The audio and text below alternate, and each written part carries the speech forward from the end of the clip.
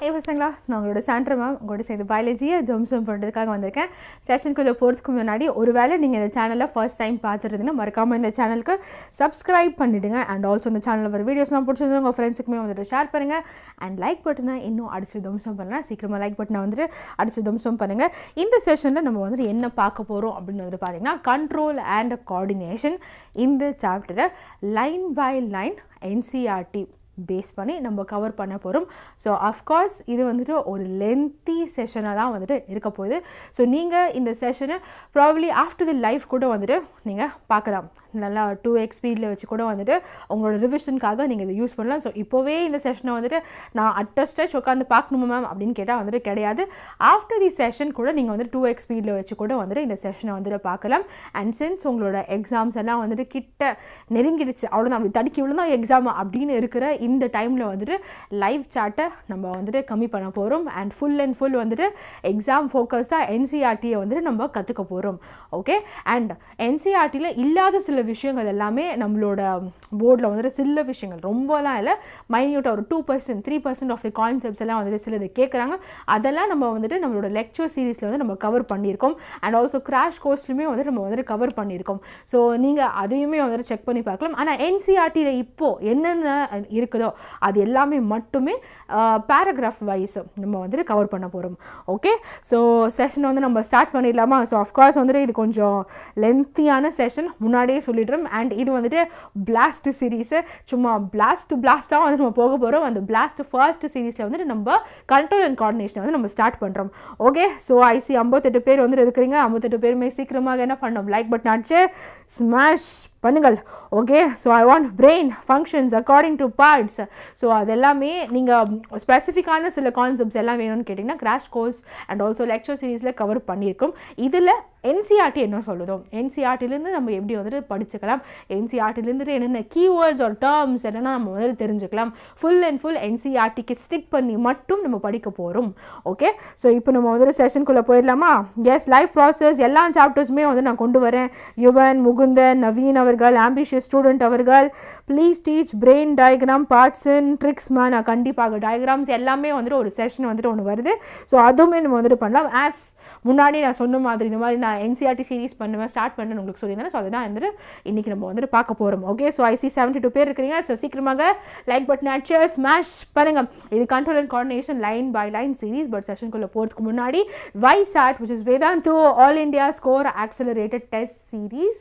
இந்த ஒரு டெஸ்ட் நீங்கள் ஆஃப்லைன் ஆர் ஆன்லைனில் கூட வந்துட்டு நீங்கள் அட்டென்ட் பண்ணலாம். ஆல்ரெடி 4th முடிஞ்சிச்சு. 11th and 18th of Jan registration ஓப்பனில் இருக்குது. ஸோ வீடியோ கீழே டிஸ்கிரிப்ஷன் லிங்க் இருக்குது. ஸோ மறக்காமல் கிளிக் பண்ணி ரெஜிஸ்டர் பண்ணிக்கலாம். எதர் ஆஃப்லைன் ஆர் ஆன்லைன் நீங்கள் இந்த டெஸ்ட் வந்துட்டு எழுதலாம். ஓகே, ஸோ இப்போது control and coordination line by line series என்சிஆர்டிக்கு வந்துட்டு நம்ம போயிடலாமா? More detailed about plant hormones journey நம்மளோட டெக்ஸ்ட் புக்கில் இப்போ நம்ம போயிட்டுருக்கிறோம். ஸோ டெக்ஸ்ட் புக்கில் எல்லாமே என்னென்ன கவர் பண்ணுறாங்களோ அது எல்லாத்தையுமே நான் இப்போ உங்களுக்கு வந்து நான் சொல்ல போகிறேன். ஓகே, ஸோ எஸ், ஸ்டார்ட் பண்ணிடலாம். ஸோ ஐ ஹோப் என்னோட பின்னாடி இப்போ நான் இதுக்கு போகிறேன் இது எல்லாமே உங்களோட என்சிஆர்டி டெக்ஸ்ட் புக் சிபிஎஸ்சி என்ன இருக்கோ அதை சும்மா நான் வந்துட்டு கட் அண்ட் பேஸ்ட் வந்துட்டு பண்ணியிருக்கேன். பிகாஸ் ஜஸ்ட் அந்த பிடிஎஃப் எடுத்து வந்து நம்ம படிக்கிறது கஷ்டமாக இருக்கும். ஸோ நம்ம ஸ்லோவாக தான் வந்துட்டு போகும். முன்னாடியே நான் டிஸ்க்ளைமர் போட்டுடுறேன். இன்ஃபேக்ட் உங்களுக்கு நாளைக்கு வேறு எதுனா ப்ரீ போர்டு எக்ஸாம் இருந்துச்சு அப்படின்னா தயவு செஞ்சு அதை போய் படிங்க.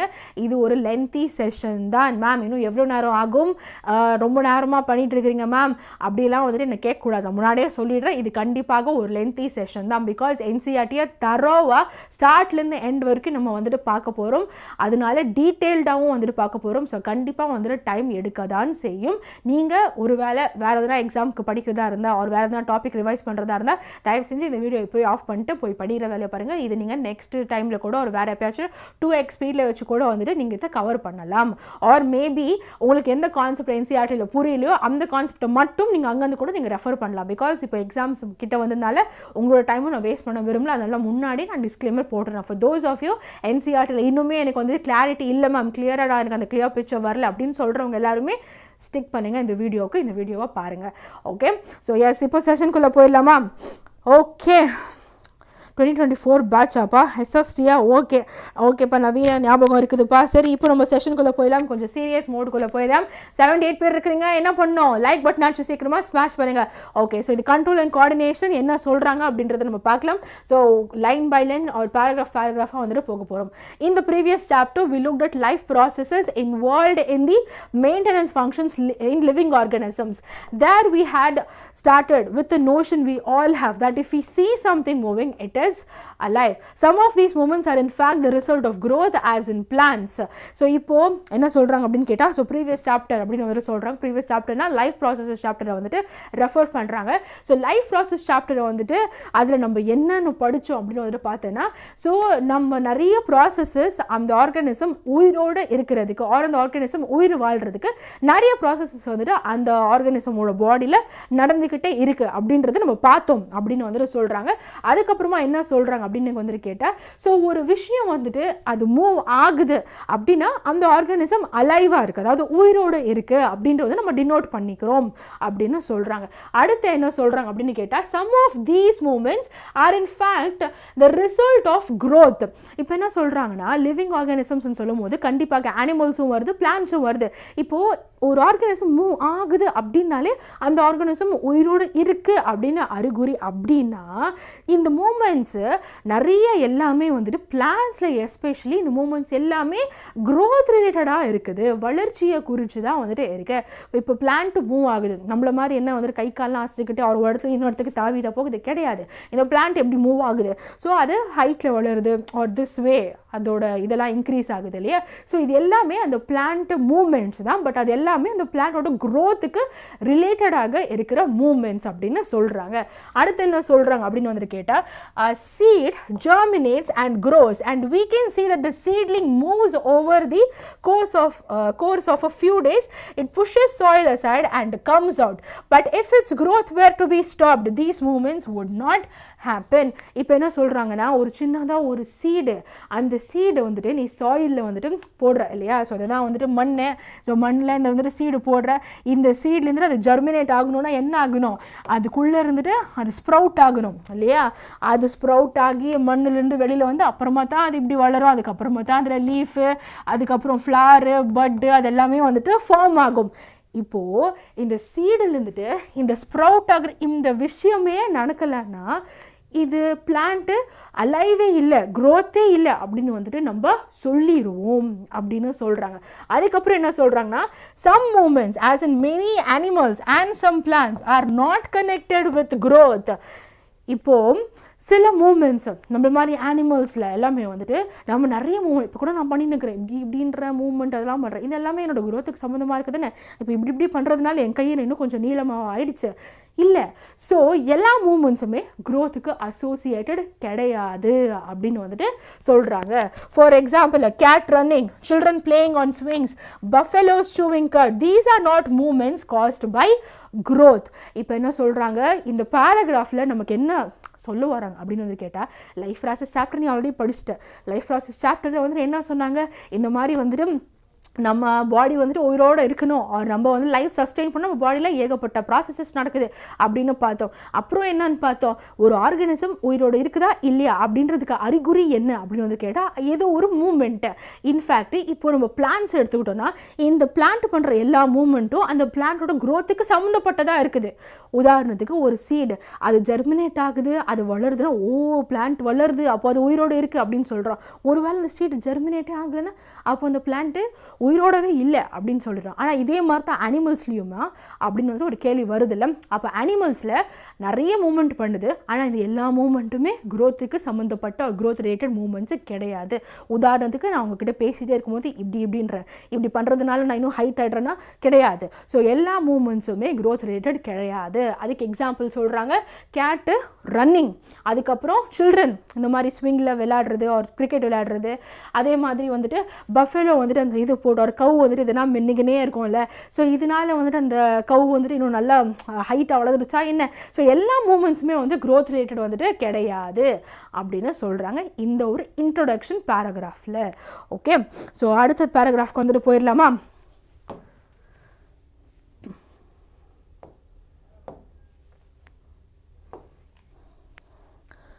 Okay so S okay ma'am அப்படின்னு வந்து சொல்கிறாங்க முகுந்தன். நெக்ஸ்ட்டுக்கு வந்துட்டு போயிடலாம். Next paragraph. Why do we associate such visible movements with life? A possible answer is that we think of movements as a response to a change in the environment of the organism. இப்போ ஒரு கேள்வி வருதா இல்லையா? சரி, ஏன் வந்துட்டு நம்ம இந்த மாதிரி நமக்கு கண்ணுக்கு தெரிகிற இந்த மூமெண்ட்ஸ், விசிபிளாக இருக்கிற இந்த மூமெண்ட்ஸ், உதாரணத்துக்கு ஒரு கேட் வந்துட்டு குதிச்சு போகிறது, ஒரு கவ் வந்து நல்லா அங்கன்னு வந்துட்டு அது எதனா மென்னு இருக்குது, இது எல்லாமே நம்ம கண்ணுக்கு தெரியுது. ஸோ இதெல்லாம் வந்துட்டு விசிபிள் மூமெண்ட்ஸ். ஸோ இந்த விசிபிள் மூமெண்ட்ஸ் எல்லாமே வந்துட்டு லைஃப், இந்த கவ்வு உயிரோடு இருக்குது அப்படின்னு நம்ம எதை வச்சு சொல்கிறோம்? அது நல்லா மென்னு இருக்கிறத வச்சு சொல்கிறோம். இந்த கேட் குதிச்சு போகிறது, ஸோ அது நம்ம கண்ணுக்கு தெரியுது. ஸோ இதை வச்சு இந்த கேட் உயிரோடு இருக்குதுரா அப்படின்னு நம்ம சொல்கிறோம். ஸோ ஏன் இந்த மாதிரி விசிபிள் மூமெண்ட்ஸை நம்ம லைஃபு கூட அசோசியேட் பண்ணுறோம் அப்படின்னு வந்துட்டு கேட்குறாங்க. அதுக்கு ஆன்சர் என்னவா இருக்கிறோம் அப்படின்னு வந்துட்டு கேட்டேன்னா, என்ன ஆன்சரு? இந்த மூமெண்ட் எல்லாமே வந்துட்டு ஒரு ரெஸ்பான்ஸ்.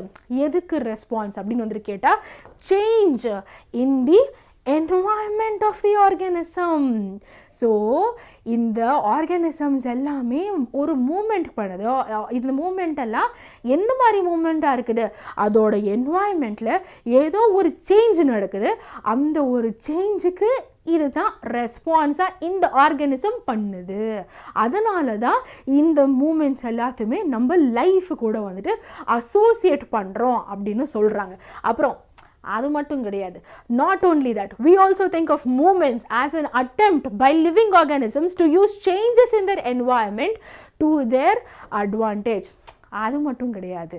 நம்ம பண்ணுற மூமெண்ட் எல்லாமே நம்மளோட அட்வான்டேஜுக்கு தான் வந்து நம்ம வந்து யூஸே பண்ணுறோம். இந்த மூமெண்ட்ஸில் நம்மளோட என்வாயன்மெண்ட்டில் ஏதோ ஒரு சேஞ்ச் நடக்குது, அதனால நம்ம இந்த மூமெண்ட்ஸ் எல்லாத்தையுமே அந்த என்வாயன்மெண்ட்டில் சஸ்டெயின் பண்ணுறதுக்கு தான் நம்ம யூஸ் பண்ணுறோம் அப்படின்னு சொல்கிறாங்க. அடுத்தது, plants grow out into the sunshine. Children try to get pleasure and fun out of swinging. Buffaloes chew cud to help break up tough food so as to be able to digest it better. இப்போது plans வந்துட்டு grow ஆகுது நல்லா வந்துட்டு சன்ஷைனை use பண்ணி. So இது ஒரு moment, அதை சுற்றி இருக்கிற அந்த என்வாயன்மெண்ட்டுக்கு அது ஒரு மூமெண்ட்டு போடுது. ஆனால் இந்த மூமெண்ட்னால யாருக்கு பிரோஜனம்? பிளான்ஸுக்கு பிரோஜனம் இருக்குதா இல்லையா?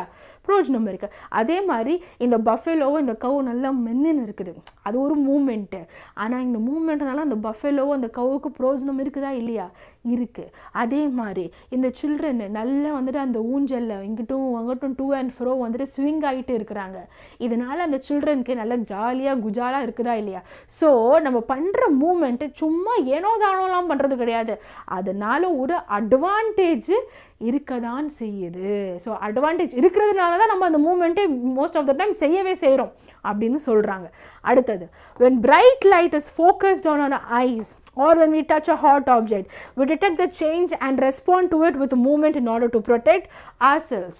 அதே மாதிரி உன் கண்ணில் எடுத்துன்னு வந்துட்டு நான் பயங்கரமாக ஒரு டார்ச் லைட், என் ஃபோனில் இருக்க ஃப்ளாஷ் லைட் எடுத்தேன்னா நீ வந்து கண்ணை மூட தான் செய்கிற. அப்போது அந்த கண்ணு மூடுறது உனக்கு அட்வான்டேஜாக இருக்குது. நீ பண்ணுற அந்த மூமெண்ட்டு உன் சுற்றி இருக்க என்வாயன்மெண்ட்டில் இப்போ ஒரு சேஞ்ச் நடக்குது. என்ன நடக்குது? உன் சுற்றி இருக்க என்வாயன்மெண்ட்டில் நான் உன் கண்ணில் வந்துட்டு லைட் அமுக்கி விட்றேன். ஸோ அதுதான் இப்போது ஒரு சேஞ்சு. ஸோ நீ அந்த சேஞ்சை வந்துட்டு பெட்டராக அடாப்ட் பண்ணுறதுக்கு என்ன பண்ணுற? உன் கண்ணை மூடுற. That is giving you an advantage இல்லையா? அதே மாதிரி ஒரு விஷயம் ஹாட் ஆப்ஜெக்ட் வந்துட்டு இருக்குது. அந்த ஹாட் ஆப்ஜெக்டை நீ வந்துட்டு தொட்டுட்டேன்னா அஃப்கோர்ஸ் நீ கை எடுக்க போகிற. So this is one moment நீ வந்துட்டு பண்ணிகிட்ருக்க. இந்த கை எடுக்கிறதுனால உனக்கு எதனா அட்வான்டேஜ் இருக்குதா இல்லையா? அஃப்கோர்ஸ் அட்வான்டேஜ் இருக்குது. ஏன்? அது உன் கை பர்ன் ஆகாமல் பார்த்துக்கொள்ளுது. ஸோ நம்ம பண்ணுற இந்த முக்காவாசி ஒரு மெஜாரிட்டி ஆஃப் த மூமெண்ட்ஸை வரும் ஏதோ ஒரு என்வாயன்மெண்ட்டுக்கு நம்ம ரெஸ்பாண்ட் பண்ணுறோண்டா, ஏதோ ஒரு மூமெண்ட் பண்ணுறோண்டா, அப்படி கிடையாது. நம்மளோட அட்வான்டேஜ்க்காக தான் இந்த மூமெண்ட்ஸுமே நம்ம பண்ணுறோம். அவ்வளோதான். Okay, so I hope that's clear. யாருக்கு நான் தான் டவுட் இருக்குன்றதா? எஸ், யாருக்கு நான் தான் டவுட் இருக்கா? நோ டவுட்டா? சரி, ஓகே, நெக்ஸ்ட்டுக்கு வந்துட்டு போயிடலாம்.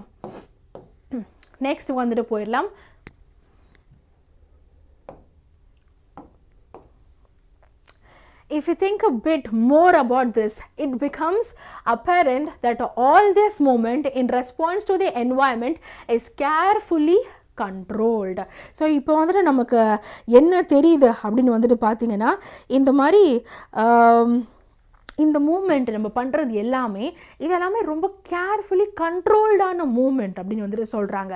இது எல்லாமே யோசிச்சு ஏதோ ஒரு காஷியஸாக நம்மளோட அட்வான்டேஜ்க்காகவே இந்த மூமெண்ட் எல்லாமே வந்துட்டு செயல்பட்டு நம்ம பாடி எல்லாமே அதுக்காகவே செயல்படுற மாதிரி வந்துட்டு இருக்குது. இல்லை யோசிச்சு பாரு, ஒரு விஷயம் ஹாட்டாக இருக்குது, அந்த ஹாட் ஆப்ஜெக்ட் நீ தொட்டுட்ட, அதுக்கு நீ கை எடுக்கிற, ஆர் நான் வந்து உன் கண்ணில் வந்துட்டு டார்ச் லைட் வந்துட்டு வச்சு அடிக்கிறேன், ஸோ அப்போ வந்துட்டு நீ கண்ணை மூடிடுற. ஸோ இந்த மாதிரி ஒரு அட்வான்டேஜ்க்காகவே நம்ம பாடி வந்துட்டு செயல்படுது. ஸோ இது எல்லாமே யாரோ ஒருத்தவங்க கண்ட்ரோல் பண்ணுற மாதிரியே வந்துட்டு இருக்கு. So each kind of a change in the environment evokes an appropriate movement in response. So நம்மளோட என்வாயன்மெண்ட்டில் வந்துட்டு என்ன மாதிரி சேஞ்ச் நடந்தாலுமே அந்த சேஞ்சுக்கு ஏற்ற மாதிரி அதுக்கு ஒரு கீவேர்டு இங்கே கொடுத்துருக்குறாங்க. It evokes an appropriate movement. அதாவது என்வாயன்மெண்ட்டில் ஒரு சேஞ்ச் நடக்குது, அந்த சேஞ்சுக்கு நீ ரெஸ்பாண்ட் பண்ணணும். ஆனால் அந்த ரெஸ்பான்ஸ் நீ எப்படி பண்ணுறன்னா அந்த சேஞ்சுக்கு அப்ராப்ரியேட்டாக இருக்கிற மாதிரி, அதுக்கு கரெக்டாக இருக்கிற மாதிரி நீ ஒரு ரெஸ்பான்ஸு கொடுக்குற. when we want to talk to our friends in class we whisper rather than shouting loudly. நம்ம ஃப்ரெண்ட்ஸுக்கிட்ட வந்துட்டு ஒரு கிளாஸில் வந்துட்டு பேசணும் அப்படின்னா வந்துட்டு அந்த நேரத்தில் வந்துட்டு நம்ம டே மச்சான் இங்கே வாடா அப்படின்னு சொல்கிறோம், டே மச்சான் உனக்கு தெரியுமாடா அங்கே போகணும்டா அப்படின்னு விஸ்பர் பண்ணுறோம். ஸோ இடத்துக்கு ஏற்ற மாதிரி. அதே ஒரு லைப்ரரியில் வந்துட்டு நம்ம போகும்போது குஸ் குஸ் குஸ் குஸ்ன்னு தான் வந்துட்டு நம்ம பேசுகிறோம். இதுவே வந்துட்டு ஒரு மாலோ இல்லை வேறு எங்கேனா போகும்போது தூரத்தில் இருந்துட்டு ஒரு சினிமா ஹாலில் வந்துட்டு இருக்கும்போது நீ எதனா பேசணும் அப்படின்னு வந்துட்டு நீ அந்த மாதிரி இடத்துலலாம் வந்துட்டு பொது இடத்துலலாம் வந்துட்டு நீ சத்தமாக அவங்க பேர் சொல்லியே வந்துட்டு கூப்பிடுவா, டே டைட்டன் இங்கே வாடா மச்சான் அப்படின்னு வந்து நீ கூப்பிடலாம். இதுவே நான் வந்து லைப்ரரியில் இருக்கும்போது டே டைட்டன் மச்சான் அப்படின்னு வந்து சொல்லுவேன். ஸோ இடத்துக்கு ஏற்ற மாதிரி நம்ம பாடி வந்துட்டு ஆட்டோமேட்டிக்காக அந்த என்வாயன்மெண்ட்டுக்கு ஏற்ற மாதிரி ஒரு அப்ராப்ரியேட்டான ஒரு ரெஸ்பான்ஸ் கொடுக்க தான் செய்யுது அப்படின்னு சொல்கிறாங்க. So clearly the moment to be made depends on the event that is triggering it. ஸோ இதுலேருந்து நமக்கு என்ன தெரியுது, நம்ம என்ன ரெஸ்பான்ஸ் கொடுக்குறோமோ அந்த ரெஸ்பான்ஸ் வந்துட்டு அந்த என்வாயன்மெண்ட்டுக்கு ஏற்ற மாதிரி கரெக்டாக இருக்குது. அப்புறமா therefore such controlled movement must be connected to the recognition of various events in the environment followed only by the correct movements in response. In other words, living organisms must use systems providing control and coordination. So இந்த மாதிரி இடத்துக்கு ஏற்ற மாதிரி குஸ் குஸ்ன்னு பேசுகிறதோ இல்லை சத்தமாக ஜோராக பேசுகிறதோ, so அந்த இடத்துக்கு ஏற்ற மாதிரி ஆர் அந்த என்வாயன்மெண்ட்டுக்கு ஏற்ற மாதிரி நம்ம ஒரு ப்ராப்பரான ஒரு ரெஸ்பான்ஸ் கொடுக்கணும். அப்படின்னா இதுக்கு நம்ம பாடியில் ஒரு ப்ராப்பரான ஒரு சிஸ்டம் இருக்கணும், ஒரு ப்ராப்பரான ஒரு கண்ட்ரோல் இருக்கணும். இப்போ நம்மளால் கண்ட்ரோல் பண்ண முடியுது இல்லையா, ஒரு இடத்துல ஜோராக பேசுகிறதோ இல்லை ஒரு இடத்துல மெதுவாக பேசுகிறதோ. ஸோ இதெல்லாமே நம்ம பாடியில் நடக்கிறதுக்கு ஒரு சிஸ்டம் இருக்குது, ஒரு ப்ராப்பரான ஒரு கண்ட்ரோல் அண்ட் கோஆர்டினேஷன் சிஸ்டம் இருக்குது. Okay, so in keeping with the general principals of body organisation in multicellular organisms specialised tissues are used to provide these control and coordination activities. So இதுக்காகவே நம்ம பாடியில் specialise ஆன tissues are specialise ஆன organs இருக்குது, இந்த மாதிரி ஒரு control and coordination provide பண்ணுறதுக்கு. அவ்வளோதான். ஓகே, ஸோ சோஃபார் பார்த்து வரைக்கும் யாருக்குன்னா அந்த டவுட் இருக்கின்றதா சொல்லுங்க பார்க்கலாம். யாருக்குன்னா எதனா டவுட்டு இருக்கின்றதா சொல்லுங்க சொல்லுங்க சொல்லுங்க. யாருன்னா அந்த டவுட் இருக்குதா? மேம் ஒரு சிலவங்களை பார்த்தா ஏன் மேம் ஹார்ட் லப்புட்டாப்புன்னு அடிக்குது அப்படின்னு வந்து சொல்கிறாங்க. டைட்டன் இது வந்துட்டு இந்த இதுக்கு வந்துட்டு கேட்குற கேள்வியாப்பா இது. ஓகே, ஸோ அதுதான் அஃப்கோர்ஸ் அது வந்து உன்னோட என்வாயன்மெண்ட்டில் வந்துட்டு ஒரு ஸ்டிமுலஸ் அது. ஸோ சில நேரத்தில் வந்து நம்ம ஹார்மோன்ஸும் வேலை செய்கிறதுனால ஸோ நீ உன்னோட பாடி வந்துட்டு அந்த மாதிரி ஒரு ரெஸ்பான்ஸ் வந்துட்டு கொடுக்கின்றது. அவ்வளோதான். Okay, so yes. வேறு எதனா டவுட் இருக்கா? அஃபர்ஸருக்கு நோ டவுட்டுன்னு சொல்லிட்டாங்க, ஆதித்யாக்கு வந்துட்டு நோ டவுட்டுன்னு சொல்லிட்டாங்க. Hema ma'am I have my pre board 3 science exam tomorrow, all the best Hema, நல்லபடியாக பண்ணுங்க. எஸ் மா, எனக்கு என்ன டவுட் இருக்குது? நோ டவுட்டா? சரி, ஓகே, இப்போ நெக்ஸ்ட் போயிடலாமா? மணி என்ன டவுட்டுன்னு சொல்லுங்கள். யாருக்குன்னா அந்த டவுட் இருந்துச்சுன்னா சொல்லுங்கள், இல்லைனா நெக்ஸ்ட் டாபிக் வந்துட்டு போயிடலாம். நான் முன்னாடியே டிஸ்க்ளைமர் போட்டுட்டேன். அன்லெஸ் அண்ட் அன்டில் உங்களுக்கு டாபிக் பேஸ் பண்ணி எந்த டவுட்டோ இல்லைனா நம்ம வந்து நெக்ஸ்ட்டுக்கு வந்துட்டு போயிடலாம். ஜென்ரலாக இந்த மாதிரி மேம் எனக்கு வந்துட்டு ப்ரீ போர்டு இருக்குது, எனக்கு நாளைக்கு எக்ஸாம் இருக்குது இருந்துச்சுன்னா தயவு செஞ்சு போய் படிங்க சரியா. இந்த செஷன் நான் முன்னாடியே சொல்லிட்டேன், இது வந்து லென்த்தி செஷன் தான். இது வந்து யாருக்கு உதவும் அப்படின்னு கேட்டால் என்சிஆர்டியை வந்துட்டு இன்னும் எனக்கு வந்துட்டு சரியாக படிக்கலை, எனக்கு இன்னும் சரியாக கிளாரிட்டி வரல அப்படின்றவங்களுக்கு வந்துட்டு உதவும் இது. ஓகே, ஸோ அதுக்காக தான் இந்த session. Yes Janani, as I already said, இது வந்துட்டு ஒரு NCERT செஷன், கான்செப்ட் செஷன். இன்னும் நம்ம போகவே இல்லை. லைன் பை லைன்னு சொல்லும் போது என்ன அதில் இருக்குன்றது தான் நான் எனக்கு வந்துட்டு உங்களுக்கு கன்வேவே பண்ண முடியும். இன்னும் நம்ம கான்செப்டுக்குள்ளேயே வந்துட்டு போகல. கான்செப்டுக்குள்ளே போனால் தான் வந்துட்டு நான் or if you find this video உங்களுக்கு வந்து பிரோஜனமாக இல்லைனா you can skip this and வந்துட்டு நீங்கள் ஒன் ஷார்ட்டோ லெக்சர் சீரீஸ்க்கும் வந்துட்டு போகலாம். தட் ஷோஸ் நீங்கள் வந்துட்டு இந்த NCERT வெல் வேர்ஸ்டாக இருக்கீங்கன்னு வந்து அது ஏற்கனவே வந்துட்டு காமிக்குது. So you can definitely leave the class and move to next class. சரியா? சரி, no doubt. Okay, next animal nervous system க்கு வந்துட்டு நம்ம போயிடலாம். So animal nervous systemல in animals such control and coordination are provided by nervous and muscular tissues which we have studied in class 9th. இப்போ என்ன சொல்கிறாங்கன்னா, இப்போ அனிமல்ஸில் நம்மளும் ஒரு விதமான வந்துட்டு அனிமல்ஸ். இப்போ இந்த அனிமல்ஸில் கண்ட்ரோல் அண்ட் கோஆர்டினேஷன் வந்துட்டு எப்படி நடக்குது? Okay, so touching a hot object is an urgent and a dangerous situation for us. We need to detect it and respond to it. How do we detect that we are touching a hot object? So இப்போ வந்துட்டு ஒரு hot object, ரொம்ப வந்துட்டு ஒரு சூடான வந்துட்டு ஒரு object வந்துட்டு இருக்குது. இந்த ஹாட்டான ஆப்ஜெக்ட் நம்ம தொடுறதுனால கண்டிப்பாக அதனால டேமேஜ் நமக்கு தான் வந்துட்டு நடக்க போகுது. நம்மளோட கை சுட்டுறோம், நம்ம ஸ்கின் வந்துட்டு டேமேஜ் ஆகும், அதில் இருக்க செல்ஸ் எல்லாமே வந்துட்டு டிஸ்டர்ப்ட் ஆகும். ஸோ இது வந்துட்டு ஒரு டிஸ்அட்வான்டேஜான ஒரு சிச்சுவேஷன். ஆனால் நமக்கு எப்படி தெரியும் இந்த ஒரு பொருள் வந்துட்டு ஹாட்டாக இருக்குதா இல்லை கோல்டாக இருக்குதா அப்படின்னு வந்துட்டு நமக்கு எப்படி தெரியும் அப்படின்னு வந்துட்டு கேட்குறாங்க.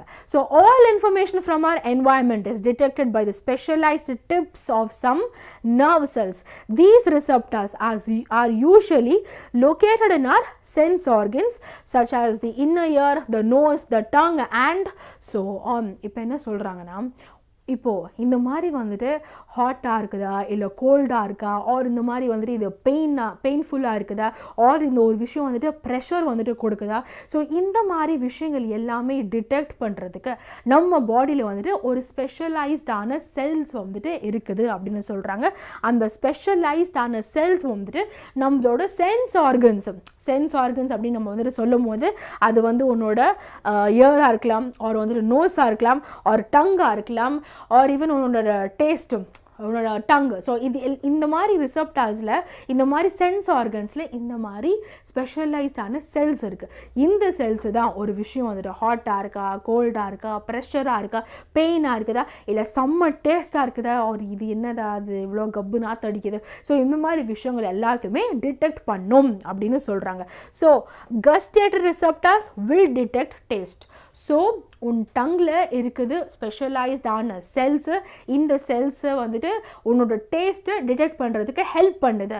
அது ரொம்ப காரமாக இருக்கா, இல்லை ரொம்ப ஸ்வீட்டாக இருக்குதா, இல்லை புளிப்பாக இருக்குதா, இல்லை உரப்பு கொஞ்சம் கம்மியாக இருக்குதா, அப்படி டிடெக்ட் பண்ணுறதுக்கும் உன் டங்கில் சில ஸ்பெஷலைஸ்டான செல்ஸ் இருக்குது. அது என்னன்னு சொல்கிறோம்? கஸ்டேட்டரி ரிசப்டார்ஸ் அப்படின்னு சொல்கிறோம். அதே மாதிரி உன்னோட நோஸில் வந்துட்டு அது என்ன பயங்கரம் கப்பு நாத்தடிக்குது, இவ்வளோ பயங்கரமான பிரியாணி ஸ்மெல் வருதுப்பா அப்படின்னு சொல்கிறோம். ஸோ அந்த மாதிரி அதெல்லாம் டிடெக்ட் பண்ணுறதுக்கு ஒரு நோஸில் சில ஸ்பெஷலைஸ்டான செல்ஸ் இருக்குது. அதுக்கு பேர் ஆல்ஃபேக்டரி ரிசப்டார்ஸ். இந்த ஆல்ஃபேக்டரி ரிசப்டார்ஸ் இதெல்லாம் உன்னோட ஸ்மெல்லை வந்துட்டு டிடெக்ட் பண்ணும். Okay, S.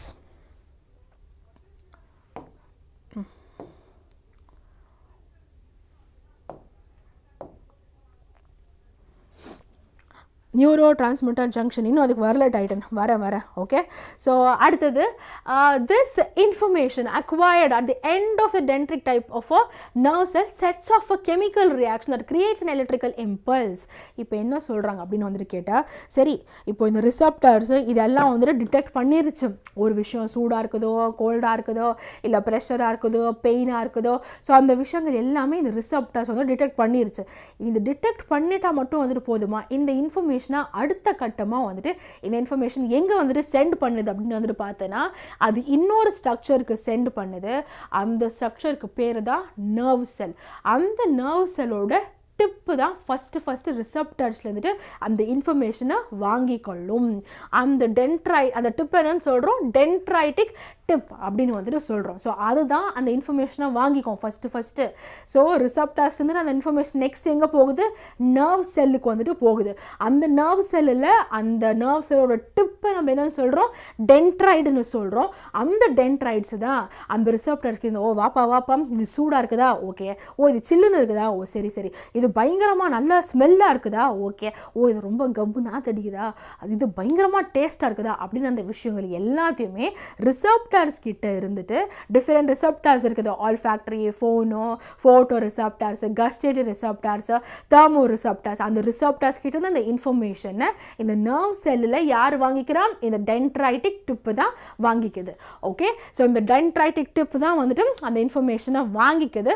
அது ரிசீவ் பண்ணும்போது அந்த இன்ஃபர்மேஷன் ரிசப்டர்ஸ் கிட்ட இப்படி வாங்கிக்கும் போது அந்த நர்வ் செல்லில் அப்படியே சும்மா எலக்ட்ரிக்கல் சிக்னல்ஸாக வந்துட்டு அந்த ஒரு சிக்னல் ஸ்டார்ட் ஆகுது. Okay, so it sets off an chemical reaction that creates an electrical impulse. இப்போ என்ன ஆகுது, ரிசப்டர்ஸ் கிட்டேருந்து நர்வ் செல்லுக்கு இன்ஃபர்மேஷன் டென்ட்ரைட் மூலிமா வந்துடுச்சு. எப்போ இந்த இன்ஃபர்மேஷன் டென்ட்ரைடுக்குள்ளே என்டர் ஆகிடுச்சோ அப்போ என்ன ஆகுது, நர்வ் செல்லில் அப்படியே ஒரு எலக்ட்ரிக்கல் இம்பல்ஸ் வந்துட்டு அப்படியே ஸ்டார்ட் ஆகுது. ரைட்டா, next this impulse travels from the dendrite to the cell body. அதுக்கப்புறமா ஆக்சானுக்கு வந்துட்டு ட்ராவல் ஆகுது. அங்கேருந்து ஆக்சான்ல இருந்துட்டு எண்ட் ஆஃப் தி ஆக்சானில் எங்கே போய் ரீச் ஆகுது அப்படின்னு வந்துட்டு கேட்டால் நர்வ் எண்டிங்ஸ் போகும். நர்வ் எண்டிங்ஸில் இருந்துட்டு அது எங்கே போகுது அப்படின்னு வந்துட்டு கேட்டிங்கன்னா ஒரு கேப்பில் வந்துட்டு போய் முடியுது. அந்த கேப்பை வந்துட்டு நம்ம சைனாப்ஸ் அப்படின்னு வந்துட்டு சொல்கிறோம். ஓகே, ஸோ இப்போ இதுக்கு வந்துட்டு நீங்கள் அந்த ஸ்ட்ரக்சரை வந்துட்டு பார்க்கணும். அப்போ தான் வந்துட்டு உங்களுக்கு ஒரு பெட்டரான வந்துட்டு ஒரு கிளாரிட்டி வந்துட்டு வரும். ஸோ இப்போ பாருங்கள் அந்த இன்ஃபர்மேஷன் எங்கே போகுது. ஸோ இதுதான் ரிசப்டார்ஸ் எங்கே இருக்குது. ஸோ இங்கேருந்து அந்த இன்ஃபர்மேஷன் ஹாட்டாக கோல்டாக அந்த இன்ஃபர்மேஷன் எல்லாமே நர்வ் செல்லுக்கு போகுது. நர்வ் செல் இந்த இன்ஃபர்மேஷன் யார் வாங்கிக்கிறா, இந்த டென்ட்ரைட்ஸ், இந்த டிப்பு அது அந்த இன்ஃபர்மேஷனை வாங்கிக்குது. எப்போ இந்த டென்ட்ரைட்ஸ்குள்ள இன்ஃபர்மேஷன் வருதோ சும்மா ஒரு எலக்ட்ரிக்கல் சிக்னல் வந்துட்டு ஸ்டார்ட் ஆகுது. அந்த எலக்ட்ரிக்கல் சிக்னலாக டென்ட்ரைட்லேருந்து இந்த இன்ஃபர்மேஷன் போகுது. எப்படி போகுது, ஏமா டென்ட்ரைடு இது வந்து ரொம்ப சூடாக இருக்குது அப்படின்னு ரிசப்டர்ஸ் வந்து சொல்லிருச்சு. டென்ட்ரைடு என்ன பண்ணுது, செல் பாடிக்கு போய் சொல்லுது, இது பாரு அந்த ஒரு பொருள் ரொம்ப சூடாக இருக்குது அப்படின்னு சொல்லிட்டு அந்த இன்ஃபர்மேஷனை டென்ட்ரைட் டிப்லேருந்து செல் பாடிக்கு போகுது. எப்படி போகுது, எலக்ட்ரிக்கல் இம்பல்ஸாக போகுது. அங்கேருந்து அந்த இன்ஃபர்மேஷன் எப்படி எங்கே போகுது, ஆக்சானுக்கு போகுது. ஆக்சானு அது வந்து அந்த இது வந்து ரொம்ப சூடாக இருக்குது அப்படின்னு சொல்லிட்டு அந்த இன்ஃபர்மேஷனு செல் பாடியிலேருந்துட்டு ஆக்சானுக்கு எலக்ட்ரிக்கல் இம்பல்ஸாக வந்துட்டு போகுது. அங்கே இந்த ஆக்சான்ல இருந்துட்டு அந்த இன்ஃபர்மேஷன் வந்துட்டு நர்வ் எண்டிங்ஸ்க்கு வந்துட்டு போய் சேருது. அதுவுமே அங்கே வரைக்குமே எலக்ட்ரிக்கல் சிக்னலில் தான் போய் சேருது. அதுக்கப்புறமா நர்வ் எண்டிங்க்கு அப்புறமா ஒரு இடைவெளி வந்துடுது.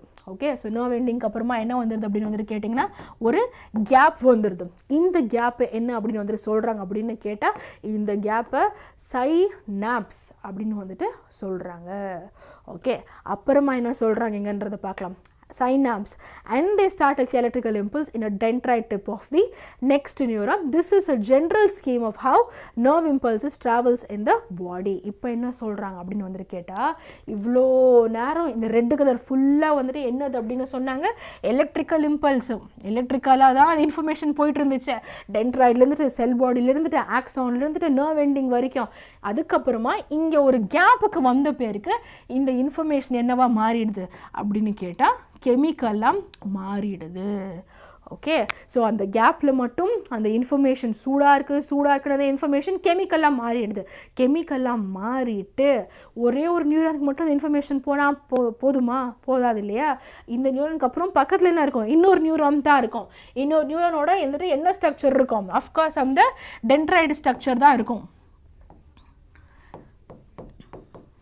டென்ட்ராய்டு ஸ்ட்ரக்சர் தான் வந்துட்டு இருக்கும். இப்போது இந்த கேப்லேருந்து அந்த கெமிக்கல் சிக்னல்ஸ் வந்துட்டு எப்படி மாறும் அப்படின்னு கேட்டால், கெமிக்கல் இருந்துட்டு டென்ட்ராய்டை தொடும் போது மறுபடியும் அந்த சிக்னல் வந்துட்டு என்னவா மாறும், எலக்ட்ரிக்கலாக மாறிடும். அண்ட் அதே ப்ராசஸ் மறுபடியும் ஸ்டார்ட் ஆகும். மறுபடியும் இங்கே இருந்து டென்ட்ராய்ட்லேருந்துட்டு செல் பாடி, செல் பாடியிலேருந்துட்டு ஆக்சான் வந்துட்டு நர்வ் எண்டிங்ஸ். இப்படி தான் அந்த இன்ஃபர்மேஷன் ஒரு நர்வ் செல் இருந்துட்டு இன்னொரு நர்வ் செல்லுக்கு டிரான்ஸ்மிட் ஆகுது.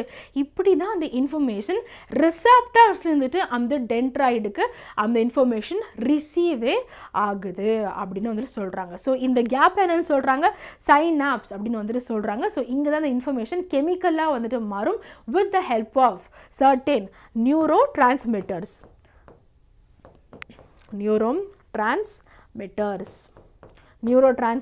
அதுக்கு எக்ஸாம்பிள் நான் உங்களுக்கு கொடுக்கணும்னா acetyl ACTYL acetyl choline. Okay, so இதுதான் உங்களோட ஒரு example of neuro transmitters. So next, a similar synapse finally allows delivery of such impulses from neurons to other cells such as muscle cells or glands. So இப்போ அடுத்து என்ன சொல்கிறாங்க அப்படின்னு கேட்டால், இந்த மாதிரி வந்துட்டு ஒரு நர்வ் செல்லேருந்து நர்வ் செல் இந்த இன்ஃபர்மேஷன் பாஸ் ஆகி லாஸ்ட்டில் ஏதோ ஒரு மசில் செல்லோ இல்லை ஏதோ ஒரு கிளாண்டில் கொண்டு போய் அந்த இன்ஃபர்மேஷன் வந்துட்டு முடியும் அப்படின்னு வந்துட்டு சொல்கிறாங்க. இது உங்களுக்கு ரிஃப்ளெக்ஸ் ஆர்க் நீங்கள் ஆல்ரெடி ஃபினிஷ் பண்ணதுனால ஒரு பெட்டரான கிளாரிட்டி வரும். என்ன ஆகுது, ரிஃப்ளெக்ஸ் ஆர்க்கில் நம்ம அதை டிஸ்கஸ் பண்ண தான் போகிறோம். பட் நீங்கள் ஆல்ரெடி இதெல்லாம் படித்ததுனால வந்துட்டு நான் சொல்கிறேன். ஸோ ரிஃப்ளெக்ஸ் ஆர்க்கில் வந்துட்டு என்ன ஆகுது, அந்த இன்ஃபர்மேஷன் ஆப்வியஸ்லி வந்துட்டு என்ன ஆகுது, ரிசப்டார்லேருந்து நியூரோனா வந்துட்டு அந்த இன்ஃபர்மேஷன் வந்துட்டு பாஸ் ஆகி உன் ஸ்பைனல் கார்டுக்கு வந்துட்டு போகும். ஸ்பைனல் கார்டில் வந்துட்டு நியூரான்லேருந்து அந்த இன்ஃபர்மேஷன் வந்துட்டு எங்கே வந்து முடியுது, உன் கையில் வந்துட்டு முடியுது, which is your effector muscle, அங்கே வந்துட்டு முடியுது. அப்புறமா தான் நீ கையவே எடுக்கிற. ஸோ எங்கே ஆகுதுன்னா, இதுக்கெல்லாம் ஒரு எண்டே இல்லையா சார் அப்படின்னு கேட்டால் எண்ட் இருக்குது. அந்த ஆக்ஷன் பெர்ஃபார்ம் பண்ணுற வரைக்கும் இந்த சிக்னல்ஸ் வந்துட்டு ஒரு நியூரான்லேருந்து இன்னொரு நியூரான் வரைக்கும் பாஸ் ஆகிட்டே இருக்கும். அந்த மிஷன் கம்ப்ளீட் ஆயிடுச்சுன்னா அந்த சிக்னல் ப்ராசஸிங் எல்லாம் கூட வந்துட்டு ஸ்டாப் ஆயிரும். Okay, so I hope this is clear. யாருக்குன்னா தான் டவுட் இருக்கின்றதா இதில்? எஸ், யாருக்குன்னா எனி டவுட் இருக்கா? இல்லை வந்துட்டு நெக்ஸ்ட் கொஸ்டினுக்கு வந்துட்டு நான் போயிடுறேன். Okay, so yes, any doubt? No doubt. Okay ma'am, crystal கிளியர்னு சொல்லிட்டாங்க. மேம் எங்கள் ஸ்கூலில் சைனாப்ஸ் 5 மார்க் கேட்டாங்க, அப்போ என்ன மேம் ரைட் பண்ணுறது? ஸோ சைனாப்ஸ் 5 மார்க் கேட்டாங்க அப்படின்னா வந்துட்டு சைனாப்ஸ்னால் வந்துட்டு ஃபர்ஸ்ட் வந்துட்டு it is the gap between 2 neurons. First point. Second point, in this gap the electrical signal is converted into chemical signal. இது செகண்ட் பாயிண்ட். மூணாவது பாயிண்ட், எப்படி கெமிக்கல் சிக்னலாக கன்வெர்ட் ஆகுது? கெமிக்கல் சிக்னலாக கன்வெர்ட் ஆகுது with the help of neuro transmitters. மூணாவது பாயிண்ட். நாலாவது point, examples for neuro transmitters வந்துட்டு அசிடைல் கோலின். அதுக்கப்புறமா இந்த சைனாப்ஸ்லேருந்துட்டு நெக்ஸ்ட் அகெயின் அந்த இன்ஃபர்மேஷன் வந்துட்டு நெக்ஸ்ட் நியூரானுக்கு போகும்போது எலக்ட்ரிக்கல் சிக்னல்லாம் வந்துட்டு மாறிடும். அவ்வளோதான், 5 மார்க்கு 5 பாயிண்ட் ஆயிடுச்சா? ஓகே, ஸோ எஸ் நோ அப்படின்னு சொல்லிட்டாங்க. ஓகே, அப்போ வந்துட்டு நெக்ஸ்ட் டாபிக் ஒரு நெக்ஸ்ட் பேராகிராஃப்குள்ளே வந்துட்டு நம்ம போயிடலாம். Okay, so it is thus no surprise that nervous tissue is made up of an organized network of nerve cells or neurons and is specialized for conducting information via electrical impulses from one part of the body to another. So இப்போ என்ன சொல்கிறாங்க அப்படின்னு கேட்டால், already நம்ம வந்து nerve செல் வந்துட்டு பற்றி பார்த்துட்டோம் இல்லையா? ஸோ இப்போ என்ன சொல்கிறாங்க அப்படின்னு கேட்டால், நம்ம என்னென்னு படித்தோம், கண்ட்ரோல் அண்ட் கோஆர்டினேஷன் அப்படின்னு வந்துட்டு ஒரு செட்டப் ஒரு சிஸ்டம் நம்ம பாடியில் இருக்குது அப்படின்னு வந்து நம்ம படித்தோம் இல்லையா? ஸோ அப்போ கண்ட்ரோல் அண்ட் கோஆர்டினேஷன் பண்ணுற ஒரு செட்டப்புக்கு இந்த நர்வ்ஸ் தான் இப்படி வேலை செய்யுதுன்னா, அப்போது என்ன சிஸ்டம் இருக்குது நம்ம ஈஸியாக நம்ம அசியூமே பண்ணிக்க முடியும். நர்வஸ் சிஸ்டம் தான் வந்துட்டு கண்ட்ரோல் அண்ட் கோஆர்டினேஷனே வந்துட்டு பண்ணுது. ஸோ நர்வஸ் சிஸ்டம் வந்துட்டு ஃபுல்லாகவே எதால் செய்யப்பட்டிருக்கு? நியூரான்ஸால் செய்யப்பட்டிருக்கு ஆர் நர்வ் செல்ஸால் செய்யப்பட்டிருக்கு. அப்படின்னா என்ன, பேசிக் யூனிட் என்னது? Neurons are nerve cells. அப்போ அந்த இன்ஃபர்மேஷன் எல்லாமே எப்படி எலக்ட்ரிக்கல் இம்பல்ஸஸாக தான் வந்துட்டு டிரான்ஸ்மிட் ஆகிட்டு இருக்கு ஒன் பார்ட்லேருந்து இன்னொரு பார்ட்டுக்கு அப்படின்னு சொல்கிறாங்க. அடுத்தது நமக்கு ஒரு ஃபிகர் சொல்கிறாங்க, which is 6.1. அதில் என்ன சொல்கிறாங்கன்னா, identify the parts of a neuron where information is acquired. So information வந்து எங்கே அக்வயர் ஆகுது அப்படின்னு வந்து கேட்டோன்னா அந்த டென்ட்ரைட் டிப்பு. ஸோ அங்கே தான் இன்ஃபர்மேஷன் ரிசப்டர்ஸ் கிட்ட இருந்துட்டு அந்த இன்ஃபர்மேஷன் வந்துட்டு அக்வயர் ஆகுது. அதுக்கப்புறம் through which information travels as an electrical impulse அப்படின்னு கேட்டோன்னா, டென்ட்ராய்ட்லேருந்துட்டு செல் பாடிக்கும் எலக்ட்ரிக்கல் இம்பல்ஸ் தான், செல் பாடிலேருந்து ஆக்ஸானுக்கும் எலக்ட்ரிக்கல் இம்பல்ஸ் தான், ஆக்ஸான்லேருந்து நர்வ் எண்டிங்ஸ்க்கும் எலக்ட்ரிக்கல் இம்பல்ஸ் தான். அதுக்கப்புறமா என்ன சொல்கிறாங்க அப்படின்னு கேட்டால் where the impulses must be converted into a chemical signal for onward transmission. இங்கேருந்து எலக்ட்ரிக்கல் இம்பல்ஸ் வந்துட்டு எப்படி கெமிக்கலாக மாறுதுன்னு கேட்டால் இந்த ஒரு கேப்பு, இங்கே கேப்பில் தான் இப்படி ஷிஃப்ட் ஆகும் போது எலக்ட்ரிக்கல் வந்துட்டு கெமிக்கலாக வந்துட்டு மாறிடுது. மறுபடியும் அடுத்த ஒரு நியூரான் வந்துட்டு வரும்போது அதோட டென்ட்ரைடிக் டிப்புக்கு அந்த இன்ஃபர்மேஷன் வந்துட்டு போகும்போது அது கெமிக்கல்லேருந்து எலக்ட்ரிக்கலாக மாறிடும். ஓகே, இப்போ இங்கே நான் உங்களுக்கு ஒரு விஷயம், இன்னொரு இன்ஃபர்மேஷன் நான் உங்களுக்கு வந்துட்டு சொல்லணும் அப்படின்னு வந்துட்டு கேட்டிங்கன்னா, இங்கே ஆக்ஸானை சுற்றி வந்துட்டு உனக்கு இந்த பர்பிள் கலரில் ஒரு அவுட்டர் கவரிங் வந்துட்டு உங்களால் பார்க்க முடியுது இல்லையா? ஸோ அதுக்கு பேர் வந்துட்டு மைலின் ஷீத். ஓகே, ஸோ அதுக்கு பேர் என்னன்னு கேட்டிங்கன்னா மைலின் ஷீத். ஸோ இந்த மைலின் ஷீத் வந்துட்டு இந்த ஆக்ஸானை வந்துட்டு அது ஒரு இன்சுலேட்டிங் ஒரு மெட்டீரியலாக வந்துட்டு ஆக்ட் பண்ணும். ஏன்னா இங்கே ஃபுல்லாக அந்த சிக்னல்ஸ் எல்லாமே எலக்ட்ரிக்கல் இம்பல்சஸாக வந்து ட்ராவல் ஆகிட்டு இருக்குது. டென்ட்ராய்ட்லேருந்துட்டு ஆக்ஸான்லேருந்துட்டு நர்வ் எண்டிங்ஸ் வந்துட்டு செல் பாடியிலேருந்துட்டு அந்த டென்ட்ராய்ட்லேருந்துட்டு செல் பாடிக்குலாம் அந்த இன்ஃபர்மேஷன் எல்லாமே எலக்ட்ரிக்கலாக தானே போயிட்டுருக்கு. இந்த ஆக்ஸான் பார்த்தோன்னா நல்லா மெலீஸாக இருக்குது. இதுக்கே எதனா ஷாக்கு கீக் ஆயிடுச்சுன்னா அதனால அதை இன்சுலேட்டடாக வச்சுக்கணுன்றதுக்காக அதை சுற்றி இந்த மைலின் ஷீட் ஒரு ஓவர் கோட் மாதிரி வந்துட்டு அந்த ஆக்ஸானை பாதுகாப்பாக வச்சுக்குது. அவ்வளோதான். ஓகே, அண்ட் இந்த கேப்ஸை வந்துட்டு நம்ம என்னன்னு சொல்கிறோம்னு கேட்டால் நோட்ஸ் ஆஃப் ரன்வீர் அப்படின்னு வந்துட்டு சொல்கிறோம். அவ்வளோதான். This is your structure of neuron. And இப்படி தான் வந்துட்டு இன்ஃபர்மேஷன் வந்துட்டு பாஸ் ஆகுது ஒரு நர்வ் செல் இருந்துட்டு இன்னொரு நர்வ் செல்க்கு. அண்ட் இப்படி தான் ஒரு நர்வ் செல்குள்ளேயே வந்துட்டு இன்ஃபர்மேஷன் இப்படி தான் பாஸ் ஆகுது. Okay, so I hope this is clear. வேறு யாருக்குன்னா அந்த டவுட் இருக்கின்றதா?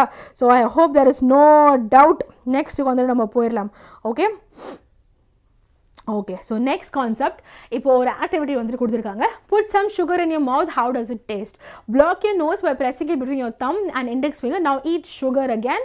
Is there any difference in this taste while eating lunch? Block your nose in the same way and notice. இப்போ என்ன சொல்கிறாங்க அப்படின்னு வந்துட்டு கேட்டால், நீ வந்துட்டு நல்ல ஒரு பிரியாணி சாப்பிட்டுன்னு இருக்கிறேன்னு வச்சுக்கோங்க. ஸோ பிரியாணி சாப்பிட்டுன்னு இருக்கும்போது அது டேஸ்ட்டு செம்மையாக இருக்குது. ஆனால் இப்போ நல்லா வந்து மூக்கு மூடிக்கிட்டு வந்துட்டு நீ இந்த பிரியாணி சாப்பிட்டேன்னா என்ன ஆகும்? உனக்கு அந்த பிரியாணியோட டேஸ்ட்டே வந்துட்டு உனக்கு தெரியாமல் இருக்கும். உனக்கே டவுட் வரும், என்ன மேம் சொல்கிறீங்க?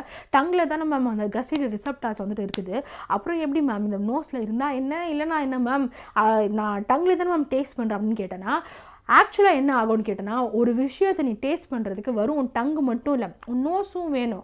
சரியா? ரெண்டுமே வந்துட்டு ஸ்டிமுலேட் பண்ணோம் உனக்கு ப்ராப்பராக இந்த ஃபுட்டோட ஒரு எக்ஸ்பீரியன்ஸ், அதை நல்லா சாப்பிட்ற அந்த ஒரு எக்ஸ்பீரியன்ஸை கொடுக்கறதுக்கு. So is there a difference in how sugar and food taste if your nose is blocked? ஆமாம், கண்டிப்பாக டிஃப்ரென்ஸ் இருக்கும். நீ இப்போ இதெல்லாம் சாப்பிட்டு பாரு, சிப்ஸு நார்மலாக சாப்பிட்டு பாரு, அதோட டேஸ்ட் எப்படி இருக்குன்னு பாரு, மூக்கு நல்லா பிடிச்சிக்கிட்டு சாப்பிட்டு பாரு, அப்போ தெரியும். ஸோ நம்ம நோஸும் சரி நம்ம டங்கும் சரி இது ரெண்டுத்தில் இருக்க ரிசப்டார்ஸுமே வந்துட்டு இருந்தால் தான் அந்த சாப்பிட்ற அந்த எக்ஸ்பீரியன்ஸு நமக்கு நல்லா கிடைக்கும். ஓகே, நல்ல மூக்கு முட்டை சாப்பிட்ற, வயிறு முட்டை சாப்பிட்ற அப்படின்னு சொல்கிறோம் இல்லையா? ஸோ அது ரெண்டுத்துக்குமே காரணம் என்னன்னு கேட்டால், உன் நோஸும் இல்லை இருக்கிற ரிசப்டார்ஸும் சரி டங்கில் இருக்கிற ரிசப்டரும் சரி ரெண்டுமே வந்துட்டு ஷேக் ஹேண்ட் பண்ணி கோ த்ரூ, அதாவது கோ ஹேண்ட் பண்ணணும். ஒருத்தர் வந்து காப்பரேட் பண்ணால் தான் நீ சாப்பிட்ற ஃபுட்டோட அருமை உனக்கு வந்துட்டு புரியும். Okay, so if so why might this might be happening? Read and talk about possible explanations for these kinds of differences. Do you come across similar situations when you have a cold? ஒரு cold இருக்கும்போது இதே மாதிரி தான் ஆகும். டேஸ்ட்டே தெரில, ஒரு மாதிரி இருக்குது அப்படின்னு சொல்கிறேன். அது யூஸ்வலாக ஒன் டங்குனால வந்துட்டு கிடையாது. பிகாஸ் நோஸ் பிளாக் ஆனதுனால ஒரு ரிசப்டர்ஸால் வந்துட்டு அந்த ஸ்மெல்லு அது நமக்கு தெரியுறதில்ல. யூஸ்வலாக வந்துட்டு மேம் ஸ்மெல்லை விட டங்கு தானே மேம் அப்படின்னு வந்து நம்ம நினைக்கிறோம். பட் ரெண்டுமே வந்துட்டு ஈக்குவலி இம்பார்ட்டண்ட்டு. சரியா? அடுத்ததுக்கு நம்ம போயிடலாம். Yes, will they do NCERT line by line for all subjects in science? All subjects வந்துட்டு தெரியலப்பா எனக்கு. But for bio I will be knowing most of the chapters or all the chapters வந்துட்டு நான் max to max try பண்ணுறேன். S Tarun, சொல்லுங்கள் தருண். முகுந்தன், வேறு யார் at a டைமில் லைவ் போடுறாங்கன்னு எனக்கு தெரியல. பட் ஓகே, ஸோ உங்களுக்கு வந்துட்டு எந்த இது வந்துட்டு இம்பார்ட்டண்ட்டாக இருக்குதோ, like for example physics class வந்துட்டு வீக் வைஸ் நாளைக்கு இருந்துச்சுன்னா அதை அட்டன் பண்ணுங்கள். ஒரு நாளைக்கு தமிழில் வீக்காக இருந்தீங்கன்னா அதை அட்டன் பண்ணுங்கள். பயோவில் வீக்காக இருந்தீங்கன்னா பயோ அட்டன் பண்ணுங்கள். அவ்வளோதான். ஓகே, ஸோ எஸ், நெக்ஸ்ட் கான்செப்டுக்குள்ளே வந்துட்டு போயிடலாம். Let us consider this further. Take one of our examples. Touching a flame is an urgent and a dangerous situation for us, or in fact for any animal. How would we respond to this? One seemingly simple way is to think consciously about the pain and possibility of getting burnt and therefore move our hand. இப்போ என்ன சொல்கிறாங்க அப்படின்னா, ஒரு situation வந்துட்டு எடுத்துக்கோ, ஒரு சிச்சுவேஷனில் வந்துட்டு என்ன சொல்கிறான் அப்படின்னு வந்துட்டு கேட்டால், இப்போ ஒரு ஹாட் ஆப்ஜெக்ட் வந்துட்டு இருக்குது, அதை தொடர்றது வந்து ரொம்ப டேஞ்சரஸான ஒரு சிச்சுவேஷன், அது ரொம்ப ஒரு ஆபத்தான ஒரு சிச்சுவேஷன் எந்த ஒரு ஆர்கானிசமாக இருந்தாலுமே. அப்போது இந்த மாதிரி ஒரு டேஞ்சரஸான சிச்சுவேஷனை நம்மளே வந்து ஃபர்ஸ்ட் நம்ம சேஃப் கார்டு பண்ணிக்கணும். அப்போது இந்த சிச்சுவேஷனுக்கு நீ உன்னை காப்பாற்றிடுறது என்ன பண்ணுவேன்? லாஜிக்கலாக ப்ராக்டிக்கலாக என்ன பண்ணுவேன்? சூடாக இருக்குதுன்னா அப்போ தயவு செஞ்சு கையை எடு, அதுதான் நம்ம ஃபஸ்ட்டு பண்ணுவேன். அதுதான் இங்கே சொல்கிறாங்க. அடுத்து, an important question is, how long will it take us to think all this? The answer depends on how we think. If nerve impulses are sent around the way we have talked about earlier, then thinking is also likely to involve the creation of such impulses. Thinking is a complex activity, so it is bound to involve a complicated interaction of many nerve impulses from many neurons. இப்போ என்ன சொல்கிறாங்கன்னா, இப்போது hot object இருக்குது, நீ இது ஒரு டேஞ்சரஸான ஒரு situation, இதுலேருந்து நீ எஸ்கேப் ஆகணும், இல்லைனா உன் பாடி ஃபுல்லாக பேர்ன் ஆயிரும், ஆர் எந்த பாடி பார்ட் வந்துட்டு அந்த சூடான ஆப்ஜெக்ட் தொட்டுட்ருக்கோ அது ஃபுல்லாக பேர்ன் ஆயிரும். ஸோ லாஜிக்கலாக ப்ராக்டிக்கலான சிச்சுவேஷனில் நீ என்ன பண்ணுவேன் அப்படின்னு கேட்டால், உன்னை சேஃப் கார்ட் பண்ணுறது நீ கை எடுத்துருவேன். இப்போ அடுத்த ஒரு கேள்வி, எவ்வளோ ஃபாஸ்ட்டாக கை எடுக்கணும்? இப்போ இதுக்கு முன்னாடி நீ படித்தாச்சு ஆல்ரெடி, இந்த மாதிரி நர்வ் இம்பல்சஸ் ஒரு நியூரான்ஸ் இதெல்லாம் வந்துட்டு எப்படி டிரான்ஸ்மிட் ஆகுது அப்படின்னு நீ படித்த. அப்போது ஒரு டென்ட்ராய்ட்லேருந்துட்டு ஒரு செல் பாடியிலேருந்துட்டு ஒரு ஆக்சானுக்கு போய் ஒரு நர்வ் எண்டிங் போய் ஒரு கேப்பை தாண்டி இன்னொரு நர்வுக்கு போய், அப்போ இவ்வளோ ஒரு ப்ராசஸ் நடக்குதுன்னா அப்போ எவ்வளோ டைமு தேவைப்படும் நீ உன்னோட கையை இந்த சூடான ஆப்ஜெக்ட்லேருந்துட்டு எடுக்கிறதுக்கு. அப்போது இந்த ஒரு விஷயம் பர்ஃபார்ம் பண்ணுறதுக்கு நம்ம பாடியில் எப்படி இந்த மெக்கானிசம் வந்துட்டு ஒர்க் ஆகுது, எவ்வளோ ஒரு டைம் கன்சியூமிங்கான ப்ராசஸாக இருக்குது நமக்கே வந்துட்டு ஃபீல் ஆகுதா இல்லையா? ஸோ ஆக்சுவலாக என்ன நடக்குது நம்ம பாடியில் இந்த ஒரு சின்ன ஒரு ஆக்ஷன் பர்ஃபார்ம் பண்ணுறதுக்கு அப்படின்றத நம்ம பார்க்கலாம்.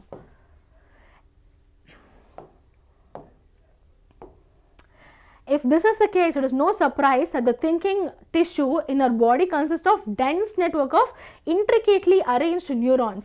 It sits in the forward end of the skull and receives signals from all over the body, which it thinks about before responding to them. Obviously, in order to receive these signals, this thinking part of the brain in the skull must be connected to nerves coming out from various parts of the body. So, இப்போ என்ன வந்துட்டு சொல்கிறாங்கன்னா, so இந்த மாதிரி வந்துட்டு ஒரு காம்ப்ளெக்ஸான ஒரு சிச்சுவேஷனில் இந்த நர்வ்ஸ் எல்லாத்தையுமே வந்துட்டு அந்த என்வாயன்மெண்ட்டுக்கு ஏற்ற மாதிரி நம்ம வந்து ரெஸ்பாண்ட் பண்ணணும் அப்படின்னா இந்த நர்வ்ஸ் எல்லாம் ஏதோ ஒரு விஷயத்துக்கு கனெக்ட் ஆகியிருக்கணும். அது எது கனெக்ட் ஆகிருக்குன்னு கேட்டால் ஆப்வியஸ்லி உன் பிரெயினுக்குமே கனெக்ட் ஆகிருக்கு, இந்த நர்வ்ஸ் எல்லாம் உன் ஸ்பைனல் கார்டுக்குமே வந்துட்டு கனெக்ட் ஆகிருக்கு. ஸோ இதெல்லாம் சேர்ந்து தான் உன்னோட கண்ட்ரோல் அண்ட் கோஆர்டினேஷனை வந்துட்டு பாசிபிளே வந்துட்டு ஆக்குது அப்படின்னு வந்துட்டு சொல்கிறாங்க. அடுத்து என்ன சொல்கிறாங்கன்னா, similarly if this part of the brain is to instruct muscles to move, nerves must carry this signal back to different parts of the body. If all of this is to be done when we touch a hot object, it may take enough time for us to get burnt. இப்போ என்ன சொல்கிறான் அப்படின்னு வந்துட்டு கேட்டால், சரி இதெல்லாம் correct, இப்போ இந்த நர்வ்ஸ் எல்லாம் அந்த என்வாயன்மெண்ட்டுக்கு ஏற்ற மாதிரி வந்து ரியாக்ஷன் கொடுக்குறோம், அதுக்கு இந்த நர்வ்ஸ்லாம் பிரெயினுக்கு கரெக்டாக இருக்குது, ஸ்பைனல் கார்டு கரெக்டாக இருக்குது. ஆனால் நமக்கு ஒன்றும் ஆல்ரெடி தெரியும், என்னன்னு தெரியும், இந்த மாதிரி பிரெயின் வந்துட்டு வேறு லெவலில் வந்துட்டு ரொம்ப வந்துட்டு யோசிக்கிற பாட்டு தான் வந்துட்டு இந்த பிரெயின். இப்போ இந்த விஷயத்தில் நம்ம வந்து டக்குன்னு ரியாக்ட் பண்ணோம். இப்போ இந்த இன்ஃபர்மேஷனை பிரெயினுக்கு போய் பிரெயின் ரொம்ப யோசிச்சு எதனா பண்ணுச்சுன்னா அதுக்குள்ளேயே வந்துட்டு நம்ம கை வந்துட்டு சுட்டுறோம். ஸோ அப்போது எப்படி தான் இந்த இன்ஃபர்மேஷன் எங்கே தான் போய் சேருது? அப்போது இந்த மாதிரி எமர்ஜென்சி சிச்சுவேஷன்ஸில் பிரெயினுக்கு போகாமல் எதனா ஒரு ஷார்ட்கட் இருக்குதா அப்படின்னு உனக்கே ஒரு இண்டிகேஷன் தந்துன்னு இருக்கான். ஓகே, அடுத்து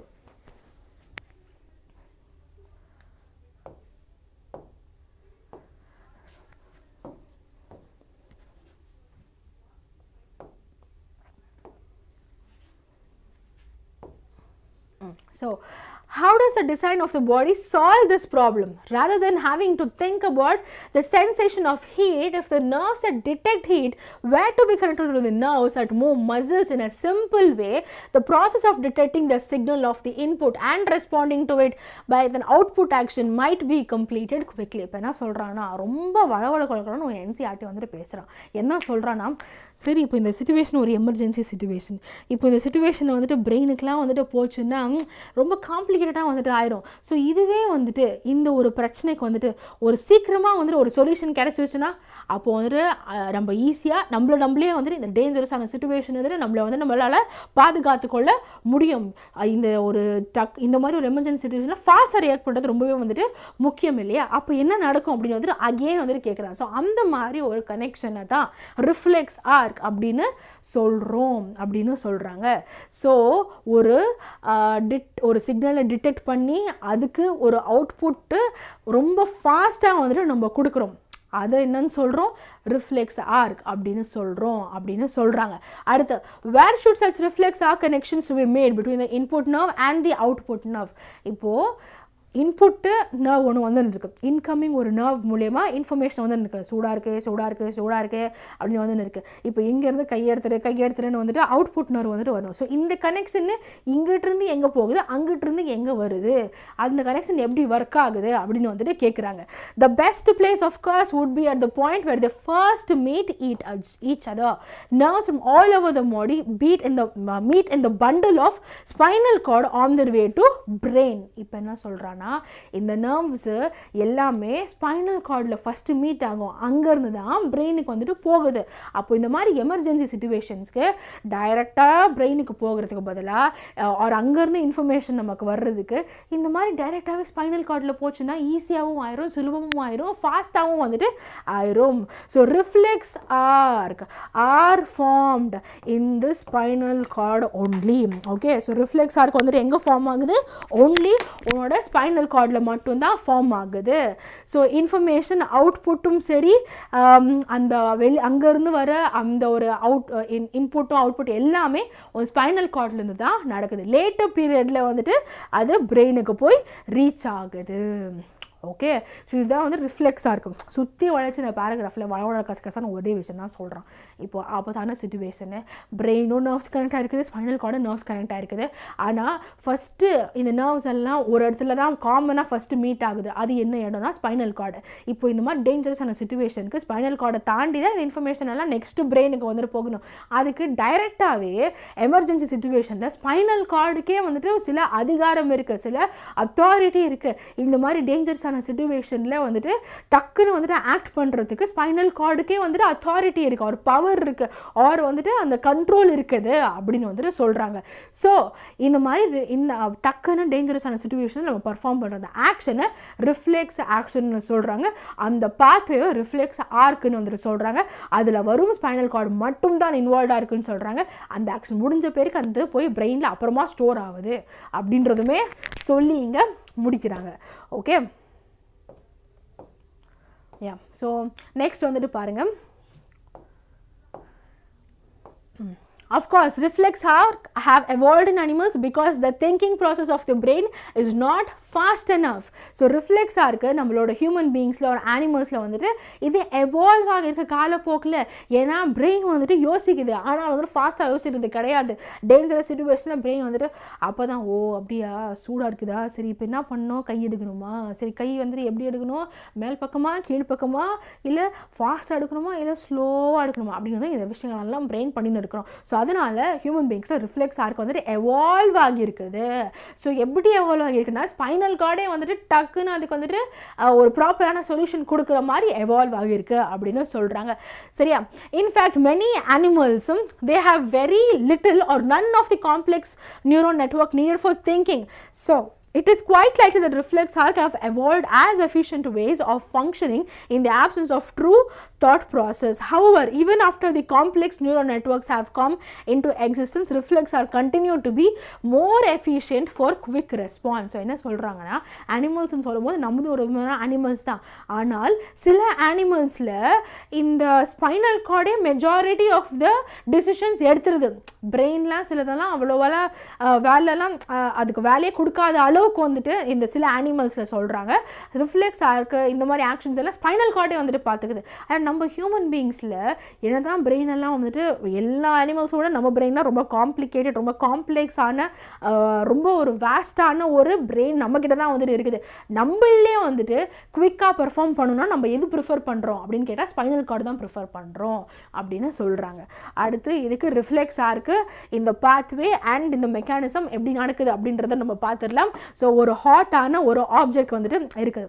அந்த ஹாட்டான ஆப்ஜெக்ட் அது சூடாக இருக்குன்னு நமக்கு எப்படிடா தெரியும்? அந்த சூடாக இருக்குன்னு எப்படி தெரியும்னா நம்ம கையில் ரிசப்டர்ஸ் இருக்குது. ஸோ ஸ்கின்ல என்ன ரிசப்டர்ஸ் இருக்குது அப்படின்னு வந்துட்டு கேட்டேன்னா, ஸோ தெர்மோ ரிசப்டர்ஸ் வந்துட்டு இருக்குது. இந்த தெர்மோ ரிசப்டர்ஸ் அச்சச்சோ சூடாக இருக்குது அப்படின்னு சொல்லிட்டு அது டிடெக்ட் பண்ணிடும். டிடெக்ட் பண்ணிவிட்டு இந்த இன்ஃபர்மேஷனை எங்கே அனுப்புவோம்? இது நம்ம ஆல்ரெடி பார்த்தாச்சு. இந்த இன்ஃபர்மேஷன் நியூரான் வழியாக எப்படி பாஸ் ஆகுதுன்றதை நம்ம கவர் பண்ணிட்டோம். இப்போது இந்த ரிசப்டர்ஸ் வந்து இந்த இன்ஃபர்மேஷன் எந்த நியூரானுக்கு வந்துட்டு போகுது அப்படின்னு கேட்டால் சென்சரி நியூரானுக்கு வந்துட்டு போகுது. ஓகே, உங்கள் கையிலேயே சென்சரி நியூரான் வந்துட்டு இருக்குது. ஸோ அங்கே அந்த இன்ஃபர்மேஷன் ரிசப்டார்ஸ் இங்கே இருந்துட்டு சென்சரி நியூரான்ஸ்க்கு வந்துட்டு அந்த இன்ஃபர்மேஷன் வந்துட்டு போகுது. அங்கேருந்து அந்த இன்ஃபர்மேஷன் வந்துட்டு எங்கே போகுது அப்படின்னு வந்துட்டு பார்த்தீங்கன்னா, ஸோ உன்னோட spinal cord which is your part of your central nervous system, spinal கார்டுக்கு வந்துட்டு போகுது.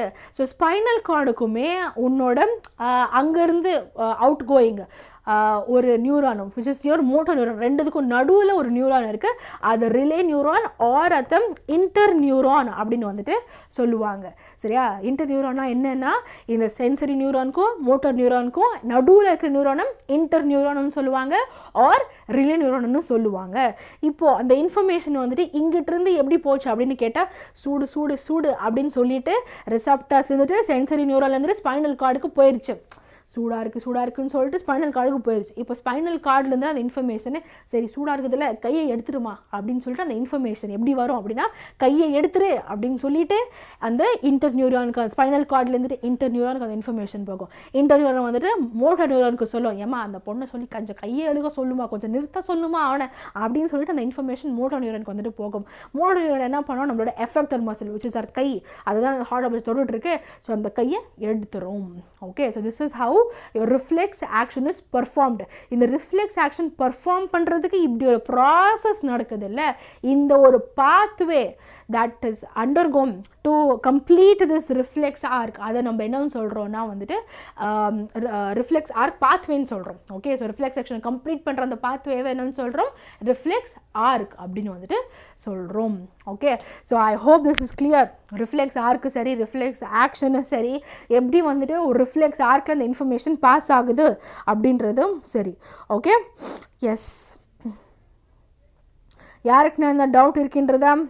S yes yes yes, any doubt so for நம்ம பார்த்ததில்? ஸோ இந்த மாதிரி வந்துட்டு ma'am after sensory neuron spinal கார்டுக்கு போகுமா இல்லை ரிலே நியூரானுக்கு போகுமா? My ma'am telling it will go to relay neuron அப்படி வந்துட்டு ஜெலினா வந்துட்டு சொல்கிறாங்க. ஸோ ஜெலினா ஆக்சுவலாக இங்கே உங்களோட டெக்ஸ்ட் புக்கில் நீங்களே பாருங்கள், நான் வந்துட்டு எதுவுமே நான் எக்ஸ்ட்ராவாக ஒன்றுமே சொல்ல. ஓகே, உங்கள் டெக்ஸ்ட் புக்கில் இருக்கிற இமேஜ், உங்கள் டெக்ஸ்ட் புக்கில் இருக்கிற இமேஜ் என்ன சொல்லுது அப்படின்றத நான் சொல்கிறேன். ஸோ ரிசப்டார்ஸ் இருக்குது, ரிசப்டார்ஸ்லேருந்துட்டு அந்த இன்ஃபர்மேஷன் எங்கே போகுதுன்னு சொல்கிறாங்க, சென்சரி நியூரானுக்கு போகுது. ஓகே, சென்சரி நியூரான் வந்து டென்ட்ரைட்ஸ் தான் ரிசப்டார்ஸ்க்கு தான் இன்ஃபர்மேஷனை வாங்கிக்குது. ஓகேவா? ஸோ ரிசப்டார்ஸ் வந்துட்டு சென்சரி நியூரானுக்கு போகுது. அங்கேருந்து இந்த இன்ஃபர்மேஷன் எங்கே போகுது, இங்கே நீங்களே பாருங்கள் லைனாக கொண்டு போய் எங்கே போய் முடியுது, உங்கள் ஸ்பைனல் கார்டில் முடியுது. ஓகே, ஸோ ரிசப்டார்ஸ் வந்துட்டு சென்சரி நியூரான்ஸ் வந்துட்டு ஸ்பைனல் கார்டுக்கு போகுது. இது வந்துட்டு இன்கமிங், இங்கேருந்து மெசேஜ் போகுது. இன்கமிங் மெசேஜ் என்னவா போகுது, சூடாக இருக்குது அப்படின்னு சொல்லிட்டு மெசேஜ் சென்ட்டோட ப்ராசஸ் ஆர் பாத்வே எப்படி இருக்குது, receptors to sensory to spinal கார்டுக்கு லொக்கேஷன் ரீச். இப்போ ஸ்பைனல் கார்டில் இருந்துட்டு அவுட் கோயிங் மெசேஜ் வரணும், ரிப்ளை மெசேஜ் வருது. அது எப்படி வருது, ஸ்பைனல் கார்டில் இருந்துட்டு அந்த இன்ஃபர்மேஷனு நான் சொல்லலை, உன் டெக்ஸ்ட் புக் சொல்லுது. இங்கே நடுவில் ஒரு பீஸ் இருக்குதா, அந்த பீஸை இங்கே ஒரு ஆரோ மார்க் போட்டு ரிலே நியூரான்னு அவனே போட்டிருக்கிறான். இந்த ரிலே நியூரானுக்கு இன்னொரு பேர் இருக்குது, அது நான் என்னன்னு சொன்னேன், இன்டர்னால என்னன்னு சொல்லு, ரெண்டுக்கும் நடுவில் இருக்குது அப்படின்னு அர்த்தம்.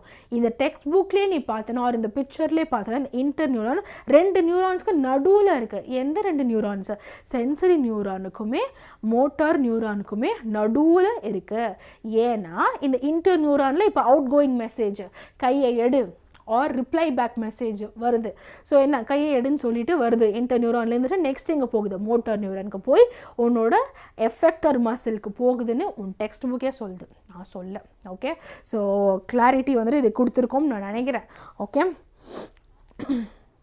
வேறு எதனா டவுட் இருக்கின்றதா? Yes, Bhavatharani relay neuron is basically your interneuron, அவ்வளோதான்ப்பா. ஓகே, ஸோ எஸ், வேறு என்ன டவுட் இருக்கா? No doubt. ஓகே, என்ன டவுட் இருக்கின்றது? அண்டர்ஸ்டுடா ஜெலினா? ஓகேப்பா. ஓகே, சரி, நெக்ஸ்ட் கான்செப்ட் வந்துட்டு போயிடலாமா? Human brain. சரியா? ஸோ ஹியூமன் பிரெயினுக்கு வந்து நம்ம போக போகிறோம். ஸோ இன்ட்ரடக்ஷன் ஃபினிஷ் பண்ணோம், அதுக்கப்புறம் ரிஃப்ளெக்ஸ் ஆர்க்கு, அதுக்கப்புறம் உன்னோட பாத்வே ரிஃப்ளெக்ஸ் ஆக்ஷன் எப்படி அந்த பாத்வே நடக்குது, ஒரு நியூரான் ஒரு நர்வ் செல்குள்ள இன்ஃபர்மேஷன் எப்படி வந்துட்டு ட்ரான்ஸ்ஃபர் ஆகுதுன்னு பார்த்தோம். ரிசப்டார்ஸோட டைப்ஸுமே வந்துட்டு நம்ம ஃபினிஷ் பண்ணியாச்சு. இப்போது நெக்ஸ்ட் வந்துட்டு give more examples for reflex arc அப்படின்னா வந்துட்டு இப்போது ஒரு நீட் ஜர்க், உன்னோட அகெயின் இன்னொரு எக்ஸாம்பிள் உன்னோட சிபிஎஸ்சி மென்ஷன் பண்ணுது, நீட் ஜர்க்கு ஆர் ஒரு டாக் துரத்திட்டு வருது. ஸோ அதுவுமே வந்துட்டு ஒரு எக்ஸாம்பிள் ஆஃப் ரிஃப்ளெக்ஸ் ஆர்க். அதெல்லாம் டக்குன்னு நீ அந்த விஷயத்துக்கு வந்துட்டு நீ ரெஸ்பாண்ட் பண்ணணும். ஆர் வந்து சின்ன சின்ன விஷயங்கள், ஃபார் எக்ஸாம்பிள் டெம்பரேச்சர் மாறுது, நம்மளை சுற்றி ரொம்ப கோல்டாக இருக்குது. இப்போ இன்றைக்கி எனக்கு அந்த சம்பவம் ஆச்சு. ஃப்ரிட்ஜுக்குள்ளேருந்து வந்துட்டு நான் யோசிச்சு பார்க்கல, ஏதோ ஒரு பாத்திரம் எங்கள் அம்மா வச்சுருந்தாங்க, அந்த பாத்திரத்தை எடுத்தோடனே பயங்கரமாக வந்து கையெல்லாம் அந்த ஒரு என்ன சொல்லுவாங்க, ஐஸ் ஃப்ராஸ்ட் ஒரு ஐஸ் பைட்டுன்னு சொல்லுவாங்களே, ஸோ அந்த மாதிரி ஆகிடுச்சு. ஸோ அது இமீடியட்டாக வந்துட்டு அந்த பாத்திரத்தை நான் கீழே போட்டேன், ஏன்னா ரொம்ப சில்லுன்னு இருந்துச்சு, பிடிக்க முடியல அப்படின்னு வந்து சொல்லிட்டு. ஸோ இதெல்லாமே வந்துட்டு சில எக்ஸாம்பிள்ஸ் ஆஃப் ரிஃப்ளெக்ஸ் ஆக்ஷன் நான் பண்ணுது. ஆனால் இது பண்ணுறதுக்கு நம்ம பாடியில் ரிஃப்ளெக்ஸ் ஆர்க் நடக்குது, அவ்வளோதான். ஓகே, ஸோ நெக்ஸ்ட் வந்துட்டு ஹியூமன் பிரெயினுக்கு வந்துட்டு நம்ம போயிடலாம். ஹியூமன் பிரெயினில் அகெயின் ஒரு விஷயம் வந்துட்டு சொல்லிடுறேன். உங்கள் டெக்ஸ்ட் புக்கில் நான் டிஸ்க்ளைமர் போட்டுட்டேன், உங்கள் டெக்ஸ்ட் புக்கில் நிறைய விஷயங்கள் வந்துட்டு இல்லை. That is 3 to 5% of the concepts வந்துட்டு உங்கள் டெக்ஸ்ட் புக்கில் இல்லை. இன்ஃபேக்ட் நம்ம ரிசப்டர்ஸ் படிக்கும் போது உங்கள் டெக்ஸ்ட் புக்கில் வந்துட்டு வரும் கஸ்டேட்ரியுமே ஆல் ஃபேக்ட்ரி மட்டும் தான் மென்ஷன் பண்ணியிருக்காங்க. ஆனால் அதை தாண்டி தெர்மோ ரிசப்டர்ஸ், ஃபோட்டோ ரிசப்டர்ஸ் சொல்லலை, மைலின் ஷீத் பற்றி வந்து பெருசாக நோட் ஆஃப் ரன்வீர் பற்றி வந்துட்டு பெருசாக வந்துட்டு சொல்லலை, அது எப்படி இன்சுலேஷன் ப்ரொவைட் பண்ணுறதுன்னு பெருசாக வந்துட்டு சொல்லலை. இதெல்லாம் வந்துட்டு நீங்கள் லெக்சர் சீரீஸில் பார்த்தா இதெல்லாம் நம்ம கவர் பண்ணியிருப்போம். ஆர் மேபி ஈவன் உங்களோட மேம் கூட வந்து இதெல்லாம் கொஞ்சம் சொல்லி கொடுத்துருப்பாங்க. சரியா? ஸோ அதனால் மேம் என்சிஆர்டி இல்லாதெல்லாம் வந்துட்டு நிறைய விஷயங்கள் நம்ம வந்து கற்றுக்க வேண்டியதாக இருக்குன்னா, ஏன்னா அவங்க சிபிஎஸ்சி கேட்குறான், இதெல்லாம் வந்து மேலோட்டமாக சில விஷயங்கள் சொல்கிறான். இந்த ஒரு சாப்டர் மட்டும் தான் கொஞ்சம் அப்படி, மற்றபடி எல்லா சாப்டருமே இப்படி வந்துட்டு கிடையாது. மற்றது எல்லாமே அவன் என்சிஆர்டி தான் ஸ்டிக் பண்ணுறான். சில கான்செப்ட்ஸ் மட்டும் வந்துட்டு கொஞ்சம் வெளியிலேருந்து வருது, அது மட்டும் நீங்கள் தெரிஞ்சுக்கணும். அது உங்கள் டீச்சர்ஸ் எல்லாம் கண்டிப்பாக கவர் பண்ணியிருப்பாங்க, நம்மளும் லெக்சர் சீரீஸில் ஃபினிஷ் பண்ணியிருக்கோம். இப்போ இது ஏன் நான் சொல்கிறேன்னா, ஹியூமன் பிரெயினில் நம்ம போகும்போது நம்ம டெக்ஸ்ட் புக் வழியாக போகிறதுனால சில கான்செப்ட்ஸ் வந்துட்டு உங்கள் டெக்ஸ்ட் புக்கில் இருக்காது. ஓகே, நான் நிறைய டீட்டெயில்டாக கிராஷ் கோர்ஸில் ஹியூமன் பிரெயினை பற்றி நிறைய விஷயங்கள் உங்களுக்கு வந்து நான் சொல்லியிருப்பேன். அதெல்லாம் உங்கள் எக்ஸாம் பாயிண்ட் ஆஃப் வியூவில் ரொம்ப ஹெல்ப்ஃபுல்லாக இருக்கும். ஸோ அது ஒரு வாட்டி ரெஃபர் பண்ணுங்கள். இது வந்து என்சிஆர்டியில் என்னென்ன இருக்கோ அது மட்டும் தான் இப்போ நான் உங்களுக்கு சொல்ல போகிறேன். சரியா? அதை தாண்டி சில எக்ஸ்ட்ரா பாயிண்ட்ஸுமே நான் உங்களுக்கு சொல்கிறேன். சரி? ஸோ இப்போ reflex action, the only function of the spinal cord is reflex action. Only the function of the spinal cord? Obviously not. Since we know that we are thinking, being spinal cord is made up of nerves which supply information to think about. Thinking involves more complex mechanisms and neural connections. These are concentrated in the brain, which is the main coordinating center of the body. The brain and spinal cord constitute the central nervous system. They receive information from all parts of the body and integrate. So என்ன பண்ண சொல்றானா, இப்போ என்ன spinal cord வர reflex action மட்டும் தான் பண்ணுமா, வேற எந்த வேல்யூ ரிஃப்ளெக்ஸ் ஆக்ஷனை தவிர்த்து இந்த ஸ்பைனல் கார்டு வேற எந்த வேல்யூ பண்ணாதா அப்படி வந்து கேட்குறோம். அப்படிலாம் கிடையாது. ஸ்பைனல் கார்டு வந்துட்டு ரிஃப்ளெக்ஸ் ஆக்ஷனில் அது இமீடியட்டாக நம்ம அந்த விஷயம் செய்யணுன்றதுனால அதில் ஒரு ஸ்பைனல் கார்டு வேலை செய்யுது. ஆனால் மற்றபடி ஸ்பைனல் கார்டு அது மட்டும் தான் வேலை அப்படிலாம் கிடையாது. இன்ஃபேக்ட் நான் இப்போ இப்படி கை மூவ் பண்ணுறேன், நம்மளுக்கே தெரியாமல் நம்ம ஐஸ் பிளிங்க் ஆகிட்டு இருக்குது, ஆர் வந்துட்டு நம்ம ப்ரீத் பண்ணின்னு இருக்கிறோம். ஸோ இந்த மாதிரி நிறைய விஷயங்களுக்கு வந்துட்டு இந்த ஸ்பைனல் கார்டுமே பிரெயினுமே ரெண்டுமே சேர்ந்து ஒரு டீமாக வந்துட்டு வேலை செய்கிறாங்க. ஸோ அதனால நீங்கள் வரும் ஸ்பைனல் கார்டுக்குன்னா அது ஒரே ஒரு வேலை தான் இருக்குது, ரிஃப்ளெக்ஸ் ஆக்ஷன் தான் வேலை செய்யுது, அதில் அந்த வேலையில் மட்டும் பிரெயின் வந்துட்டு எஸ்கேப் ஆயிடுது அப்படின்னு நினச்சிடக்கூடாது. அதை தாண்டி பிரெயினும் ஸ்பைனல் கார்டும் வந்துட்டு ஒரு டீமாக சேர்ந்து நிறைய நம்ம பாடி ஃபங்க்ஷன்ஸ்க்கு அவங்க ரெண்டு பேர் தான் ரெஸ்பான்சிபிளாக இருக்காங்க. ஸோ இந்த பிரெயினுமே ஸ்பைனல் கார்டுமே ரெண்டுமே ஒட்டுகா சேர்த்து ஒரு டுகெதர் சேர்த்து என்னன்னு சொல்கிறோம் அப்படின்னு வந்துட்டு கேட்டோன்னா சென்ட்ரல் நர்வஸ் சிஸ்டம் ஆர் சிஎன்எஸ்ன்னு சொல்கிறோம். தயவு செஞ்சு எக்ஸாமில் ஷார்ட் ஃபார்மு சிஎன்எஸ்ன்னு எழுதாதீங்க. உனக்கு ஞாபகம் வச்சுக்கிறதுக்காக சிஎன்எஸ்ன்னு சொல்கிறேன். ஆனால் எக்ஸாமில் ஃபுல்லாக தான் எழுதணும், சென்ட்ரல் நர்வஸ் சிஸ்டம் அப்படின்னு தான் எழுதணும். ஓகே, எஸ்பெஷலி உன்னோட அந்த ப்ரீ போர்ட்ஸ்லாம் மேபி உங்களோட டீச்சர் அலோவ் பண்ணுறாங்களா இல்லைன்னு தெரியல, கரெக்ஷன் ஸ்கூல் லெவலில் நடக்கும்போது. ஆனால் லாஸ்ட் மெயின் எக்ஸாமில் வந்துட்டு தயவு செஞ்சு அப்படி எழுதாதீங்க. எல்லா டீச்சர்ஸுமே அப்படி வந்துட்டு கிடையாது. ஷார்ட் ஃபார்ம்ஸ்லாம் எழுதினா மார்க்கே கொடுக்க மாட்டான். அதனால் coming from a teachers perspective ஃபுல்லாக எழுதுங்க, சென்ட்ரல் நர்வஸ் சிஸ்டம்னு எழுதுங்க. ஓகே, ஸோ இந்த சென்ட்ரல் நர்வஸ் சிஸ்டமில் யார் இருக்கிறா? ஸ்பைனல் கார்டு இருக்குது, பிரெயின் இருக்குது. இவங்க ரெண்டு பேரும் என்ன பண்ணுறாங்க அப்படின்னு கேட்டால் இன்ஃபர்மேஷனை ரிசீவ் பண்ணுறாங்க. ரிசீவ் பண்ணிவிட்டு என்ன பண்ணுறாங்க அப்படின்னு வந்துட்டு கேட்டால் அதை இன்டகிரேட் பண்ணுறாங்க. ஓகே, வரும் இன்ஃபர்மேஷனை மட்டும் ரிசீவ் பண்ணல. இப்போது நீங்களுமே இந்த செஷன் பார்த்துட்ருக்கீங்க. இந்த செஷன் பார்த்துட்டு இருக்கும் போது இங்கேருந்து இந்த டெக்ஸ்ட் புக் குறிச்சோ ஆர் இந்த சாப்டர் குறிச்சோ நீங்கள் இன்ஃபர்மேஷனை ரிசீவ் பண்ணுறீங்க. ரிசீவ் பண்ணி மட்டும் இல்லை, நீங்கள் அதை ஸ்டோர் பண்ணுறீங்க, ப்ராசஸ் பண்ணுறீங்க, திங்க் பண்ணுறீங்க, அதை ரீப்ரொடியூஸும் செய்வீங்க உங்களோட எக்ஸாமில். ஸோ இதெல்லாம் நடக்கணும்னா பிரெயினும் ஸ்பைனல் கார்டுமே அதை ரெண்டுமே வேலை செய்யுது இந்த விஷயங்கள் எல்லாம் பண்ணுறதுக்கு. ஓகே, அடுத்து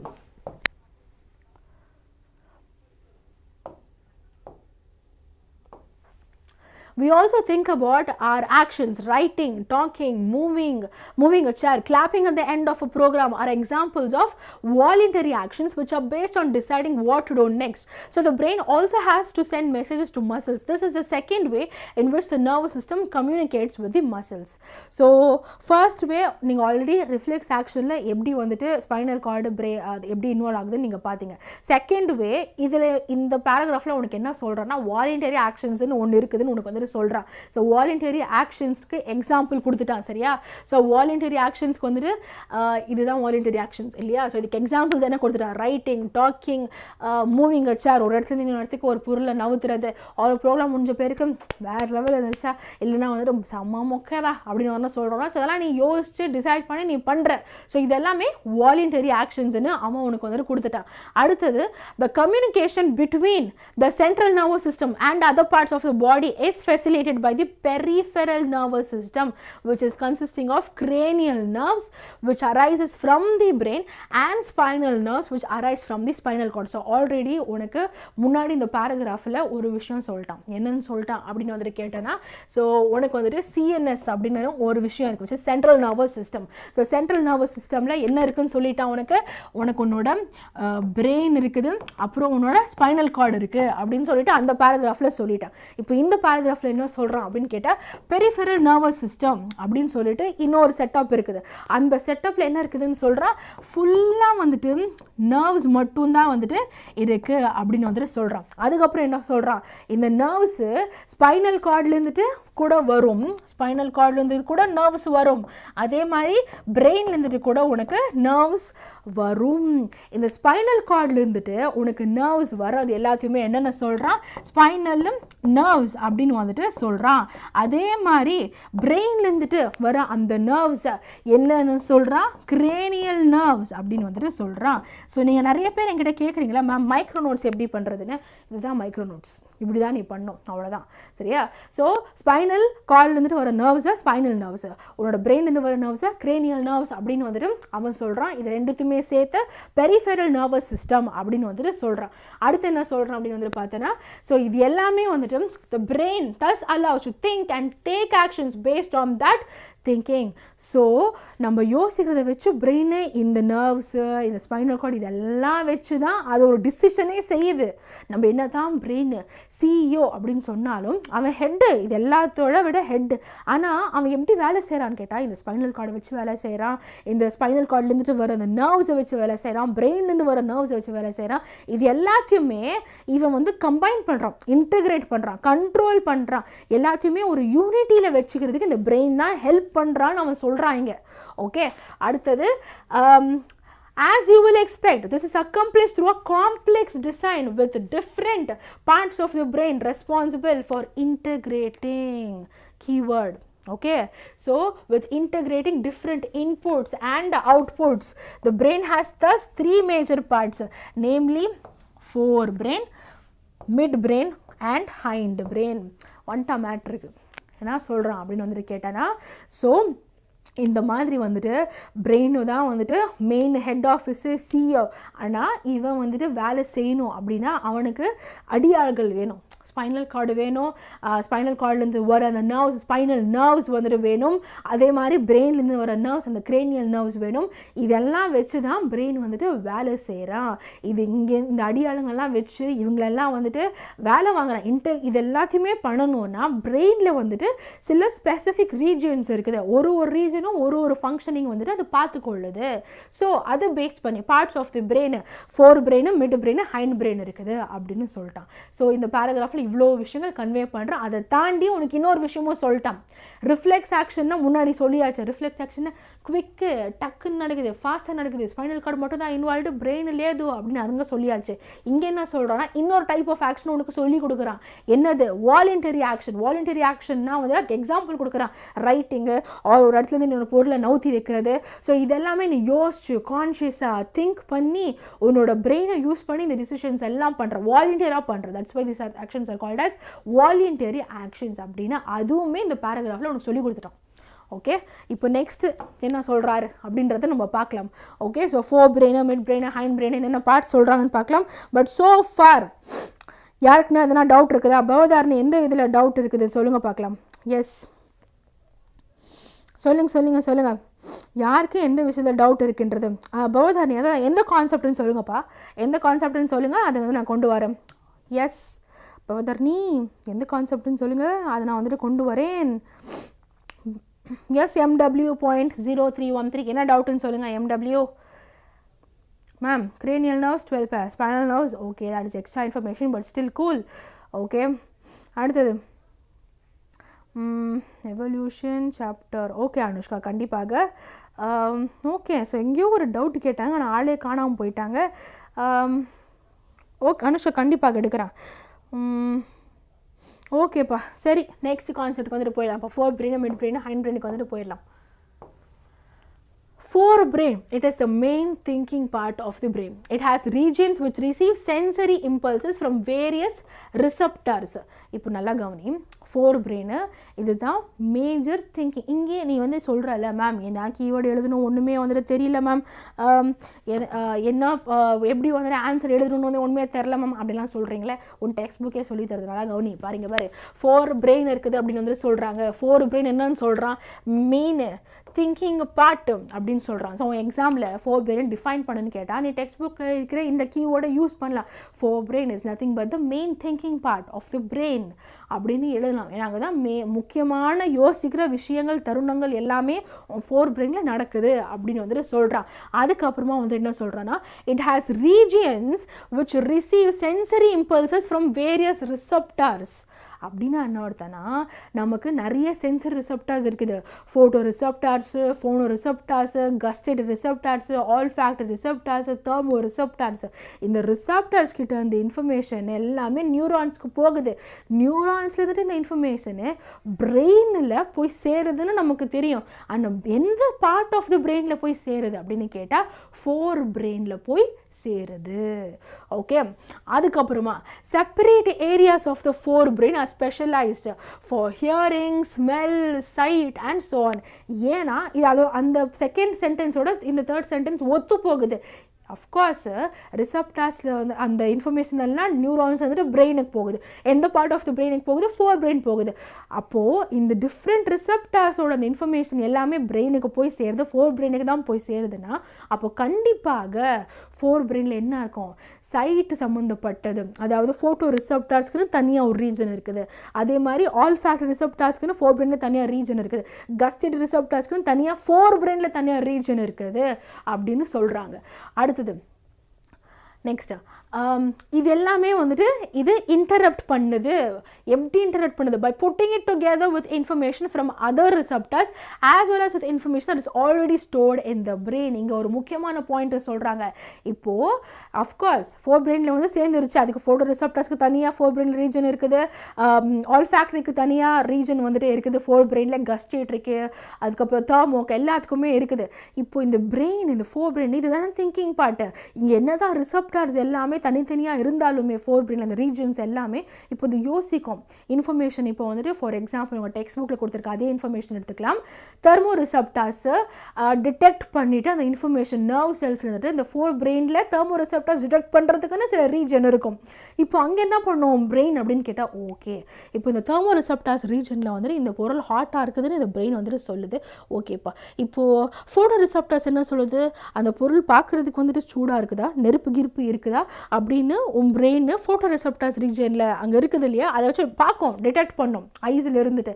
அந்த விஷயங்கள் அந்த ப்ராசஸிங் எல்லாமே உன்னோட ஃபோர் பிரெயினில் நடக்குது அப்படின்னு வந்துட்டு சொல்கிறாங்க. Next, all this a decision is made about how to respond and the information is passed on to the motor areas which control the movement of voluntary muscles. இப்போ இந்த மாதிரி எல்லாம் பிரெயின் ப்ராசஸிங் கீசஸிங் எல்லாம் பண்ணிவிட்டு அப்புறமா அந்த ஒரு விஷயத்துக்கு எப்படி ரெஸ்பாண்ட் பண்ணுறது அப்படின்னு அதுக்கு குறித்து ஒரு ப்ராப்பரான ஒரு ரெஸ்பான்ஸ் வந்துட்டு கொடுக்கும். Okay, for example our leg muscles, however certain for example leg மசில்ஸ்னு வந்துட்டு எக்ஸாம்பிள் கொடுக்குறாங்க. சரியா, இப்போது லெக் மசில்ஸு ஒரு நீ கிராக்கு நீ ஜர்க் சொல்கிறா இல்லையா, திடீர்னு வந்து சில இடத்துல வந்து நமக்கு நீ ஜர்க் வந்துட்டு ஆயிடுது. ஸோ அதுவுமே வந்துட்டு பிரெயின் சில விஷயங்கள் எல்லாம் வந்துட்டு கண்ட்ரோல் பண்ணுது. ஃபோர் பிரெயினில் எல்லா பக்கமும் பார்த்து ஒரு விஷயத்தை அனலைஸ் பண்ணி அதுக்கு ரெஸ்பான்ஸ் வந்துட்டு கொடுக்கும். Now, however, certain sensations are distinct from seeing or hearing. For example, how do we know that we have eaten enough?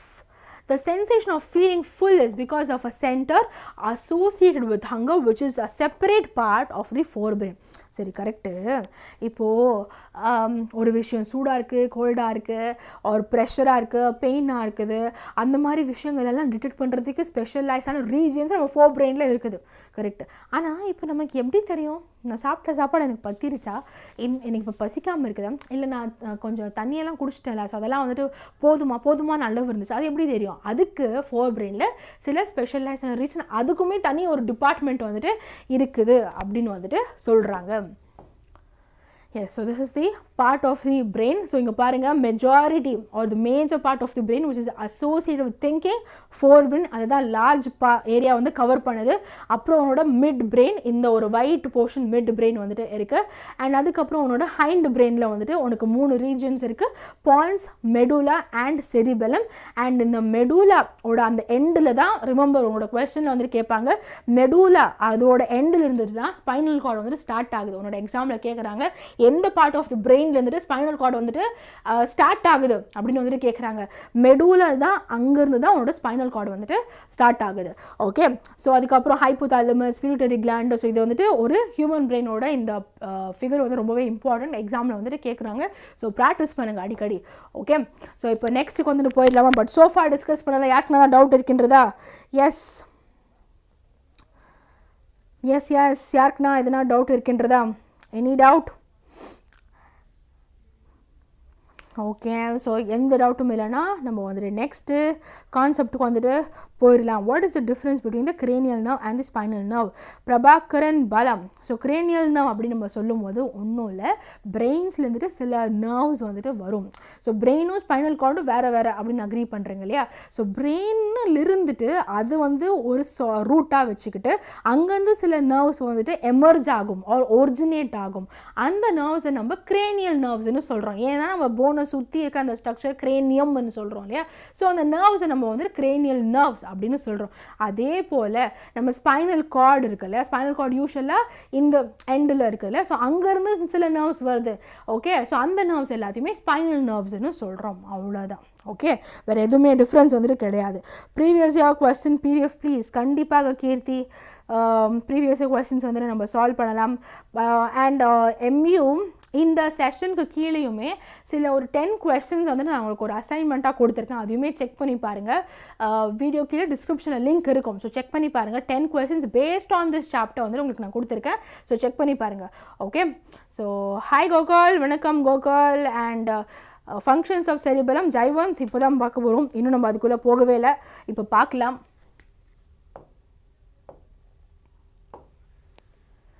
Let us look at the other use of the word reflex that we have talked about in the introduction. இப்போது ரிஃப்ளெக்ஸ்ன்னு ஒரு வார்த்தை நம்ம படித்தோம், அதோட இன்னும் வேறு எந்தெந்த வழியில் இந்த ரிஃப்ளெக்ஸ்ன்ற வார்த்தையை நம்ம வந்துட்டு யூஸ் பண்ணலாம் அப்படின்றத நம்ம பார்க்கலாம். Our mouth waters when we see food we like without our meaning to. Our hearts beat without even thinking about it. In fact, we cannot control these actions easily by thinking about them. Even if you want to do, we have to think about, to remember, or to breathe, or to digest food. So in between the simple reflex actions like change in the size of the pupil and the thought out actions such as moving a chair, there is another set of muscle movement over which we do not have any thinking control. Ledu. So do not have any thinking control. Many of these involuntary actions are controlled by midbrain and hindbrain, and all these involuntary actions like blood pressure, salivation, vomiting, they are controlled by medulla in the hindbrain. இப்போ என்ன சொல்றாங்க, already உங்களுக்கு reflex action பற்றி சொல்லி கொடுத்துட்டாங்க, quick fast action, அப்புறமா voluntary action பற்றி பேசினாங்க. வாலண்டரி ஆக்ஷனில் மூவிங் சேரு, அதுக்கப்புறம் ரைட்டிங்கு, இந்த மாதிரி விஷயங்கள் எல்லாம் வாலண்டரி ஆக்ஷன்ஸில் வந்துச்சு, where you use your brain. இப்போ இன்வாலண்டரி ஆக்ஷன்ஸ் நம்ம இப்போ இந்த செஷன் பார்த்துனே இருக்கிறோம், ஆனால் உங்களுக்கே தெரியாமல் நீங்கள் வந்துட்டு ப்ரீத் பண்ணிகிட்டே இருக்கீங்க, ரெஸ்பைர் பண்ணிகிட்டே இருக்கிறீங்க, நீங்கள் ப்ரீதிங் பண்ணிகிட்டே இருக்கீங்க. ஸோ நீங்கள் வந்துட்டு இது நீங்கள் பண்ணிகிட்டே இருக்கீங்க, உங்களோட கான்ஷியஸ்னஸ் இல்லாமலே அதே சமயம் உங்களோட இந்த ஐஸ் கண் சிமிட்டுறது, ஸோ அதுவுமே வந்துட்டு நீங்கள் கான்ஷியஸ்னஸ் இல்லாமல் உங்கள் கண் அந்த விஷயம் உங்களுக்கு வந்துட்டு பண்ணிக்கிட்டே வந்துட்டு இருக்குது. அண்ட் ப்ரீதிங்கு இதெல்லாமே வந்துட்டு கான்ஷியஸ் இல்லாமல் இந்த விஷயங்கள் ஆட்டோமேட்டிக்காக உங்களோட பாடி ஒரு உங்களோட லைஃப் சஸ்டெயின் ஆகிறதுக்கு நடந்துகிட்டே இருக்குது. ஸோ இந்த மாதிரி ஆக்ஷன்ஸ் எல்லாமே involuntary actions அப்படின்னு சொல்கிறோம். So we saw 3 types of actions. So இதெல்லாம் நம்மளோட கான்ஷியஸ்னஸோட நம்மளோட பிரெயினை யூஸ் பண்ணி மூளையை கசக்கி ரூம் போட்டு ஒரு விஷயம் நம்ம செயல்படுத்துகிறோம் அப்படின்னா அது நம்ம கண்ட்ரோலில் இருக்குது அந்த விஷயம் அப்படின்னா அது வாலண்டரி ஆக்ஷன். இப்போது நான் வந்து இப்படி நடந்து போகணும்னு நினைக்கிறேன், ரிவர்ஸில் வரும்னு நினைக்கிறேன், so this is voluntary action. ஆனால் என்னையே அறியாமல் நான் கான்ஷியஸாக இல்லாமல் நான் வந்து மதியானம் சாப்பிட்ட சாம்பார் சாதம் என் பாடியில் டைஜஸ்ட் ஆகிட்டே இருக்குது அண்ட் நான் ப்ரீத் பண்ணிக்கிட்டே இருக்கேன், அதனால தான் நான் உயிரோடு இருக்கு உங்ககிட்ட இந்த செஷன் நான் எடுத்துகிட்டு இருக்கேன். ஸோ தட் இஸ் நான் கான்ஷியஸ்னஸ் இல்லாமல் என் பாடியில் சில ஆக்ஷன்ஸ் பர்ஃபார்ம் ஆகிட்டே இருக்கு, அந்த ஆக்ஷன்ஸ் எல்லாம் இன்வாலண்டரி ஆக்ஷன்ஸ். அண்ட் இப்போ ஏதோ ஒரு டேஞ்சரஸான ஒரு சுச்சுவேஷனில் நான் குவிக்காக டக்குன்னு ஒரு ஆக்ஷன் பர்ஃபார்ம் பண்ணோம், அது ரிஃப்ளெக்ஸ் ஆக்ஷன். ரிஃப்ளெக்ஸ் ஆக்ஷனுமே ஒரு விதமான இன்வாலண்டரி ஆக்ஷன் தான். ஓகே, ஆனால் எல்லா இன்வாலண்டரி ஆக்ஷன்ஸுமே ரிஃப்ளெக்ஸ் ஆக்ஷன் கிடையாது. அதுவுமே இந்த டிஃப்ரென்ஸ் வந்து தயவு செஞ்சு புரிஞ்சுக்கோங்க, நான் இங்கே போட்டுடுறேன். ஸோ ஆல் ரிஃப்ளெக்ஸ் ஆக்ஷன்ஸ், எல்லா ரிஃப்ளெக்ஸ் ஆக்ஷன்ஸுமே வந்துட்டு இன்வாலண்டரி ஆக்ஷன்ஸு தான், இன்வாலண்டரி ஆக்ஷன்ஸ் தான், சரியா? ஆனால் all involuntary actions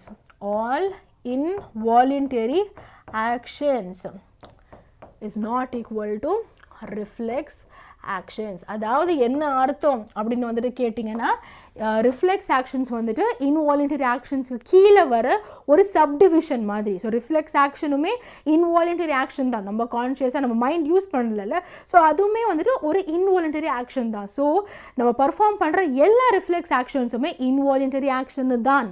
ஆனால் எல்லா இன்வாலண்டரி ஆக்ஷன்ஸ், ஃபார் எக்ஸாம்பிள் நம்ம ப்ரீதிங் பண்ணிட்டு இருக்கிறோம், அதுக்கப்புறமா வந்துட்டு நான் கண் சிமிட்டுட்டு இருக்குது, ஸோ இது எல்லாமே வந்துட்டு ரிஃப்ளெக்ஸ் ஆக்ஷன்ஸ் கிடையாது. ஸோ அந்த டிஃப்ரென்ஸ் வந்துட்டு புரிஞ்சுக்கோங்க. ஓகே, அடுத்தது அதுக்கப்புறம் இங்கே என்ன வந்துட்டு சொல்கிறாங்க அப்படி வந்து கேட்டால், so many of this involuntary actions, இது எல்லாமே இந்த இன்வாலண்டரி ஆக்ஷன்ஸ் லைக் ப்ரீதிங்கு, அது எல்லாமே மோஸ்ட் ஆஃப் தம் எல்லாமே இந்த மிட் பிரெயினும் ஹைண்ட் பிரெயினும் தான் கண்ட்ரோல் பண்ணது. உதாரணத்துக்கு பிளட் ப்ரெஷரு, இந்த சலிவேஷன், வாமிட்டிங், இது எல்லாமே வந்துட்டு மெடுலா வந்துட்டு கண்ட்ரோல் பண்ணது, which is part of your hind brain அப்படின்னு சொல்கிறாங்க. ஓகே, ஸோ நெக்ஸ்ட் வேறு என்னென்ன வந்துட்டு ஃபங்க்ஷன்ஸ் நம்ம பிரெயின் வந்துட்டு பர்ஃபார்ம் பண்ணுறது அப்படின்னு வந்துட்டு பார்த்தோன்னா, for example walking in a straight line, ஒரு பைசைக்கிள் ரைட் பண்ணுறது அண்ட் ஒரு பென்சிலை பிக்கப் பண்ணுறது. ஸோ இது எல்லாத்துக்குமே வந்துட்டு ஒரு குறிப்பாத்து ஒரு எய்மோட, ஒரு ப்ரிசிஷனோட, ஒரு அக்யூரஸியோடு நீ இது வந்துட்டு பண்ணணும். இப்போ ஒரு பென்சில் நான் வந்துட்டு எடுக்கணும் அப்படின்னா நான் பக்கத்தில் இருக்கிற வேறு எதாவது ஒரு பொருள் எடுத்துடக்கூடாது, ஏன்னா எனக்கு பென்சில் தான் வேணும் இல்லையா? ஸோ அப்போது ஒரு குறிப்பாத்து நான் இந்த பென்சில் தான் எடுக்கிறேன். ஸோ அப்போ ஒரு ப்ரிசிஷன் வந்துட்டு இருக்குது. ஸோ இந்த மாதிரி ஒரு walking in a straight line, ஒரு ஸ்ட்ரெயிட் லைனில் தான் நான் நடக்கணும், நம்ம இந்த அசம்பிளி டைம்லலாம் வந்துட்டு ஒரு ஸ்ட்ரெயிட் லைனில் தான் நடக்கணும் அப்படின்னு வந்து சொல்லும் போது so that requires accuracy or வந்துட்டு ஒரு ப்ரிசிஷன் தேவைப்படுது. ஸோ அந்த மாதிரி ஆக்ஷன்ஸ் எல்லாமே it is controlled by your hind பிரெயினோ, அந்த part of the hind brain that controls அதை வந்து நம்ம செரிபெல்லம் அப்படின்னு சொல்கிறோம். ஸோ செரிபெல்லம் எதுக்கு ரெஸ்பான்சிபிள் அப்படின்னு வந்துட்டு பார்த்தோன்னா வந்துட்டு it is responsible for precision. சரியா? அது மட்டும் இல்லாமல் இது பாருங்கள் ப்ரிசிஷன் இருக்குது அண்ட் போஸ்டரு அப்புறம் பேலன்ஸ் ஆஃப் த பாடி அதெல்லாம் கூட உன்னோட செரிபெல்லம்க்கு தான் ரெஸ்பான்சிபிள். அதுக்கப்புறம் imagine what would happen if each of these events failed to take place if we were not thinking about it. இப்போ இதெல்லாம் நம்ம யோசிக்காமல் சிந்திக்காமல் நம்ம இந்த விஷயங்களெல்லாம் பண்ணலைன்னா அசம்பிளிலலாம் வந்துட்டு ஸ்டாண்டர்ட் டீஸ் அட்டென்ஷன் அப்படின்னு சொல்லும் போது நீ அதுக்கு வந்து ப்ரிசைஸாக நீ அவங்க ஸ்டாண்டர்ட் டீ சொல்லும் போது ஸ்டாண்டர்ட் டீஸில் நிற்கணும், அட்டென்ஷன் சொல்லும் அட்டென்ஷன் பொசிஷனில் நிற்கணும். மாற்றி நீ வந்துட்டு யோசிக்காமல் உன் பிரெயின் இதுக்கு வேலை செய்யாமல் நீ வந்துட்டு பண்ணுன்னா உன் பிடி சார் மண்டையில் வந்துட்டு கொட்டுவார். ஸோ இந்த மாதிரி விஷயங்களுக்கெல்லாம் நீ யோசித்து செயல்பட வேண்டியதாக இருக்குது. ஸோ இந்த மாதிரி விஷயங்களுக்கெல்லாம் எந்த part of the brain responsible அப்படின்னு வந்துட்டு பார்த்தோன்னா உன்னோட செரிபெல்லம். ரிமெம்பர் இது வந்துட்டு எக்ஸாமில் திரும்ப கேட்குறாங்க. உன்னோட செரிபெல்லம் வந்துட்டு போஸ்டர் அண்ட் பேலன்ஸ்க்கு வந்துட்டு ரெஸ்பான்சிபிள். ப்ரிசிஷன் இந்த கீவேர்டை ஞாபகம் வச்சுக்கோ, ப்ரிசிஷனுக்கு. ஓகே, அது இம்பார்ட்டண்ட். அதுக்கப்புறம் எப்படி வந்துட்டு டிஷ்யூஸ் ப்ரொடெக்டடாக இருக்குது அப்படின்றத நம்ம பார்க்கலாம். ஓகே, ஸோ பட் ஸோஃபார் முடித்த வரைக்கும் யாருக்குன்னா எதுனா டவுட் இருக்குன்றதா, அதுக்கப்புறம் நம்ம வந்துட்டு எப்படி வந்துட்டு டிஷ்யூஸ் வந்து ப்ரொடெக்ட் பண்ணுறது அப்படின்ற இந்த கான்செப்ட்குள்ளே வந்துட்டு நம்ம போயிடலாம். ஸோஃபார் முடித்த வரைக்கும் ஒரு பார்த்த வரைக்கும் யாருக்குன்னா எதனா டவுட் இருக்கின்றதான்னு வந்துட்டு சொல்லுங்கள். எஸ், சொல்லுங்கள் எதனா டவுட் இருக்கின்றதா சொல்லுங்கள். இல்லைனா நம்ம நெக்ஸ்ட் எப்படி டிஷ்யூஸ் வந்து ப்ரொடெக்டடாக இருக்குது அப்படின்றத நம்ம பார்க்கலாம். ஓகே, எஸ், நான் கோகுல், என் science mark 94 in 10 board because of you. Gokul வேறு மாதிரி. ஆசம் தரணி அவர்களே வணக்கம். So no doubt about Dharani. ஓகேப்பா, ஸோ அப்போ நோ டவுட் அப்படின்னா வந்துட்டு நெக்ஸ்ட் கான்செப்ட் போயிடலாம். Which is how are these tissues protect, which is basically உன் பிரெயின் எப்படி ப்ரொடெக்டடாக இருக்கும், உன் ஸ்பைனல் கார்டு எப்படி ப்ரொடெக்டடாக இருக்கும், அதுதான் நம்ம பார்க்க போகிறோம். சரியா? இப்போ a delicate organ like the brain which is so important for a variety of activities needs to be carefully protected. இப்போ அந்த டெலிகேட்டாக இருக்குது இந்த பிரெயின் ஒரு கொல மேட்ரு, அது வந்து இவ்வளோ விஷயத்துக்கு அது வந்து காரணமாக இருக்குதுன்னா நான் வந்து ஸ்ட்ரெயிட் லைனாக நடக்க காரணமாக இருக்குது, நான் வந்து பென்சில் எடுக்கணும் பக்கத்தில் ஸ்கேல் எடுத்துடக்கூடாது, ஸோ இந்த மாதிரி பென்சில் தான் நான் எடுக்கணும் அதுக்கும் காரணமாக இருக்குது, எனக்கு பசிச்சிருச்சு போதும்டா இதுக்கு மேலே நான் சாப்பிடக்கூடாது அப்படின்னு வந்துட்டு அந்த மாதிரி ஒரு இன்வாலண்டரி ஆக்ஷனுக்கு கூட என் பிரெயின் தான் காரணமாக வந்துட்டு இருக்குது. அது மட்டும் இல்லாமல் என் ஃபோர் பிரெயினில் நிறைய ரீஜன்ஸ் வந்துட்டு இருக்குது. இந்த ஃபோட்டோ ரிசெப்டார்ஸ்லேருந்துட்டு வர அந்த இன்ஃபர்மேஷனை ரிசீவ் பண்ணுறதுக்கு ரீஜன் இருக்குது, ஃபோனோ ரிசெப்டார்ஸ் வந்து வர அந்த இன்ஃபர்மேஷனை ரிசீவ் பண்ணுறதுக்கு ஃபோர் பிரெயின் ரீஜன் இருக்குது. ஸோ இவ்வளோ வேலைகள் பண்ணுற இந்த பிரெயின் அது ஒரு டெலிகேட் ஆர்கனு. அப்போ இவன் இவ்வளோ முக்கியமாக இருக்கிறனா இப்போ இவனை நான் எவ்வளோ பாதுகாப்பாக வச்சுக்கணும். ஸோ அப்போ இந்த பிரெயின் எப்படி ப்ரொடெக்டடாக இருக்குது. For this the body is designed so that the brain sits inside a bony box. Okay, so brain எதுக்குள்ளே உட்காந்துட்டுருக்கு அப்படின்னு வந்துட்டு பார்த்தோன்னா, ஸோ பிரெயின் வந்துட்டு ஒரு போனி பாக்ஸ்குள்ளே வந்துட்டு உட்காந்துட்டு இருக்கு. Inside the box the brain is contained in a fluid filled balloon. So இங்கே பாரு, உனக்கு அவங்களே கீவேர்ட்ஸ் தராங்க. ஃபஸ்ட்டு ஒரு போனி பாக்ஸ்ன்னா, அப்புறம் ஒரு ஃப்ளூயிட் ஃபில்டு பலூன் அப்படின்னு வந்துட்டு சொல்கிறான். இந்த பலூன் வந்துட்டு ஃபர்தர் ஷாக் அண்ட் அப்சார்ப்ஷன் வந்துட்டு அது ப்ரொவைட் பண்ணுது அப்படின்னு சொல்கிறாங்க. If you run your hand down the middle of your back you will feel a hard bumpy structure. This is the vertebral column or backbone which protects the spinal cord. So இப்போ வந்துட்டு எப்படி spinal கார்டும் protect ஆகுது அப்படின்னு வந்து அவங்க சொல்கிறாங்க. But இதில் வந்துட்டு உங்களோட என்சிஆர்டி வந்து நிறைய விஷயங்களை வந்துட்டு விட்டுட்டாங்க. ஸோ நம்ம அந்த விஷயங்களை விட முடியாதே, ஏன்னா எக்ஸாமில் வந்துட்டு என்சிஆர்டி வந்து கேட்பானே சிபிஎஸ்சிக்காரன். ஸோ அதனால் நம்ம அந்த விஷயங்களை தெரிஞ்சுக்கலாம். சரியா? இப்போ நல்லா கவனி, உன் பிரெயின் எப்படி ப்ரொடெக்டடாக இருக்குது அப்படின்றத. உன் பிரெயின் ஒரு கொல ஆர்கன், இவன் தான் பிரெயின். ஓகே. ஸோ இவன் வந்துட்டு என்ன தான் குழன்னு இருந்தானா இவனை நம்ம ரொம்ப பாதுகாப்பாக வச்சுக்கணும். ஸோ இந்த பிரெயின் வந்து எப்படி ப்ரொடெக்டடாக இருக்குதுன்னா பிரெயினை சுற்றி ஒரு டெக்ஸ்ட் புக்லேயே சொல்கிற ஒரு டேர்ம் சொல்லணும்னா போனி பாக்ஸ் இருக்குது. Okay, bony box is nothing but your மண்டை ஓடு. ஆர் அதை என்ன சொல்லலாம் அப்படின்னு கேட்டேன்னா இந்த இதை வந்துட்டு போனி பாக்ஸ் அப்படின்னு வந்துட்டு நீங்கள் சொல்லலாம். ஆர் அதை என்ன சொல்லலாம் அப்படின்னு கேட்டேன்னா ஸ்கல் அப்படின்னு வந்துட்டு நீங்கள் சொல்லலாம். ஸ்கல் SKULL சொல்லலாம். ஆர் அதை என்ன சொல்லலாம் அப்படின்னு கேட்டால் கிரேனியம் அப்படின்னு வந்துட்டு சொல்லலாம். ஸோ உன் பிரெயினை சுற்றி ஒரு ஹார்டான ஒரு ஸ்ட்ரக்சர் இருக்குது. உன் டெக்ஸ்ட் புக் டேர்ம்ஸில் சொல்லணும்னா போனி பாக்ஸ் ஒரு ஸ்ட்ரக்சர் இருக்குது. அதை நம்ம கிரேனியம் அப்படின்னு கூட வந்துட்டு சொல்லலாம். ஆர் ஸ்கல்னு சொல்லலாம். தமிழில் சொல்லணும்னா மண்டை ஓடு. அப்புறமா இந்த பிரெயின் ஸ்கல்லுக்குள்ளே வந்துட்டு அதை பிரெயினை சுற்றி வந்துட்டு ஒரு மெம்பரேன் வந்துட்டு ஒன்று இருக்குது. சரியா, அந்த மெம்பரேன் வந்துட்டு ஒரு ஃப்ளூயிட் ஃபில்டு மெம்பரேன் அப்படின்னு வந்துட்டு சொல்கிறாங்க. இந்த பிரெயினை சுற்றி என்னவா இருக்குதுன்னு கேட்டால் நான் வேறு கலர் யூஸ் பண்ணுவோமா? சரி, க்ரீன் கலர் யூஸ் பண்ணலாம். ஸோ இந்த பிரெயினை சுற்றி வந்துட்டு ஒரு ஃப்ளூயிட் ஃபில்டு மெம்பரேன் இருக்குது. ஒரு மாதிரி ஃப்ளூயிட் வந்துட்டு இருக்குது இந்த பிரெயினை சுற்றி. சரியா, இந்த ஃப்ளூயிட் வந்துட்டு அதை நீ கொஞ்சம் ஜூம் பண்ணி பார்த்தேன்னா இந்த ஒரு ஃப்ளூயிட் வந்துட்டு 3 லேயர்ஸால் செய்யப்பட்டிருக்கு. ஓகே, ஸோ இந்த ஃப்ளூயிட் வந்துட்டு 3 லேயர்ஸால் செய்யப்பட்டிருக்கு. ஓகே, ஃபஸ்ட்டு இந்த மெம்பரேனை வந்துட்டு நம்ம என்னன்னு சொல்லுவோம் அப்படின்னு வந்துட்டு கேட்டோன்னா இந்த மெம்பரேனை வந்துட்டு நம்ம மெனஞ்சஸ்ன்னு சொல்லுவோம். மெனஞ்சஸ் அப்படின்னு வந்துட்டு சொல்லுவோம். இந்த மெனஞ்சஸில் நான் உங்களுக்கு என்னன்னு சொன்னேன் அதை கொஞ்சம் ஜூம் பண்ணி பார்த்தா இந்த மெனஞ்சஸில் வந்துட்டு ஒரு 3 லேயர் இருக்கிற மாதிரி வந்துட்டு இருக்கும். இந்த 3 லேயரை வந்துட்டு என்னென்னு சொல்லுவாங்க அப்படின்னு கேட்டால் டேப் அப்படின்னு வந்துட்டு சொல்லுவாங்க. ஓகே, ஸோ இப்போ இந்த டேப்னா என்னது மேம் அப்படின்னு கேட்டேன்னா இந்த D it stands for dura matter. இந்த A it stands for arachnoid matter. In the P it stands for pia matter. Okay, so இந்த பிரெயின் ஒரு பாக்ஸுக்குள்ளே அடங்கியிருக்கு. இந்த பிரெயினை சுற்றி வந்துட்டு ஒரு விதமான வந்துட்டு ஒரு ஃப்ளூயிட் இருக்குது. ஒரு விதமான ஒரு மெம்பரேன் வந்துட்டு இருக்குது. இந்த மெம்பரேனை வந்துட்டு நீ கொஞ்சம் எடுத்து பார்க்கும்போது இந்த மெம்பரேனே வந்துட்டு ஒரு 3 லேயரால் செய்யப்பட்டிருக்கும் நல்லா பார்க்க முடியும்.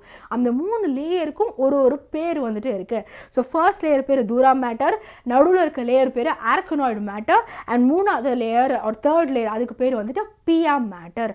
இப்போ இந்த லேயர்ஸையுமே நீ வந்துட்டு கொஞ்சம் ஜூம் பண்ணி பார்த்தனா என்னவா இருக்கும்னு பார்த்தனா இந்த தூரா மேட்டருக்கும் இந்த ஆர்கனாய்டு மேட்டருக்கும் நடுவில் ஒரு விதமான ஃப்ளூயிட் உன்னால பார்க்க முடியும். அதே போல் இந்த ஆர்கனாய்டு மேட்டருக்கும் பியா மேட்டருக்கும் நடுவில் ஒரு விதமான ஃப்ளூயிடு பார்க்க முடியும். இந்த ஃப்ளூயிடை என்னன்னு சொல்கிறாங்க அப்படின்னு கேட்டால் செரிப்ரோ ஸ்பைனல் ஃப்ளூயிட் அப்படின்னு சொல்கிறாங்க. இந்த ஃப்ளூயிட் பேர் என்னன்னு சொல்கிறாங்கன்னா செரிப்ரோ ஸ்பைனல் ஃப்ளூயிட் அப்படின்னு வந்துட்டு சொல்கிறாங்க. இப்போது இந்த செரிப்ரோ ஸ்பைனல் ஃப்ளூயிடும் சரி இந்த லேயர்ஸும் சரி அதாவது இந்த மெனிஞ்சஸ் லேயருமே சரி இது ரெண்டுமே பிரெயினை எதனா ஒரு ஷாக்கு ஒரு இன்ஜுரியிலிருந்து பாதுகாப்பாக இந்த பிரெயினை வச்சுக்கும்.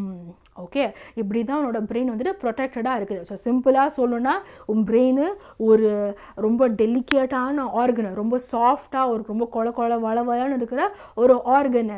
நிறைய கேசஸில் நீ வந்து பார்த்துருப்ப ஹார்ட்டு இதாச்சுன்னா ஹார்ட் டிரான்ஸ்பிளான்ட் பண்ணுவாங்க, கிட்னி டிரான்ஸ்பிளான்ட், லங் டிரான்ஸ்பிளான்ட், இது மாதிரி எல்லாமே பண்ணுவாங்க. ஆனால் பிரெயின் டெட் ஆச்சுன்னா ஆளு கந்தல். ஸோ அதனால தான் பிரெயின் டெட்னா அவ்வளோதான் கோமா போயிட்டாங்க ஆள் முடிஞ்சிச்சுன்னு சொல்லிடுவாங்க. அதனால தான் பிரெயின் வந்து ரொம்ப ப்ரொடெக்டடாக பாதுகாப்பாக வந்துட்டு வச்சுக்கணும். ஸோ இந்த பிரெயினை பை டிஃபால்ட்டாக நம்ம பாடி வந்துட்டு இந்த பிரெயினை எவ்வளோ சேஃபாக வச்சுக்குது அப்படின்னு வந்துட்டு பார்த்தோன்னா இந்த பிரெயினை வந்துட்டு ஃபஸ்ட்டு அவுட்டர் மோஸ்ட் நீ பார்த்தோன்னா மண்டோடு நீயே விட்டு பார்க்கலாம். மண்டோடு நல்லா ஹார்டாக ஸ்கல் இருக்குதா, இதை வந்துட்டு போனி பாக்ஸ்ன்னு சொல்லலாம், ஆர் ஸ்கல்லுன்னு சொல்லலாம், ஆர் கிரேனியம்னு சொல்லலாம். அதுக்கப்புறம் பிரெயினை சுற்றி இம்மீடியட்டாக என்ன இருக்குது அப்படின்னு வந்துட்டு பார்த்தோன்னா ஒரு மெம்பரேனை நம்மளால் வந்துட்டு பார்க்க முடியுது. இந்த மெம்பரேனை நீ கொஞ்சம் ஜூம் பண்ணி பார்த்தோன்னா இந்த மெம்பரேன் வந்துட்டு 3 லேயரால் செய்யப்பட்டிருக்குன்னு உன்னால் பார்க்க முடியும். அந்த 3 லேயரை என்னென்ன சொல்கிறாங்கன்னா ஃபர்ஸ்ட் லேயர் வந்துட்டு தூரா மேட்டர்ன்றாங்க, செகண்ட் லேயர் ஒரு நடு லேயரை ஆர்கனாய்டு மேட்டர்னு சொல்கிறாங்க, 3வது லேயரை வந்துட்டு பியா மேட்டர்னு சொல்கிறாங்க. இப்போ இந்த லேயருக்கு நடுவில் வந்துட்டு என்ன இருக்குது அப்படின்னு வந்துட்டு பார்த்தோன்னா இந்த லேயருக்கு வந்துட்டு நடுவில் வந்துட்டு உனக்கு செரிப்ரோ ஸ்பைனல் ஃப்ளூயிட் வந்துட்டு இருக்குது. ஓகே, இப்போ இந்த மெனிஞ்சஸும் சரி இந்த செரிப்ரோ ஸ்பைனல் ஃப்ளூயிடும் சரி பிரெயினும் எதனா ஷாக்கும் ஆர் இன்ஜுரியிலேருந்து ப்ரொடெக்ட் பண்ணுது. இப்படி தான் உன் பிரெயின் ப்ரொடெக்டடாக இருக்குது. அதே போல் உன்னோட ஸ்பைனல் கார்டு இருக்குதுல்ல, ஸ்பைனல் கார்டில் வந்துட்டு வெர்டிபிரல் காலம் இருக்குது. ஓகே, வெர்டிபிரல் காலம் இருக்குது. அதே மாதிரி ஸ்பைனல் கார்டை ப்ரொடெக்ட் பண்ணுறதுக்கு செரிப்ரோஸ்பைனல் ஃப்ளூயிடுமே இருக்குது. நம்மளோட ஸ்பைனல் கார்டை ப்ரொடெக்ட் பண்ணுறதுக்கு இந்த வெர்டிபிரல் காலம் இருக்கிறதுனால தான் நம்மளை என்னன்னு சொல்கிறாங்க, வெர்டிபிரேட்ஸ்ன்னு சொல்கிறாங்க. அதுவும் 33 வெர்டிபிரல் காலம் இருக்குது. ஸோ 33 இருக்குது. சரியா? ஸோ நம்ம அதனால தான் நம்மள வெர்டிபிரேட்ஸ்னு சொல்கிறாங்க. ஸோ திஸ் இஸ் ஹவு நம்மளோட பிரெயின் அண்ட் ஸ்பைனல் கார்ட் ப்ரொடெக்டடாக இருக்குது. Okay, so I hope this is clear. So next நம்ம டாபிக் வந்துட்டு போயிடலாமா? யாருக்கு நான் தான் டவுட் இருக்கின்றதா? Ma'am, what is the difference between tropic and nastic movement and what are unipolar bipolar multipolar starlight? நான் இன்னுமே ட்ராஃபிக் மூமெண்ட்டுக்கே வரலையேப்பா. ஓகே, ஸோ அதுக்கு வரும்போது நான் கண்டிப்பாக அவங்களோட டவுட் வந்து நான் கிளியர் பண்ணுறேன். பிகாஸ் நம்ம அது கான்செப்ட்குள்ளே இன்னும் வரல. ஸோ அதனால் ஓகே, ஃபர்ஸ்ட்டு நான் மேலே இருந்து 31 பேர். எஸ் கனி, எஸ் 31 தான்ப்பா. ஓகே ஓகே ஷாம் சர்வன் வேறு மாதிரி. ஓகே, ஸோ நெக்ஸ்ட் நம்ம டாபிக் வந்துட்டு போயிடலாமா? ஸோ எப்படி வந்துட்டு nervous tissue cause action. Yes, going fast Bhavadharani, ஃபாஸ்ட்டாக தான் வந்துட்டு போயிட்டுருக்குறேன் மேக்ஸ் டு மேக்ஸ். சரி, next topic, how does the nervous tissue cause action? இப்போ so far we have been talking about nervous tissue and how it collects information, senses around the body, processes information, makes decision based on information and conveys decision to muscles for action. In other words, when the action or movement is to be performed, muscle tissues will do the final job. So how do animal muscles move? When a nerve impulse reaches the muscle fiber must move. So how does a muscle cell move? The simplest motion of movement at the cellular level is that muscle cells will move by changing their shape so that they shorten. So இப்போ என்ன சொல்கிறாங்கன்னா, சரி so for நம்ம பார்த்தோம் எப்படி வந்துட்டு ஒரு impulse வந்துட்டு நர்வஸ் செல்லுக்குள்ளே பாஸ் ஆகுது அப்படின்றது பார்த்தோம். நர்வ் செல்லுக்குள்ளே எப்படி இன்ஃபர்மேஷன் பாஸ் ஆகுதுன்னு பார்த்தோம். ஆர் சிம்பிளாக சொல்லணும்னா ஒரு ரிஃப்ளெக்ஸ் ஆர்க்கில் கூட வந்துட்டு எப்படி அந்த இன்ஃபர்மேஷன் எல்லாம் பாஸ் ஆகுது அப்படின்றதெல்லாம் பார்த்தோம். இப்போது இந்த மசில் மூவ் ஆகுதுன்னு நமக்கு தெரியுது இல்லையா? எஃபெக்டர் மசில் கையை எடுத்துருது. இந்த மசில் எப்படிங்க மூவ் ஆகுது? அது எப்படி மூவ் ஆகும்? அது வந்து யூஸ்வலாக மசில் செல் மூவ் ஆகணும்னா அது வந்து அதோட ஷேப்பை வந்துட்டு சேஞ்ச் பண்ணணும். ஆர் அந்த மசிலில் இருக்க அந்த செல்ஸ் எல்லாம் வந்துட்டு கொஞ்சம் சுருங்கணும் இல்லையா? அப்போ தானே வந்துட்டு இப்போ நான் ஒரு பொருள் எடுக்கணும் அப்படின்னா என்ன ஆகும்? இந்த இடத்துல வந்துட்டு கொஞ்சம் கான்ட்ராக்ட் ஆகுது இல்லையா? அந்த செல்ஸ் எல்லாம் என்ன ஆகுது? சுருங்கும் இல்லையா? அப்போது பேசிக்லி என்ன ஆகுது? அந்த மசிலில் இருக்க அந்த செல்ஸோட ஷேப்பெல்லாம் இந்த மூமெண்ட் பெர்ஃபார்ம் பண்ணுறதுக்கு அதோட ஷேப்பே சேஞ்ச் ஆகுது. அப்போ தானே இந்த மசில் வந்துட்டு ஒரு மூமெண்ட்டே வந்துட்டு கொடுக்கவே செய்யும் அப்படின்னு சொல்கிறாங்க. அடுத்து, so the next question is how do muscle cells change their shape? இப்போ அடுத்த கேள்வி வருது, எப்படி இந்த மசில் செல்ஸ் அதோட ஷேப்பை வந்துட்டு சேஞ்ச் பண்ணுது? சரி, சேஞ்ச் பண்ணுது தெரியுது, பச்சையா நம்மையே தெரியுது பார்த்தாரு. அப்படி பண்ணுனாலே இங்கே எல்லாம் செல்ஸ் எல்லாம் சுருங்குதுன்னு காமன் நாலேஜ். ஆனால் இது எப்படி சேஞ்ச் பண்ணுது? அடுத்தது, the answer must lie in the chemistry of cellular components. இதுக்கு ஆன்சர் எங்கே இருக்குது அப்படின்னு கேட்டால் இந்த மசில் செல்ஸில் இருக்கிற அந்த செல்லுலர் காம்பனன்ட்ஸ்குள்ளே இருக்கிற அந்த ஒரு கெமிக்கல்ஸ் தான் ஆன்சர் அப்படின்னு சொல்கிறாங்க. So muscle cells they have special proteins that change both their shape and their arrangement in the cell in response to nervous electrical impulses. So இப்போ என்ன சொல்கிறான்னா, மசில் செல்ஸுக்குள்ளே ஏதோ ஒரு விதமான ஒரு கெமிஸ்ட்ரி நடக்குது. அந்த கெமிஸ்ட்ரினால தான் மசில் செல்ஸால் ஷேப்பு சேஞ்ச் பண்ண முடியுது, நம்மளால் அந்த மூமெண்ட்டு பர்ஃபார்ம் பண்ண முடியுது. இதுக்கு காரணம் என்னன்னு கேட்டோம்னா, மசில் செல்ஸில் சில ஸ்பெஷலான ப்ரோட்டீன்ஸ் வந்துட்டு இருக்குது. இது அந்த மசிலோட செல்ஸோட ஷேப்பை மட்டும் இல்லாமல் அந்த அரேஞ்ச்மெண்ட்டும் மாற்றுறதுக்கு உதவி செய்யுது. அதனால தான் நம்ம வந்துட்டு இப்போ இது சூடாக இருக்கா கையை எடுத்துடுறதுக்கோ, ஒரு நாய் துரத்திட்டு வருதா திடீர்னு ஓடுறதுக்கோ, இந்த மாதிரி விஷயம்லாம் நம்மளால் பர்ஃபார்ம் பண்ண முடியுது அப்படின்னு சொல்கிறாங்க. ஸோ இதை பேஸ் பண்ணி நம்ம என்ன பண்ண போகிறோம் அப்படின்னு வந்து கேட்டால், ஸோ என்ன சொல்கிறாங்கன்னா, remember when we talked about muscle tissue in class 9 there were different kinds of muscles such as voluntary muscles, involuntary muscles. Based on what you have discussed so far, what do you think the differences between these would be? So இப்போ உனக்கே ஒரு question கேட்குறேன், voluntary மசில்ஸ்க்கும் involuntary மசில்ஸ்க்கும் difference என்ன அப்படின்னு கேட்குறேன். நீங்கள் அவரோட class 9th படிச்சிருப்பீங்க, உங்களுக்கு நான் விட்டுடுறேன். இப்போ நம்ம எதுக்கு நெக்ஸ்ட்டுக்குள்ளே போக போகிறோம் அப்படின்னு வந்து கேட்டிங்கன்னா, கோஆர்டினேஷன் இன் பிளான்ஸ் முடிச்சுட்டு ஹார்மோன்ஸ் இன் பிளான்ஸ் அப்புறமா ஹார்மோன்ஸ் இன் அனிமல்ஸ், இதோட அந்த சாப்டர் கத்தம் ஹோகயா. ஓகே, ஸோ இப்போ கோஆர்டினேஷன் இன் பிளான்ஸ் வந்துட்டு எப்படி நடக்குது அப்படின்றத பார்த்துடலாம். ஸோ அனிமல்ஸில் நர்வஸ் சிஸ்டம் வந்துட்டு இருக்குது கண்ட்ரோல் அண்ட் கோஆர்டினேஷனுக்கு. பட் பிளான்ஸில் வந்துட்டு நெய்தர் ஒரு நர்வஸ் சிஸ்டம் வந்துட்டு கிடையாது, இல்லை மசில்ஸும் கிடையாது. ஸோ பிளான்ஸ்லையுமே கண்ட்ரோல் அண்ட் கோஆர்டினேஷன் நடக்குது. ஏன்னா பிளான்ஸுமே வந்துட்டு இந்த சேஞ்ச் இன் என்வாயன்மெண்ட்டான ஸ்டிமுலஸ்க்கு வந்துட்டு ரெஸ்பாண்ட் பண்ணுது அதுவுமே. ஆனால் பிளான்ஸில் நம்மள மாதிரி வந்துட்டு நர்வஸ் சிஸ்டமும் இல்லை, மசில் கிசில் பைசெப் ட்ரைசெப்லாம் ஒன்றுமே வந்துட்டு கிடையாது. அப்போ எப்படி இந்த பிளான்ஸ் வந்துட்டு அந்த சேஞ்ச் ஆக அந்த என்வாயன்மெண்ட், அதாவது அந்த ஸ்டிமுலஸ் எப்படி ரெஸ்பாண்ட் பண்ணுது? ஸோ எப்படி ரெஸ்பாண்ட் பண்ணுது? For example, when we touch the leaves of சுயுமுயும், அதாவது the sensitive or mimosa pudica or sensitive plant, சரியா, touch me not plant or mimosa pudica plant இருக்குது இல்லையா. ஸோ இங்கே உங்களுக்கு நான் இது கொடுத்துட்றேன், மைமோசா புடிகா. உங்கள் எக்ஸாமினரை இம்ப்ரெஸ் பண்ணணும் அப்படின்னு கேட்டேன்னா மைமோசா புடிக்காவை கொஞ்சம் ஸ்லாண்டிங்காக எழுதுங்க, சரியா, இட்டாலிசைஸில் மைமோசா கொஞ்சம் ஸ்லாண்டிங்காக எழுதிட்டு இது எப்பவுமே எம் கேப்சல், இங்கே பி வந்துட்டு லோவர் கேப்ஸில் தான் எழுதணும். பிடிக்கான்னு போட்டு பென்சிலில் மைமோசாவுக்கு ஒரு டேஷு, புடிக்காவுக்கு ஒரு டேஷ் போட்டிங்கன்னா உங்கள் எக்ஸாமினர் ஆர் கரெக்ஷன் பண்ணுறவங்க இம்ப்ரெஸ் ஆயிடுவாங்க. பிகாஸ் சயின்டிஃபிக் நேம்ஸ் எழுதுறதுக்குன்னு ஒரு முறை இருக்குது. ஸோ சயின்டிஃபிக் நேம்ஸ் எழுதும் போது கொஞ்சம் ஸ்ட்ரெயிட்டாக இல்லாமல் கொஞ்சம் இப்படி ஸ்லாண்டிங்காக இட்டாலிசைஸ் பண்ணி எழுதி அதுக்கு ஒரு அண்டர்லைன் பண்ணிங்கன்னா அவங்களுக்கு இந்த பொண்ணுக்கு சயின்டிஃபிக் ஒரு இந்த பையனுக்கு சயின்டிஃபிக் நேம்ஸ்லாம் எழுத தெரிஞ்சிருக்குதுப்பா அப்படின்னு வந்துட்டு வரும். ஓகே, ஸோ இப்போ நீங்கள் பார்த்தீங்கன்னா they begin to fold up and droop. When a seed germinates, the root goes down, the stem comes up into the air. What happens? Firstly, the leaves of the sensitive plant move very quickly in response to it. இப்போ என்ன சொல்கிறானா, அந்த பாரு அனிமல்ஸில் nervous control R இந்த coordination பண்ணுறதுக்கெல்லாம் nervous system வந்துட்டு இருக்குது, மசில்ஸ்லாம் இருக்குது movement பண்ணுறதுக்கு. ஆனால் பிளான்ஸில் ஒன்றுமே இல்லை இது. ஆனால் பிளான்ஸுமே வந்துட்டு இந்த சுற்றி இருக்கிற என்வாயன்மெண்ட், அதாவது ஸ்டிமுலஸ்க்கு அதை ரெஸ்பாண்ட் பண்ணும். உதாரணத்துக்கு மைமோசா புடிக்கா, டச் மீ நாட் பிளான்ட், அது தொட்டா சுனிங்கி பிளான்ட், நீ தொட்டா அது சினுங்குது. அதே மாதிரி இந்த சீடு ரூட்டு ஜெர்மினேட் ஆகும்போது ரூட்டு சாயிலை நோக்கி கீழே போகுது, அந்த ஸ்டெம் எல்லாம் வந்துட்டு அந்த சாயில் வந்து பொழந்துக்கிட்டு மேலே வருது. ஸோ இதெல்லாமே கூட வந்துட்டு அந்த பிளான்ட் பண்ணுற மூமெண்ட்டு தானே ஸ்டிமுலஸுக்கு. அப்போ இந்த பிளான்ட்டு எப்படி இந்த மூமெண்ட் எல்லாம் பண்ணுது? ஏன்னா பிளான்ட்டில் தான் நர்வஸ் சிஸ்டம் இல்லையே.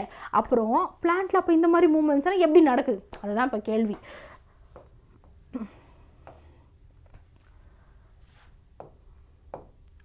அடுத்து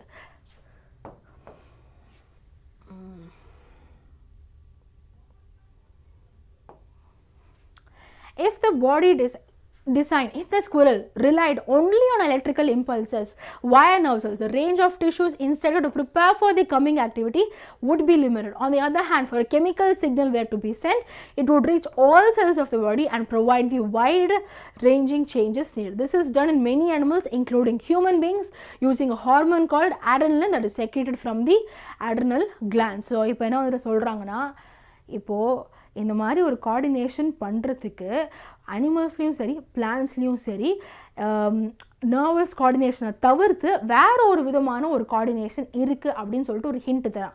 அந்த கோஆர்டினேஷனுக்கு பேர் வந்துட்டு கெமிக்கல் கோஆர்டினேஷன் அப்படின்னு சொல்லிட்டு உனக்கு ஹிண்ட் தரான், சரியா.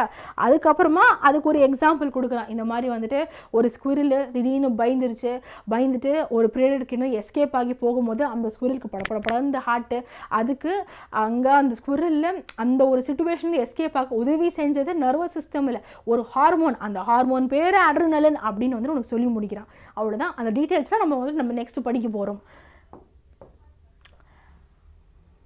இப்போ immediate response to stimulus. Let us think about the first kind of movement, such as that of the sensitive plant. Since no growth is involved, the plant must actually move its leaf in response to touch. But there is no nervous tissue nor any muscle tissue. How does the plant take the touch and how do the leaves move in response? இப்போ என்ன சொல்கிறாங்க பாரு, பிளான்ட்டில் nervous tissue கிடையாது. ஆனால் அந்த touch me நாட்டு plant நீ தொட்ட அதுதான் ஸ்டிமுலஸ். அந்த பிளான்ட்டும் ரெஸ்பாண்ட் பண்ணுச்சு. எப்படி ரெஸ்பாண்ட் பண்ணுச்சு? இப்படி இருந்த பிளான்ட்டு குருன்னு எல்லாம் மூடிருச்சு. இப்போ இந்த பிளான்ட்டில் தான் நர்வஸ் டிஷ்யூ கிடையாதுல்ல, அப்புறம் எப்படி அது க்ளோஸ் ஆச்சு? சொல்லு அப்படின்னு வந்து கேட்குறாங்க. அவ்வளோதான். இப்போது அது எப்படி அப்படின்னு வந்துட்டு பார்த்தீங்கன்னா, if we think about where exactly the plant is touched and what part of the plant actually moves, it is apparent that movement happens at a point different from the point of touch. So information that a touch has occurred must be communicated. இப்போ நீ நல்லா கவனிச்சேன்னா, இந்த மைமோசா புடிக்கா பிளான்ட்டில் for example நீயே வந்துட்டு பார்த்துருப்ப, இந்த ஒரு செடியில் நீ இந்த இடத்துல தொட்டால் இது மட்டும் க்ளோஸ் ஆகுது, ஓகே, ஒரு லாஜிக் இருக்குது. ஆனால் இதுவும் க்ளோஸ் ஆகும், இதுவும் க்ளோஸ் ஆகும், இதுவும் க்ளோஸ் ஆகும், இதுவும் க்ளோஸ் ஆகும், எல்லாமே க்ளோஸ் ஆகும். அப்போது என்ன நடக்குது, இதை யாரோ தொட்டுட்டாங்க அப்படின்னு சொல்லிட்டு இந்த இன்ஃபர்மேஷனை இந்த பார்ட் ஆஃப் தி பிளான்ட் ஒரு லீஃப்ல இருந்துட்டு இங்கிட்டிருந்து அந்த இன்ஃபர்மேஷன் இங்கே பாஸ் ஆகியிருக்கு, இங்கேருந்து இங்கே இந்த இன்ஃபர்மேஷன் பாஸ் ஆனதுனால தான் லைன் பை லைனாக இதுன்னு எல்லாமே க்ளோஸ் ஆச்சு. ஸோ ஒரு கம்யூனிகேஷன் நடக்க தான் செய்யுது பிளான்ஸில், இர்ரெஸ்பெக்டிவ் நர்வஸ் டிஷ்யூ இருக்குதா இல்லையோ, ஆனால் இது கம்யூனிகேட் ஆகியிருக்குன்றது தான் நமக்கு இதில் தெரியுது அப்படின்னு சொல்கிறாங்க. So information the plants also use electrical chemical means to convey this information from cell to cell, but unlike in animals there is no specialized tissue in plants for conduction of information. So இப்போ என்ன சொல்கிறாங்கன்னா, இந்த மாதிரி அப்போ இந்த information இங்கிட்டிருந்து இங்கே போயிருக்குன்னா இந்த information போகிறதுக்கு பிளான்ஸில் ஒரு எலக்ட்ரிக்கல் கெமிக்கல் கம்யூனிகேஷன் இருக்குது, ஆனால் இதுக்கு ஸ்பெஷலைஸான டிஷ்யூஸ் கிடையாது. So finally again as in animals some cells must change shape in order for movement to happen. So animals மாதிரியே இந்த பிளான்ஸில் வந்துட்டு ஒரு மூவ்மெண்ட் நடக்கணும்னா கண்டிப்பாக பிளான்ஸில் கூட இந்த செல்ஸ் சில செல்ஸ்லாம் வந்துட்டு அதோட ஷேப்பை கொஞ்சம் வந்துட்டு சேஞ்ச் பண்ணணும், அப்போ தான் அந்த ஒரு மூவ்மெண்ட்டு நடக்கும். ஸோ இங்கே வந்துட்டு ஸ்பெஷலைஸான ப்ரோட்டீன்ஸ் எல்லாம் வந்துட்டு கிடையாது, பட் அதுக்கு பதிலாக வந்துட்டு அந்த செல்லு ஷேப் சேஞ்ச் ஆகுறது அந்த மாதிரி ஃபெனாமினலாம் நடக்கிறதுனால தான் அந்த செல்ஸ் எல்லாம் மூவ் ஆகவே செய்யுது அப்படின்னு சொல்கிறாங்க. ஓகே, ஸோ இப்போது நம்ம பார்க்க போகிறது என்னன்னு கேட்டிங்கன்னா, movement due to growth. Okay, so far பார்த்த வரைக்கும் யாருக்கு நான் டவுட் இருக்கின்றதா சொல்லுங்க பார்க்கலாம். Any doubt so far? No டவுட்னா வந்துட்டு நெக்ஸ்ட் நம்ம கான்செப்ட்குள்ளே வந்துட்டு போயிடலாம். ஸோ நெக்ஸ்ட் கான்செப்ட்டுக்கு போயிடலாம். ஸோ யாருக்குண்ணா எனி டவுட் இருக்கின்றதா? Any doubt? நோ டவுட்டா? நோ டவுட்னா வந்துட்டு நம்ம போயிடலாம். Okay, S, okay. ஸோ இப்போ வந்துட்டு நம்ம மூமெண்ட் டியூ டு க்ரோத்குள்ளே வந்துட்டு போயிடலாம். Some plants like pea plant climb up other plants or fences by means of tendrils. These tendrils are sensitive to touch when they come in contact with any support. The part of the tendril contacted by the object does not grow as rapidly as the part of the tendril away from the object. This causes the tendril to circle around the object and thus cling to it. More commonly, plants respond to stimulus slowly by growing in a particular direction because this growth direction appears as if the plant is moving. Let us understand this type of movement with the help of an example. So என்ன வந்துட்டு சொல்கிறாங்க அப்படின்னு வந்துட்டு பார்த்தா, இப்போது பிளான்ஸில் வந்துட்டு சில moments வந்துட்டு க்ரோத் ரிலேட்டடாக வந்துட்டு இருக்கும். அதுக்கு உதாரணத்துக்கு இப்போ பீ பிளான்ட்டு ஒரு எதனா நீங்கள் வந்து ஒரு கிளைம்பர் பிளான்ட்டு, மணி பிளான்ட் அதெல்லாம் வந்துட்டு நீங்கள் நோட் பண்ணிங்க அப்படின்னு வந்துட்டு கேட்டால், ஸோ அதில் வந்துட்டு ஒரு சின்ன ஒரு டென்ட்ரில் அப்படின்னு சொல்லிட்டு இந்த மாதிரி ஒரு பார்ட் வந்துட்டு இருக்கும். அந்த லீஃப்ல இருந்துட்டு ஒரு பார்ட், இந்த டென்ட்ரில் வந்துட்டு எதனா ஒரு குச்சி, ஒரு சப்போர்ட்டு, அந்த சப்போர்ட்டை க்ரோ பண்ணி தான் அந்த பிளான்ட்டே வந்துட்டு வளரவே செய்யும். ஓகே, ஸோ இது அந்த பிளான்ட்டோட க்ரோத்துக்கு ஹெல்ப் பண்ணுது. ப்ளஸ் அந்த சப்போர்ட்டை நோக்கி தான் அந்த மூமெண்ட்டுமே செயல்படுது. ஸோ இந்த மாதிரி மூமெண்ட்ஸை நம்மளால் பிளான்ட்டில் நிறைய பார்க்க முடியும், விச் இஸ் க்ரோத் ரிலேட்டட். மட்டும் இல்லாமல் அந்த டைரெக்ஷனுமே வந்துட்டு அதை நோக்கி தான் இருக்கும் அப்படின்னு சொல்கிறாங்க. இப்போ இதுக்கு வந்துட்டு ஒரு எக்ஸாம்பிள் கொடுத்துருக்காங்க, ஒரு ஆக்டிவிட்டி வந்துட்டு சொல்கிறாங்க. அந்த ஆக்டிவிட்டியில் வந்துட்டு பார்த்தோன்னா, ஒரு கோனிக்கல் ஃப்ளாஸ்க் எடுத்துக்கோ, ஒரு ஃப்ளாஸ்க் எடுத்துக்கோ, அந்த ஃப்ளாஸ்கில் வந்துட்டு தண்ணியால் ஃபில் பண்ணிக்கோ. அப்புறம் cover the neck of the flask with a wire மெஷ்ஷும். அந்த ஃப்ளாஸ்கில் இந்த நெக்கு வந்துட்டு ஒரு வயர் மெஷ்ஷால் கவர் பண்ணிக்கோன்னு சொல்கிறாங்க.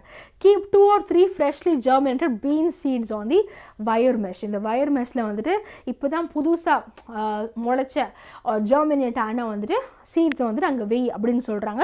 ஒரு கார்ட்போர்டு பாக்ஸ் எடுத்துக்கோ, அந்த கார்ட்போர்ட் பாக்ஸில் ஒரு சைடில் மட்டும் ஓட்டை இருக்கிற மாதிரி அந்த கார்ட்போர்ட் பாக்ஸை வந்துட்டு எடுத்துக்கோ. இப்போது இந்த ஃப்ளாஸ்க்கு வந்துட்டு இந்த பாக்ஸில் வந்துட்டு அந்த பாக்ஸை நீ எப்படி வந்துட்டு அந்த ஃப்ளாஸ்க்கு எப்படி வைக்கணும்னா, அந்த ஒரு ஓட்டை வழியாக சன்லைட் வர்ற மாதிரி வந்துட்டு நீ வைக்கணும். ஓகே, ஆஃப்டர் 2-3 days நீ வந்துட்டு பார்த்தனா இந்த என்ன ஆகும் அப்படின்னு வந்துட்டு பார்த்தனா, you will notice that the shoots bend towards light and the roots away from the light. என்ன ஆகும் அப்படின்னு வந்துட்டு கேட்டேன்னா, அந்த ஜெர்மினேட் ஆன அந்த பிளான்ட் வந்துட்டு அந்த பாக்ஸுக்குள்ளே இருந்து அந்த ஓட்ட வழியாக எங்கே லைட் வருதோ அது வழியாக அந்த ஷூட் பெண்ட் ஆகிறது உன்னால் பார்க்க முடியும். அண்ட் ரூட்டு லைட்லேருந்துட்டு ஆப்போசிட் டைரெக்ஷனில் வந்துட்டு போகிறது உன்னால் பார்க்க முடியும் அப்படின்னு வந்துட்டு சொல்கிறாங்க. ஸோ ஷூட்டுன்னா பேசிக்லி என்னது? ஷூட்டுன்னா சாயிலுக்கு மேலே இருக்கிற ஸ்டெம்மு, அப்புறம் லீஃபு, ஃப்ளவரு, பட்டு, ஃப்ரூட்டு, அது எல்லாமே ஷூட்டுன்னு சொல்லுவோம். சாயிலுக்கு கீழே இருக்கிறது வெறும் ரூட் மட்டும்தான். ஸோ சாயிலுக்கு மேலே இருக்கிற எல்லா விஷயத்தையுமே ஒட்டுగా நம்ம ஷூட்டுன்னு சொல்லுவோம். ஸோ ஷூட் வந்துட்டு லைட்டை நோக்கி மூவ் ஆகும். வேராஸ் யுவர் ரூட் அது வந்துட்டு லைட்டில் இருந்துட்டு அவே மூவ் ஆகும். இந்த மாதிரி ஒரு ஃபெனாமினன் நம்மளால் பார்க்க முடியும். இந்த மாதிரி movement of your plant towards light அதை வந்துட்டு நம்ம ஃபோட்டோட்ராபிசம் அப்படின்னு வந்துட்டு சொல்லுவோம். ஸோ இங்கே வந்து ஸ்டிமுலஸ் என்னது? லைட். ஸோ அது வந்துட்டு ஃபோட்டோ. அந்த மூமெண்ட்டை நம்ம ட்ராஃபிக் மூமெண்ட்னு சொல்கிறதுனால அதை ட்ராபிசம் அப்படின்னு சொல்லுவோம். இங்கே ஷூட் வந்து லைட்டை நோக்கி மூவ் பண்ணுறதுனால அது பாசிட்டிவ் ஃபோட்டோட்ராபிசம். இங்கே ரூட்டு லைட்டை விட்டு அவே மூவ் ஆகுறதுனால that is negative phototropism. Okay, so அடுத்தது வந்துட்டு நம்ம பார்க்கலாமா? ஸோ அடுத்தது வந்துட்டு இந்த மாதிரி பிளான்ஸுக்கு வந்துட்டு நிறைய என்வாயன்மெண்டல் ட்ரிகர்ஸ் வந்துட்டு இருக்குதுன்னு சொல்கிறாங்க. அது லைட்டாக இருக்கலாம், கிராவிட்டியாக வந்துட்டு இருக்கலாம். ஸோ அதுக்கேற்ற மாதிரி பிளான்ட் அதோட மூமெண்ட்டை வந்துட்டு சேஞ்ச் பண்ணும் அப்படின்னு வந்துட்டு சொல்கிறாங்க. இப்போது நெக்ஸ்ட்டு நம்ம வந்துட்டு ஜியோட்ராபிசம் வந்துட்டு எப்படி நடக்குதுன்னு பார்க்கலாம்.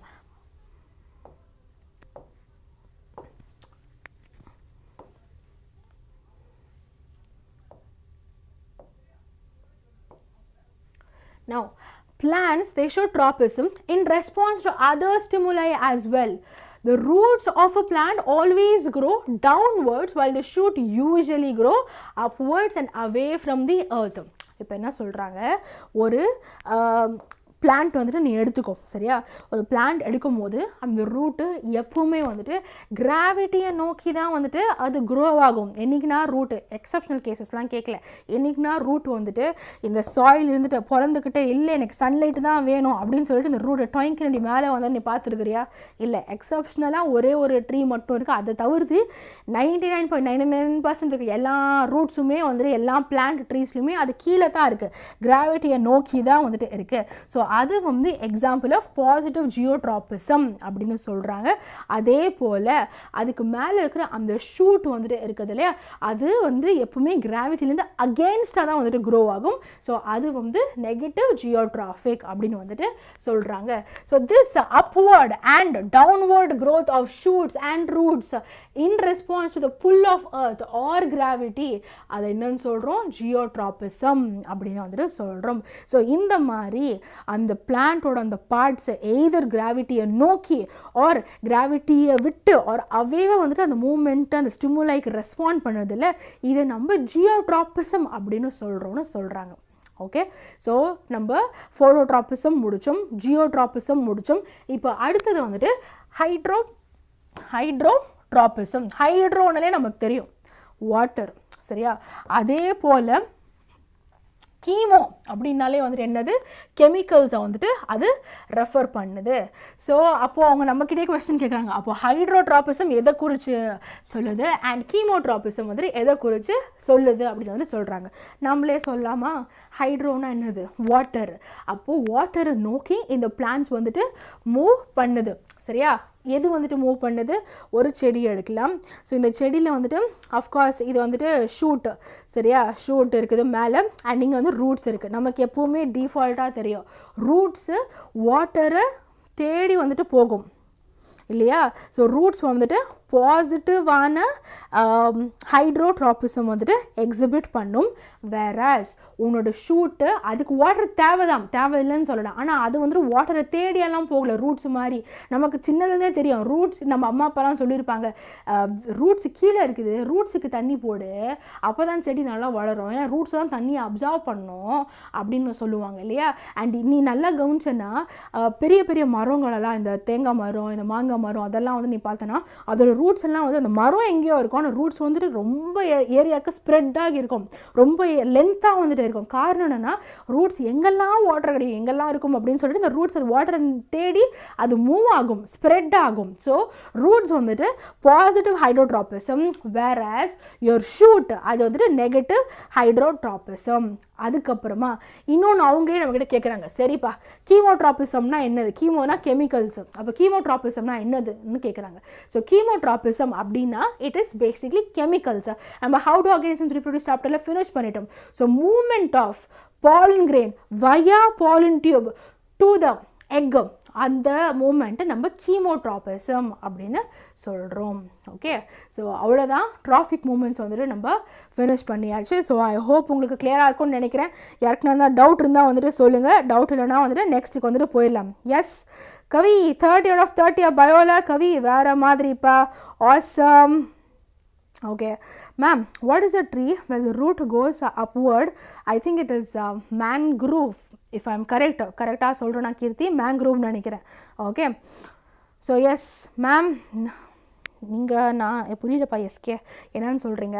Okay, what negative geotropism? Negative ஜியோட்ராபிசம்னா வந்துட்டு ஃபஸ்ட்டு ஜியோனா என்னது, கிராவிட்டி.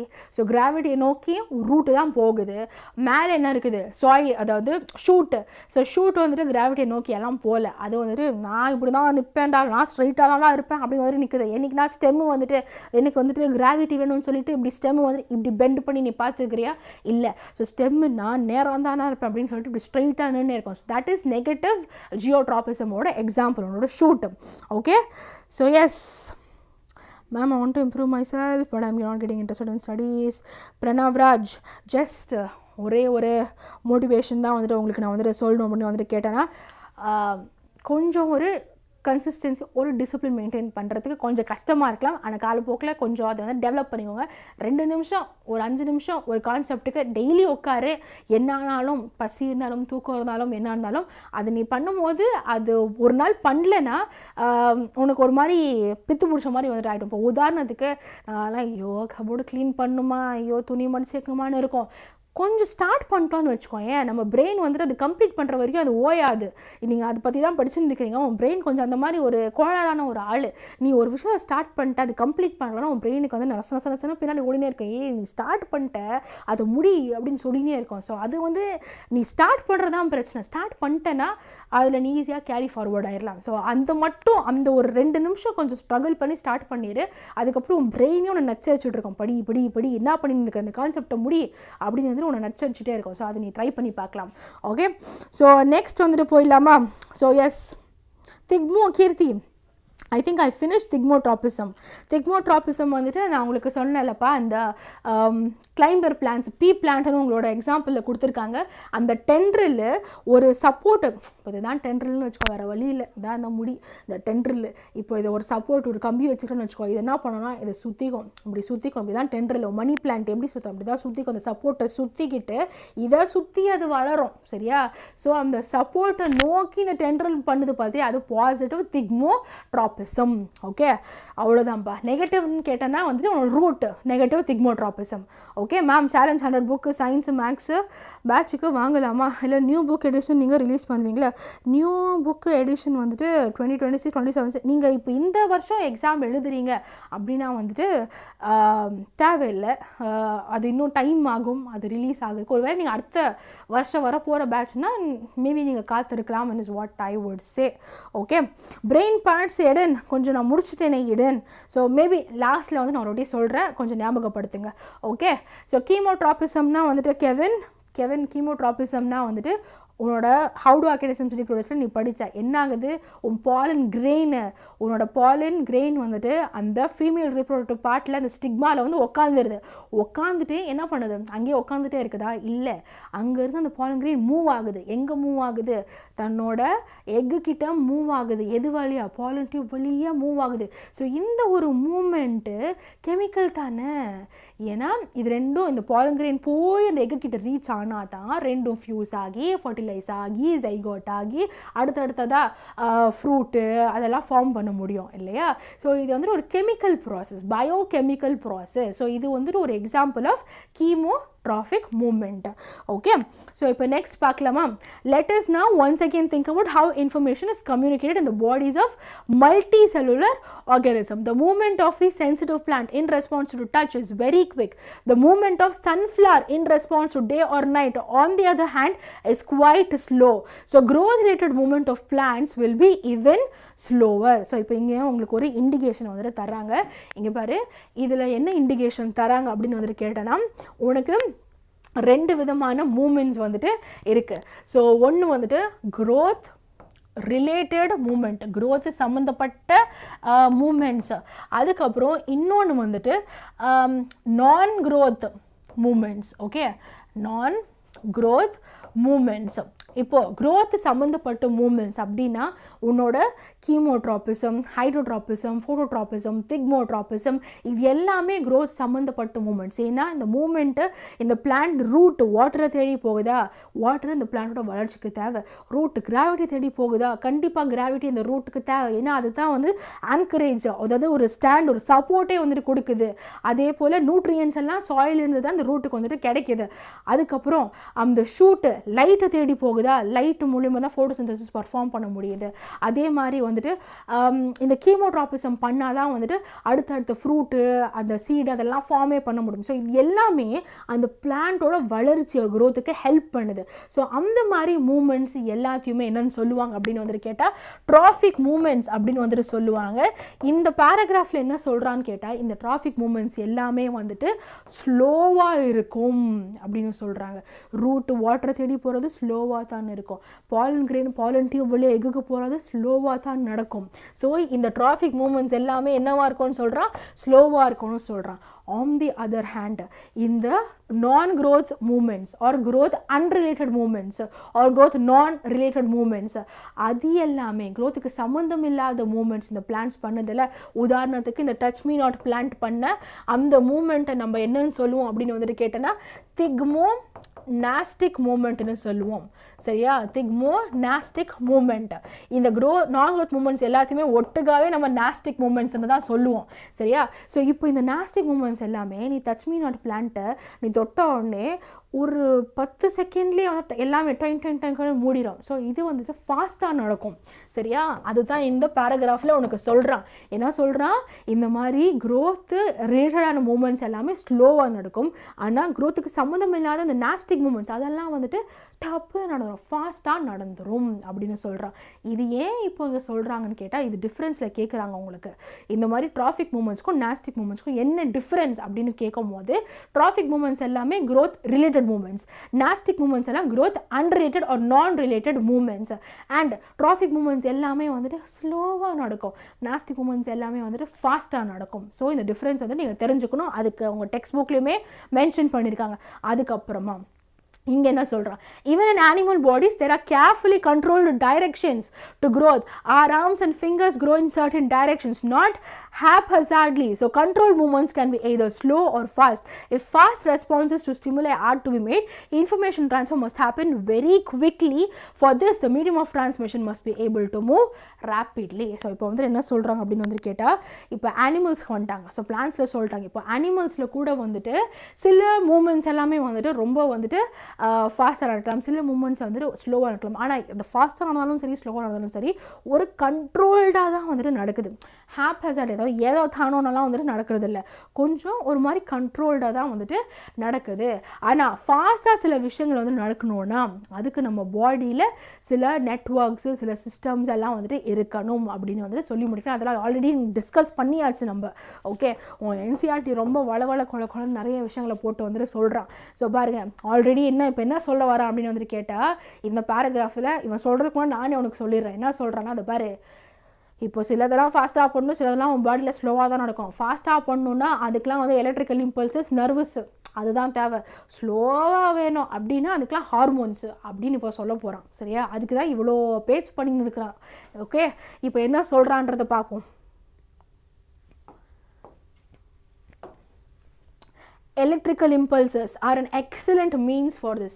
பார்த்தியா எலக்ட்ரிக்கல் எனக்கு ஃபாஸ்ட்டாக வேணுமா ஒரு விஷயம் சட்டுன்னு நடக்கணுமா அனிமல்ஸில் அப்போது எலக்ட்ரிக்கல் இம்பல்சஸ் இதுவுமே உன்னோட எக்ஸாமில் டிஃப்ரென்ஸில் கேட்பான் வாட் இஸ் நான் கூட எம்சிக்யூவில் கேட்டேன் what is the advantage of nervous control coordination over chemical coordination அப்படின்னு நான் கேட்டேன் அட்வான்டேஜ் என்ன நர்வஸ் கோஆர்டினேஷனில் எல்லாமே எலக்ட்ரிக்கல் இம்பல்சஸ் பூரா பதினஞ்சு எலக்ட்ரிக்கல் இம்பல்சஸ்னால ஃபாஸ்ட்டாக சும்மா சட்டுன்னு அந்த இன்ஃபர்மேஷன் ட்ரான்ஸ்ஃபர் வந்து நடந்துடும் ஆனால் கெமிக்கல் கோஆர்டினேஷனில் இன்ஃபர்மேஷன் ட்ரான்ஸ்ஃபர் வந்துட்டு ஸ்லோவாக நடக்கும் ஸோ நான் டிஃப்ரென்ஸ் எனக்கு கொடுத்துட்றேன் ஸோ நர்வஸ் கோஆர்டினேஷனில் வந்துட்டு அந்த ப்ராசஸ் வந்துட்டு ஃபாஸ்ட்டாக நடக்கும் ஓகே பயங்கரம் ஃபாஸ்ட்டு ஆனால் இங்கே ஹார்மோனல் கோஆர்டினேஷனில் இது வந்து ரொம்ப ஸ்லோ ஆனால் என்ன ட்விஸ்ட்னு கேட்டால் நர்வஸ் கோஆர்டினேஷனோட இம்பேக்ட் இருக்குது இல்லையா அது டெம்ப்ரரி ஷார்ட் லிவ்டு சரியா ஸோ இது வந்துட்டு ஷார்ட் லிவ்டு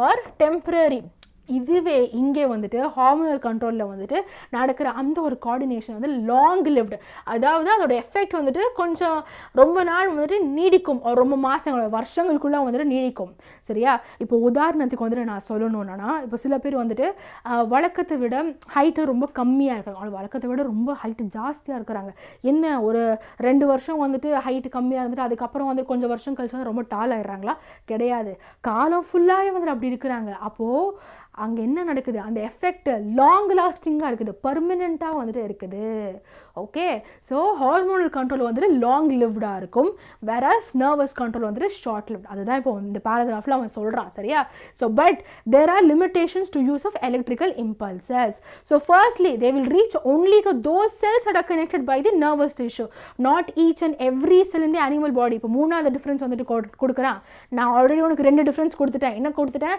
நர்வ் செல் வந்துட்டு சட்டுன்னு நடக்கும் ஹார்மோனல் வந்துட்டு ஸ்லோன்னு நடக்கும் ஆனால் நர்வ்ஸ் வந்துட்டு அதோட இம்பேக்ட் வந்துட்டு கொஞ்சம் காலகட்டத்துக்கு தான் இருக்கும் ஷார்ட் டெம்பரரி ஃபேஸ் ஆனால் ஹார்மோன்ஸில் வந்துட்டு அது லாங் லிவ்டு ஒரு மாதிரி பர்மனெண்ட் ஃபேஸ் இன்னொரு டிஃப்ரென்ஸ் என்ன சொல்கிறான் பாரு ட்ராபேக் ஆஃப் நர்வஸ் டிஷ்யூ என்னென்னா நர்வஸ் டிஷ்யூவில் வந்துட்டு ஈச் அண்ட் எவ்ரி செல்லுக்கு போய் ரீச் ஆக முடியாது அது எதுக்கு ஸ்பெசிஃபிக்காக தேவையோ அங்கே மட்டும் தான் போய் அதை வந்துட்டு சேரவே செய்யும் so not each and every செல்லுக்கு அந்த இன்ஃபர்மேஷன் வந்துட்டு போகாது ஸோ ஈச் அண்ட் எவ்ரி செல்லுக்கு வந்துட்டு போகிறது கிடையாது எது nervous coordination secondly electrical impulses generate ஆச்சுன்னா அது transmitter cell will take some time to reset its mechanism before it can generate and transmit a new impulse இன்னொரு ட்ராபேக் என்ன சொல்கிறான்னு பாரு இப்போது நர்வஸ் கண்ட்ரோலில் வந்துட்டு ஒரு பாத்வே ஒன்று நடந்துன்னு இருக்குன்னு வச்சுக்கோங்க ஒரு நர்வஸ் இம்பல்ஸு ஒரு வழியாக போயிட்டுருக்குன்னு வச்சுக்கோங்க அந்த ஒரு பாத்வே முடிஞ்ச பேருக்கு தான் இன்னொரு நர்வஸ் இம்பல்ஸை ஜெனரேட்டே பண்ண முடியும் சரியா அதாவது என்னென்னா ஒரு வழியாக நீ இன்ஃபர்மேஷன் அனுப்பிச்சிட்ட மெசேஜ் அனுப்பிச்சிட்ட அந்த மெசேஜ்க்கு ரிப்ளை வந்த பேருக்கு தான் நீ இதே வழியாக இன்னொரு மெசேஜே அனுப்ப முடியும் அதுவுமே ஒரு ட்ராபேக்கு அப்படின்னு வந்துட்டு சொல்கிறான் ஆனால் கெமிக்கல்ஸ் அப்படி கிடையாது அட் எ டைம் உன் அட்ரினல் வேலை செய்யும் பிரிட்டரி வேலை செய்யும் க்ரோத் வேலை செய்யும் உன் இன்சுலின் வேலை செய்யும் குளுக்கோகான் வேலை செய்யும் ஸோ குளுக்கோகான் வந்துட்டு வெயிட் பண்ணின்னு இருக்க மாட்டேன் அட்ரினல் வேலை செய்கிறதுக்கு ஸோ இவன் பாட்டுக்கு இவன் வேலை செய்வான் அவன் பாட்டுக்கு அவன் வேலை செய்வான் ஆனால் நர்வஸ் டிஷ்யூ அப்படி கிடையாது ஒரு பக்கம் ஒரு இன்ஃபர்மேஷன் போச்சுன்னா அது ரிப்ளை வரணும் அப்போ தான் இந்த பக்கம் வந்து இன்னொரு இன்ஃபர்மேஷன் அனுப்பவே முடியும் ஸோ இதெல்லாம் டிஃப்ரென்சஸ் உன்னோட நர்வஸ் கோஆர்டினேஷனுக்குமே உன்னோட கெமிக்கல் கோஆர்டினேஷனுக்குமே ஓகே ஸோ அவ்வளோதான்ப்பா அந்த 2 differences I hope it's clear யாருக்குன்னா அந்த டவுட் இருக்குதா இந்த 2 டிஃப்ரென்சஸ்லையுமே ma'am because of you 25 out of 30 வேறு லெவல் பிரவீன் செல்வராஜ் ஆசம் வேறு மாதிரி விச் இஸ் ஃபாஸ்டர் ட்ராஃபிக்கா நாஸ்டிக் மூமெண்ட்டா கெவன் இப்போ தான் கெவன் சொன்னேன் நான் இப்போ தான் இதில் இல்லை இதுக்கு முன்னாடி பேராகிராஃப் நம்ம பார்த்துட்டு இருக்கும்போது அங்கே சொன்னேன் ஸோ நாஸ்டிக் மூமெண்ட் வந்துட்டு ஃபாஸ்ட்டு ட்ராஃபிக் மூமெண்ட் வந்துட்டு slow trophic movement growth related movement so அதனால அது எப்போவுமே வந்துட்டு ஸ்லோவாக தான் இருக்கும் வேறாஸ் நாஸ்டிக் மூமெண்ட்டுக்குமே அந்த க்ரோத்துக்குமே சம்மந்தமே இல்லை அதனால் டப்புன்னு நடந்துடும் ஓகே எஸ் வேறு என்ன டவுட் இருக்கின்றதா இந்த இதில் no doubt okay yes Sivaraj no டவுட்டாப்பா ஓகேப்பா அப்போ நெக்ஸ்ட்டுக்கு வந்துட்டு போயிடலாமா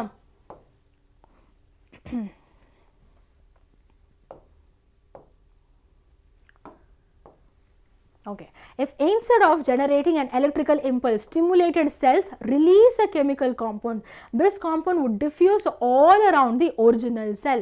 If other cells around have the means to detect this compound using special molecules on the surface, then they would be able to recognize information and when transmit, this will be regardless of nervous connections. இப்போ என்ன சொல்றானா, இப்போ nervous tissueல தான் வந்துட்டு உனக்கு ஒரு incoming போச்சுன்னா அதுக்கு ஒரு அவுட் கோயிங் வரணும், அப்புறமா தான் நீ இந்த இடத்துல ஒரு இன்கமிங் அனுப்ப முடியும்.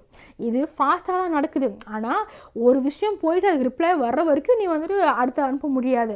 ஆனால் கெமிக்கல்ஸில் என்ன தான் வந்துட்டு இந்த மாதிரி ஒரு ஸ்லோவாக நடந்தாலுமே அதோட இம்பேக்ட் வந்துட்டு அதிகமாக வந்துட்டு இருக்குது. அண்ட் ப்ளஸ் எல்லா மாலிக்யூல்ஸு எல்லா சர்ஃபேஸ்லையுமே அது போய் ரீச் ஆகும் ஹார்மோன்ஸ் அப்படின்னு வந்துட்டு அவங்க சொல்கிறாங்க.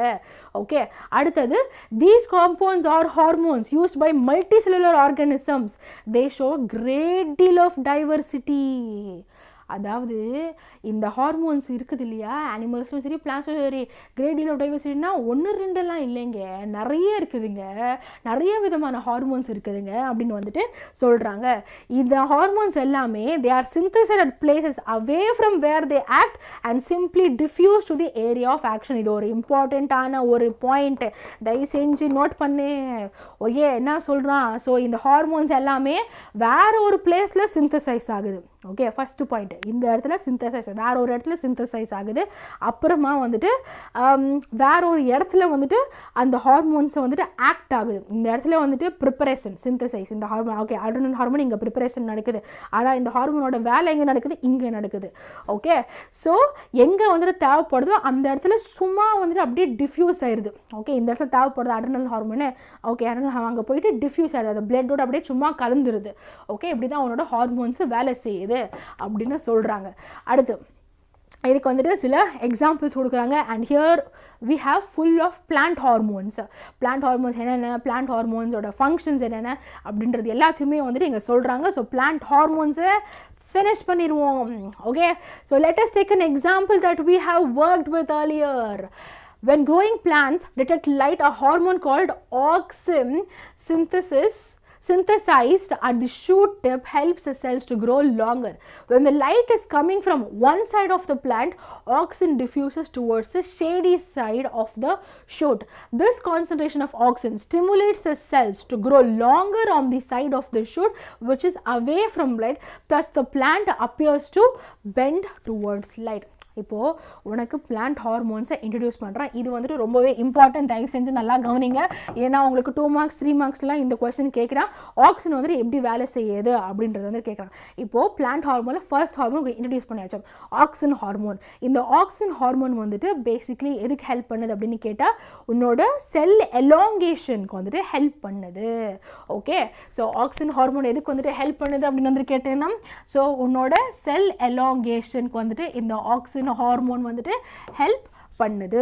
இப்போது நம்ம இந்த ஆக்சின் ஹார்மோன் எப்படி ஹெல்ப் பண்ணுது அப்படின்னு வந்துட்டு கேட்டேன்னா, நம்ம ஏற்கனவே ஒரு ஆக்டிவிட்டி டிஸ்கஸ் பண்ணோம். என்ன ஆக்டிவிட்டி டிஸ்கஸ் பண்ணோம், ஒரு பாட் எடுத்தோம், அதுக்கு மேலே ஒரு வயர் மெஷ்ஷு வச்சோம், அந்த வயர் மெஷ்ஷுக்கு மேலே ஜெர்மினேட்டிங் சீட்ஸ் வச்சோம், அந்த ஜெர்மினேட்டிங் சீட்ஸு கொஞ்சம் வச்சுட்டு அதை ஒரு பாக்ஸுக்குள்ளே வச்சோம், அந்த பாக்ஸில் ஒரு ஓட்டை பண்ணோம், அந்த ஓட்டை வழியாக சன்லைட் வர மாதிரி பார்த்தோம். ஒரு 2-3 டேஸ் கழித்து பார்த்தா எந்த வழியாக ஓட்டை ஒரு எந்த வழியாக இந்த லைட் அந்த ஓட்டை வழியாக வருதோ அது வழியாக அந்த ஷூட் இப்படி பெண்ட் ஆகுறது நம்மளால் பார்த்தோம். ரூட்டு லைட்டை விட்டு அப்படியே தப்பிச்சு ஆப்போசிட் டைரெக்ஷனில் போனது நம்ம பார்த்தோம். அந்த ஆக்டிவிட்டி பர்ஃபார்ம் பண்ணோம் இல்லையா. இப்போது இந்த ஷூட்டு பெண்டாச்சு லைட்டை நோக்கி அப்படின்னு நம்ம வந்துட்டு சொல்கிறோம். இது ஃபோட்டோட்ராபிசம்னு சொல்கிறோம். ஆனால் இதுக்கு காரணம் ஒரு ஹார்மோன். என்ன ஹார்மோன்? Auxin hormone. இப்போ என்ன ஆகுதுன்னு அப்படின்னு வந்துட்டு கேட்டால், இந்த ஆக்சின் ஹார்மோன் ஐயோ எனக்கு சன்லைட்டெல்லாம் வேணாம் அப்படின்னு சொல்லிட்டு அந்த எந்த பார்ட் ஆஃப் த ஷூட்டில் வந்துட்டு சன்லைட் படலையோ அந்த ஆப்போசிட் பார்ட்டில் வந்துட்டு ஆக்சிஜன் வந்துட்டு அக்குமுலேட் ஆக ஆரம்பிச்சிருது. அப்போ என்ன ஆகுதுன்னா, இந்த பார்ட்டில் வந்துட்டு ஆக்சிஜன் அக்குமுலேட் ஆகும்போது இது கொஞ்சம் லென்த்தியாக அப்பியர் ஆகுது. அதனால இது பென்ட்டாக அப்பியர் ஆகுது டுவோர்ட்ஸ் த லைட். அவ்வளோதான்.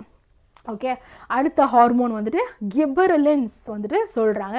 இந்த கிபெரலின்ஸ் வந்துட்டு இதுவுமே வந்துட்டு growth of the stem. So எக்ஸாமில் கேட்பான், which hormone is responsible for stem elongation அப்படின்னு கேட்பான். சரியா? ஏன்னா உன் டெக்ஸ்ட் புக்லேயே கொடுத்துட்டான், தயவு செஞ்சு டெக்ஸ்ட் புக்கில் இல்லை மேம் அப்படின்னு சொல்லக்கூடாது. So which hormone is responsible for stem elongation அப்படின்னு சொல்லும் போது இந்த பக்கம் ஸ்டெம் இப்படி எலாங்கேட் ஆகுது இல்லையா? ஸோ அதுக்கு ரெஸ்பான்சிபிளாக இருக்க ஹார்மோன் கிபரலின்ஸ். அதுக்கப்புறம் மூணாவது hormone cytokinin. Cytokinin C cytokinin cell division. Okay, இப்போ இன்னொரு விஷயம் நீங்கள் நல்லா கவனிக்கும். எக்ஸாமில் வந்துட்டு உங்கள் சிபிஎஸ்சி கொஞ்சம் கன்ஃபியூஸ் பண்ணுவான். என்ன கன்ஃபியூஸ் பண்ணுவான்னா, உனக்கு செல் எலாங்கேஷனுக்கு எந்த ஹார்மோன் ரெஸ்பான்சிபிளாக இருக்குது, அதுக்கப்புறம் ஸ்டெம் எலாங்கேஷனுக்கு எந்த ஹார்மோன் ரெஸ்பான்சிபிளாக இருக்குது அப்படின்னு வந்துட்டு கேட்போம். ரெண்டுமே ஒரே மாதிரி இருக்கிற மாதிரி நமக்கு வந்துட்டு ஃபீல் ஆகும். செல் எலாங்கேஷனுக்கு எந்த ஹார்மோன் ரெஸ்பான்சிபிளாக இருக்குது அப்படின்னு கேட்கும் போது அதுக்கான ஆன்சர் வந்துட்டு ஆக்சினாக மாறிடும். சரியா? ஸ்டெம் எலாங்கேஷன், ஸ்டெம்மை குறித்து ஸ்பெசிஃபிக்காக அவங்க கேட்கும் போது ஸ்டெம் எலாங்கேஷனோட ஆன்சர் வந்துட்டு உனக்கு கிபரலின்ஸாக வந்துட்டு மாறிடும். ஓகே, ஸோ அந்த டிஃப்ரென்ஸ் வந்துட்டு தெரிஞ்சுக்கோங்க. சரியா? அதுக்கப்புறமா வந்துட்டு சைட்டோகைனின் வந்துட்டு செல் டிவிஷன். செல்ஸ் எல்லாம் நான் உங்களுக்கு நம்மளோட வீக்வஸில் கூட சொல்லியிருந்தேன். சைட்டோகைனின் வந்துட்டு அந்த செல்ஸை வந்துட்டு இளமையாக வச்சுக்கிறதுக்கு, ஏஜ் ஆகாமல் வச்சுக்கிறதுக்கு கூட வந்துட்டு சைட்டோகைனின் ஹார்மோன் வந்துட்டு ஹெல்ப் பண்ணுது. Okay, so which hormone prevents ageing in fruits vegetables அப்படின்னு ஒரு கொஸ்டின் வந்துச்சுன்னா அது சைட்டோகைனின். ஏன் சைட்டோகைனின் வந்துட்டு செல் டிவிஷன் வந்துட்டு ப்ரொமோட் பண்ணுது, ஒரு செல் டிவிஷனுக்கு ஹெல்ப் பண்ணுது. அப்போ செல் டிவைட் ஆகிட்டே இருந்துச்சுன்னா அந்த பழைய செல்ஸ் ஒரு ஓல்டு செல்ஸ் வந்துட்டு ரீப்ளேஸ் ஆகிட்டே இருக்கும், நியூ செல்ஸ் ஃபார்ம் ஆகிட்டே இருக்கும். இப்போ நம்மலாம் வயசானதானே ஏன் விரிங்கிள் வருது, அப்போ தானே ஏன் நமக்கு வந்துட்டு ஏஜிங்கு கீஜிங் அந்த க்ரீம் இந்த க்ரீம்லாம் நம்ம போடுறோம். அப்போ நம்ம ஸ்கின்னெல்லாம் இளமையாக வச்சுக்கணும்னா நம்ம செல்ஸ் எல்லாம் வந்துட்டு புதுசாக பழையசாகாமே வந்துட்டு இருக்கணும். அதே கான்செப்ட் தான் ஃப்ரூட்ஸ் அண்ட் வெஜிடபிள்ஸ்லையும். அந்த செல்ஸ் எல்லாம் பழையசாகாமல் இருக்கணும் அப்படின்னா அதுக்கு சைட்டோகைனின் தான் ஹெல்ப் பண்ணும். So cytokinin prevents ageing. Okay, அதுக்கப்புறமா இது எல்லாமே வந்துட்டு அந்த பிளான்ட்டை ப்ரொமோட் பண்ணும். ஆல் தீஸ் ஹார்மோன்ஸ், சைட்டோகைனின் சரி, கிபரலின் சரி, ஆக்சின் சரி, இது எல்லாமே இது எல்லாமே they help in promoting growth. அப்படின்னா என்ன? இந்த ஹார்மோன்ஸ் எல்லாம் க்ரோத்து ப்ரொமோட்டிங் ஹார்மோன்ஸ். இப்போது இன்னொரு ஹார்மோனுக்கு வரோம். அந்த ஹார்மோன் வந்துட்டு க்ரோத்தை இன்ஹிபிட் பண்ணுது அப்படின்னு வந்துட்டு சொல்கிறான். Which signals to stop growing அப்படின்னு வந்துட்டு சொல்கிறான். ஓகே, ஸோ அந்த ஹார்மோனுக்கு பேர் என்னது அப்படின்னு கேட்டான்னா ஆப்சிசிக் ஆசிட். இந்த ஆப்சிசிக் ஆசிட் மட்டும்தான் க்ரோத்தை இன்ஹிபிட் பண்ணும். ஓகே, ஸோ இது வந்துட்டு அது என்ன பண்ணும் அப்படின்னு ஒரு எக்ஸாம்பிள் கொடுத்துருக்காங்க. Wilting of leaves. இந்த லீவ்ஸ் எல்லாம் வந்துட்டு ஒரு மாதிரி எல்லோவாக மாறி ப்ரௌனாக மாறி கேர்ல்டப்பாக ஆகி உதிர்ந்து போயிடுது பாரு, அதுக்கெலாம் ஆப்சிசிக் ஆசிட் தான் காரணம். ஸோ பிளான்ட் ஹார்மோன்ஸில் ஆக்சுவலி 5 ஹார்மோன்ஸ் இருக்குது. Auxin, gibberellins, cytokinin, ethylene. இந்த 4 ஹார்மோன்ஸுமே வந்துட்டு பிளான்ட்டோட க்ரோத்துக்கு ஹெல்ப் பண்ணுது. ஆப்சிசிக் ஆசிட் மட்டும் தான் வந்துட்டு பிளான்ட்டோட க்ரோத்தை இன்ஹிபிட் பண்ணுது. ஆக்சின் வந்துட்டு செல் எலாங்கேஷனுக்கு ரெஸ்பான்சிபிளாக இருக்குது. கிபர்லின்ஸ் வந்துட்டு ஸ்டெம் எலாங்கேஷனுக்கு ரெஸ்பான்சிபிளாக இருக்குது. Cytokinin cell division and it prevents ageing. Ethylene வந்துட்டு ஃப்ரூட் ரைப்பன் ஆகுறது, அதாவது ஃப்ரூட் பழுக்கிறதுக்கு உதவி செய்யும். இந்த 4 ஹார்மோன்ஸும் க்ரோத்தை ப்ரொமோட் பண்ணும். வெராஸ் யோர் ஆப்சிசிக் ஆசிட் மட்டும் க்ரோத் இன்ஹிபிட் பண்ணும். உதாரணத்துக்கு wilting of leaves, seat dormancy, இந்த மாதிரிலாம் வந்துட்டு இந்த ஆப்சிசிக் ஆசிட் தான் காரணம். ஓகே, ஸோ அடுத்தது ஹார்மோன்ஸ் இன் அனிமல்ஸ். நம்ம லாஸ்ட் செட் ஆஃப் டாப்பிக்கில் வந்துட்டு இருக்கோம். சோஃபார் உங்களுக்கு இந்த செஷன் எதனா வகையில் பிரோஜனமாக இருந்துச்சுன்னா இன்னும் லைக் பட்டன் அடிச்சு ஸ்மாஷ் பண்ணனா சீக்கிரமாக லைக் பட்டன் அடிச்சு ஸ்மாஷ் பண்ணுங்கள். அண்ட் ஹார்மோன்ஸ் அண்ட் அனிமல்ஸ்க்கு போகிறதுக்கு முன்னாடி யாருக்குன்னா அந்த டவுட் இருக்கின்றதா? எஸ், எதனா டவுட் இருக்கின்றதா? எதனா டவுட் இருந்துச்சுன்னா வந்துட்டு சொல்லுங்கள். எந்த டவுட்டும் இல்லைன்னா நம்ம ஹார்மோன்ஸ் அண்ட் அனிமல்ஸ்க்கு வந்துட்டு போயிடலாம். Okay, how does auxin loosen cell walls to allow water intake and expansion அப்படின்னு வந்துட்டு சொல்கிறாங்க. ஸோ இந்த கொஸ்டின் நீங்கள் 11th 12th இருக்கிறீங்களான்னு தெரியல. பிகாஸ் திஸ் கொஸ்டின் இப்போதைக்கு உங்கள் லெவலுக்கு வந்துட்டு இல்லை. இது ஆக்சுவலாக உங்கள் டாப்பிக்லேயுமே வந்துட்டு இல்லை. ஓகே, பட் அந்த கொஸ்டினுக்கான ஆன்சர் இருந்தால் மேபி கமெண்ட்டில் வந்து மென்ஷன் பண்ணுறேன். பிகாஸ் அதர் ஸ்டூடெண்ட்ஸுக்கு கன்ஃபியூஸ் ஆகிடக்கூடாது, இல்லை பயந்துருவாங்க என்னடா இது அப்படின்னு சொல்லிட்டு. ஸோ அதனால அதை நான் விட்டுடுறேன். ஓகே, ஸோ அதுக்கப்புறமா வேறு என்ன இருக்குதா? நோ டவுட்டா? வீக்வஸ் பண்ணலாம்ப்பா. ப்ரியோ, எந்த டவுட்டும் இல்லையா? Okay ma'am, ethylene is growth inhibitor தானே? இல்லை, அது வந்துட்டு க்ரோத் ப்ரொமோட் தான் பண்ணுது. இன்ஃபேக்ட் எத்திலின் வந்துட்டு ரைப்பன் பண்ணி விடுது. நீங்கள் கேட்கலாம் மேம் பழுத்துருச்சுன்னா அப்புறம் அது எளிமை போயிடும் மாதிரி தானே மேம் அப்படின்னு வந்து நீங்கள் கேட்கலாம். பட் அது ஆக்சுவலாக அந்த ஃப்ரூட் எதுக்கு ஃபார்ம் ஆகுதுன்னு சொல்லு, அதனால பழுக்கிறதுக்கு தான். அதுதானே அதோட பருவமே. ஸோ அது ஆக்சுவலாக வந்துட்டு ப்ரொமோட் தான் பண்ணுது. ஓகே, எஸ் சரி ஓகே நெக்ஸ்ட்டுக்கு போயிடலாம் which is நம்மளோட animal hormones. Okay, so how are such chemical or hormonal means of information transmission used in animals? இப்போ animalsலுமே நமக்கு ஹார்மோன்ஸ் இருக்குன்னு தெரியுது. ஆனால் இந்த ஹார்மோன்ஸ் எல்லாம் வந்துட்டு எப்படி யூஸ் ஆகுது, எப்படி இந்த ஹார்மோன்ஸ் எல்லாம் வந்துட்டு ஃபங்க்ஷன் ஆகுது. Okay, so what do some animals, for instance squirrels, experience when they are in a scary situation? Their bodies have to prepare for either fighting or running away. Both are very complicated activities that will use a great deal of energy in controlled ways. Many different tissue types will be used and their activities integrated together in these actions. However, the two alternate activities, fighting or running, are also quite different. So here is a situation in which some common preparations can be usefully made in the body. These preparations should ideally make it easier to do either activity in the near future. So இப்போ என்ன சொல்கிறாங்கன்னா, ஒரு squirrel இருக்குது, அந்த ஸ்குரிலுக்கு வந்துட்டு ஒரு டேஞ்சரான வந்துட்டு ஒரு சிச்சுவேஷன் இருக்குது. இப்போ இந்த ஸ்குரிலுக்கு இந்த டேஞ்சரஸான ஒரு சிச்சுவேஷன் வந்து இந்த ஸ்குரில் வந்துட்டு எஸ்கேப் ஆகணும், எய்தர் வந்துட்டு ஃபைட் பண்ணணும் ஆர் வந்துட்டு தப்பிச்சு ஓடுறா அப்படின்னு தப்பிச்சு ஓடணும், running. So either fighting are running எதுவாக இருந்தாலுமே இந்த ஸ்குரலுக்கு நிறைய அமௌண்ட் ஆஃப் எனர்ஜி தேவைப்படுது, கிரேட் டீல் ஆஃப் எனர்ஜி வந்துட்டு தேவைப்படுது. அப்போ இந்த மாதிரி ஒரு எமர்ஜென்சி சிச்சுவேஷனை இந்த ஸ்குரல் வந்துட்டு எப்படி ஃபேஸ் பண்ணும், அது எதர் ஓடுதோ இல்லை வந்துட்டு வீரமாக சண்டை போடுதோ, ஸோ எப்படி வேணால் பண்ணுதோ, ஆனால் அதுக்கு வந்து எனர்ஜி தேவைப்படுது. ஸோ அந்த மாதிரி நேரத்தில் வந்துட்டு ஹார்மோன்ஸ் எப்படி வந்துட்டு வேலை செய்யுது. Okay, so if the body decide in the squirrel relied only on electrical impulses via nerve cells, இப்போ இந்த மாதிரி ஒரு சிச்சுவேஷனில் இப்போ இந்த ஸ்குரில் வந்துட்டு எய்தர் வந்துட்டு சண்டை போடுது ஆர் ஓடுறதுக்கு அந்த ஸ்குரிலோட பாடி வந்துட்டு வெறும் நர்வ் செல்ஸில் மட்டும்தான் டிபெண்ட் பண்ணி இருந்துச்சுன்னு வச்சுக்கோங்க. நர்வ் செல்ஸ் பண்ணுற அந்த எலக்ட்ரிக்கல் இம்பல்சஸ் டிரான்ஸ்மிஷன் மேலே டிபெண்ட் பண்ணிட்டு இருந்துச்சுன்னா அப்போ என்ன ஆகும், the range of tissues instructed to prepare for the coming activity would be limited. அப்போ என்ன ஆகும், இந்த மாதிரி நம்ம தான் பார்த்தோம் நர்வஸ் டிஷ்யூ ஃபாஸ்ட் தான், ஆனால் என்னன்னு பார்த்தோம் இன்கமிங் போய் அவுட் கோயிங் வரணும், அப்போ தான் இன்னொரு இன்கமிங் அனுப்பவே முடியும். அப்போ என்ன ஆகும், இந்த மாதிரி ஒரு கண்டிஷனில் எவ்வளோ டிஷ்யூஸ் செயல்படுதோ அந்த செயல்படுற டிஷ்யூஸோட நம்பர் வந்துட்டு கம்மியாயிரும். ஏன்னா அட் அ டைம் இந்த மாதிரி ஒரு பண்ணணும்னா நிறைய டிஷ்யூஸை சைமல்டேனியஸாக செயல்பட முடியாமல் போயிடும். Okay, on the other hand if a chemical signal were to be sent as well it would reach all cells of the body and provide the wide ranging changes needed. This is done in many animals including human beings. So இந்த மாதிரி ஒரு நேரத்தில் chemical coordination இருந்துச்சுன்னா at a டைமில் நம்ம இந்த சிச்சுவேஷனுக்கு எந்த விதமான டிஷ்யூஸ் எடுறா அப்படின்னு சொன்ன ஸ்கூல் சண்டவும் போட முடியும், இல்லை வேணாம்னு சொல்லி இந்த ஸ்கூல் தப்பிச்சு ஓடவும் முடியும். ஸோ அட் எ டைமில் அதால் அதோட எல்லா பாடி பார்ட்ஸையுமே அதால் ரெகுலேட் பண்ண முடியும் with the help of chemical coordination only. Okay, அடுத்தது இப்போ நம்ம அனிமல் ஹார்மோன்ஸோட அந்த டைப்ஸ் வந்துட்டு பார்க்குறோம். So yes, adrenaline. Adrenaline is secreted directly into the blood and carried to different parts of the body. The target organs or the specific tissues on which it acts include the heart. So adrenaline அப்படின்றது இந்த hormone adrenaline gland வந்துட்டு secrete பண்ணுது.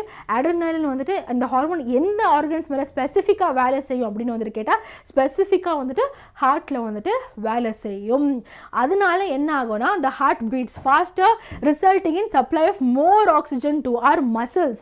Second என்ன வந்து நடக்குதும், so first point heart வந்துட்டு ஃபாஸ்ட்டாக வந்துட்டு நடக்கும். ஸோ ஹார்ட் பீட் வந்து ஃபாஸ்ட்டாக நடக்கிறதுனால செகண்ட் பாயிண்ட் ஆக்சிஜன் வந்துட்டு நிறைய நம்ம பாடிக்கு வந்துட்டு கிடைக்கும்.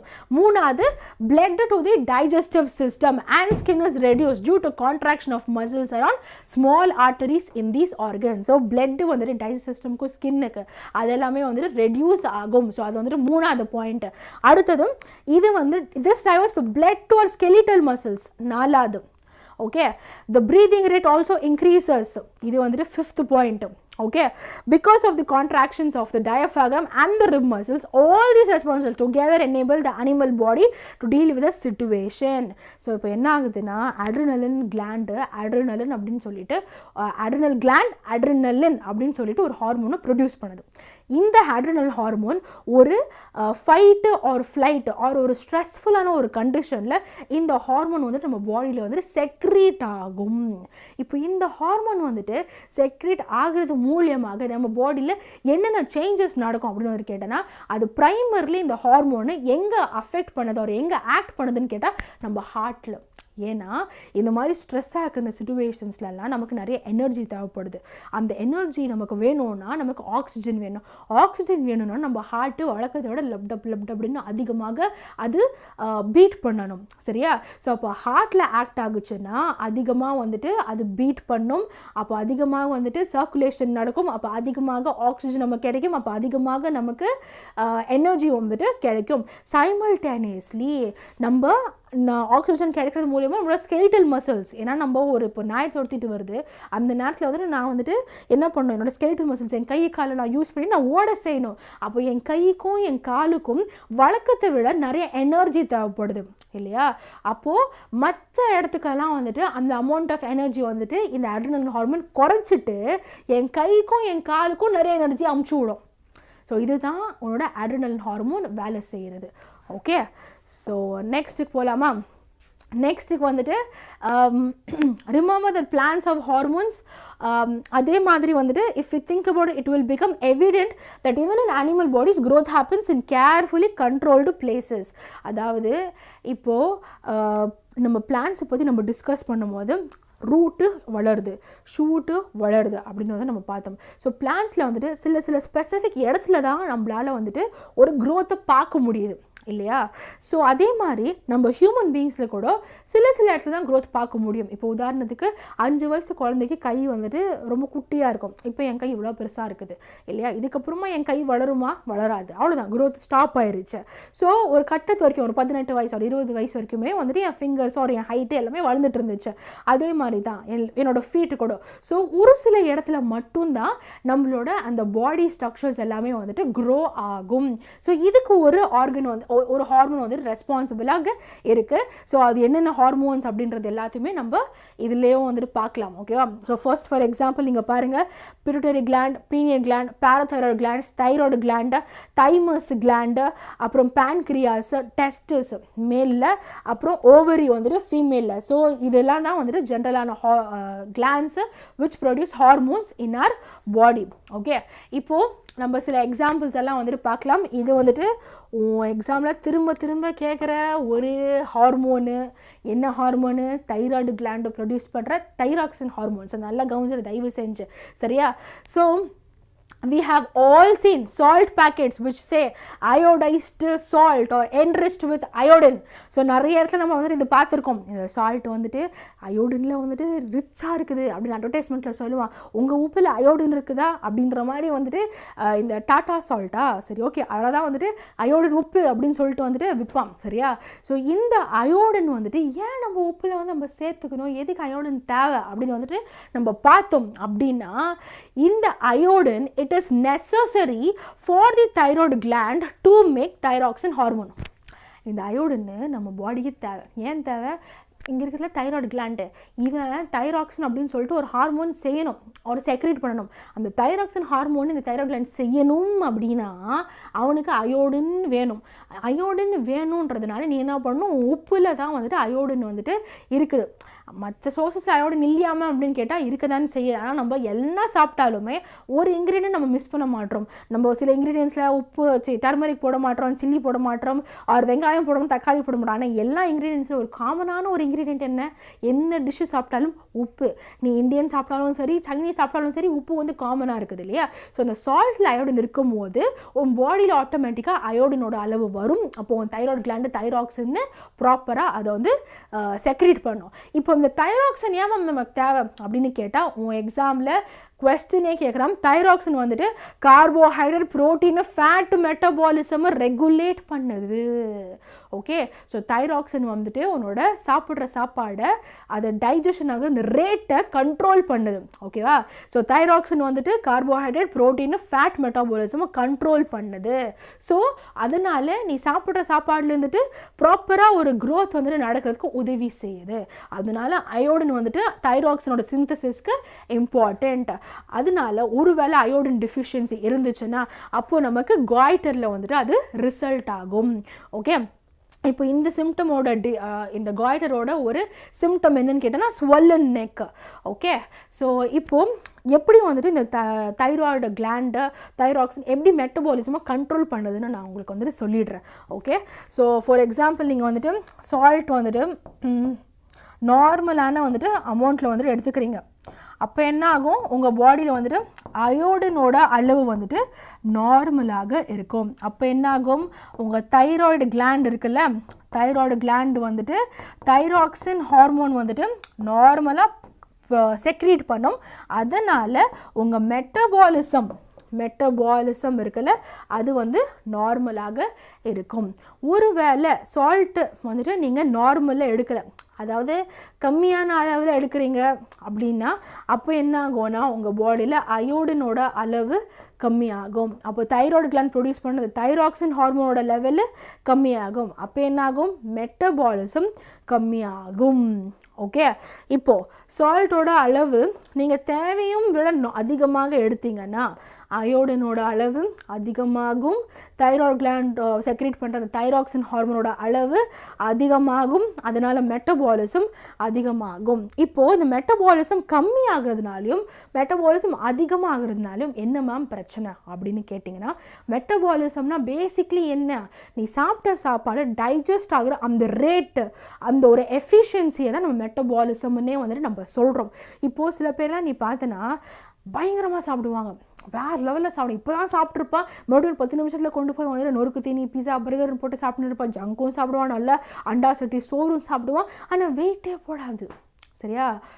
அதில் ஏன்னு கேட்டேன்னா அவனோட மெட்டபாலிசம் ரேட் வந்துட்டு அதிகமாக இருக்குது. அதாவது அவன் சாப்பிட்ட சாப்பாடு வந்துட்டு சீக்கிரமாக செரிமானம் ஆகிடுது, டைஜஸ்ட் ஆகிடுது. சரியா? அதனால அவன் எவ்வளோ சாப்பிட்டானோ வந்துட்டு அவன் உடம்பு ஒட்ட மாட்டேங்குது, புஸ்வான மாதிரி எல்லாம் போயிடுது. ஸோ அதுவுமே ஆபத்தான ஒரு situation.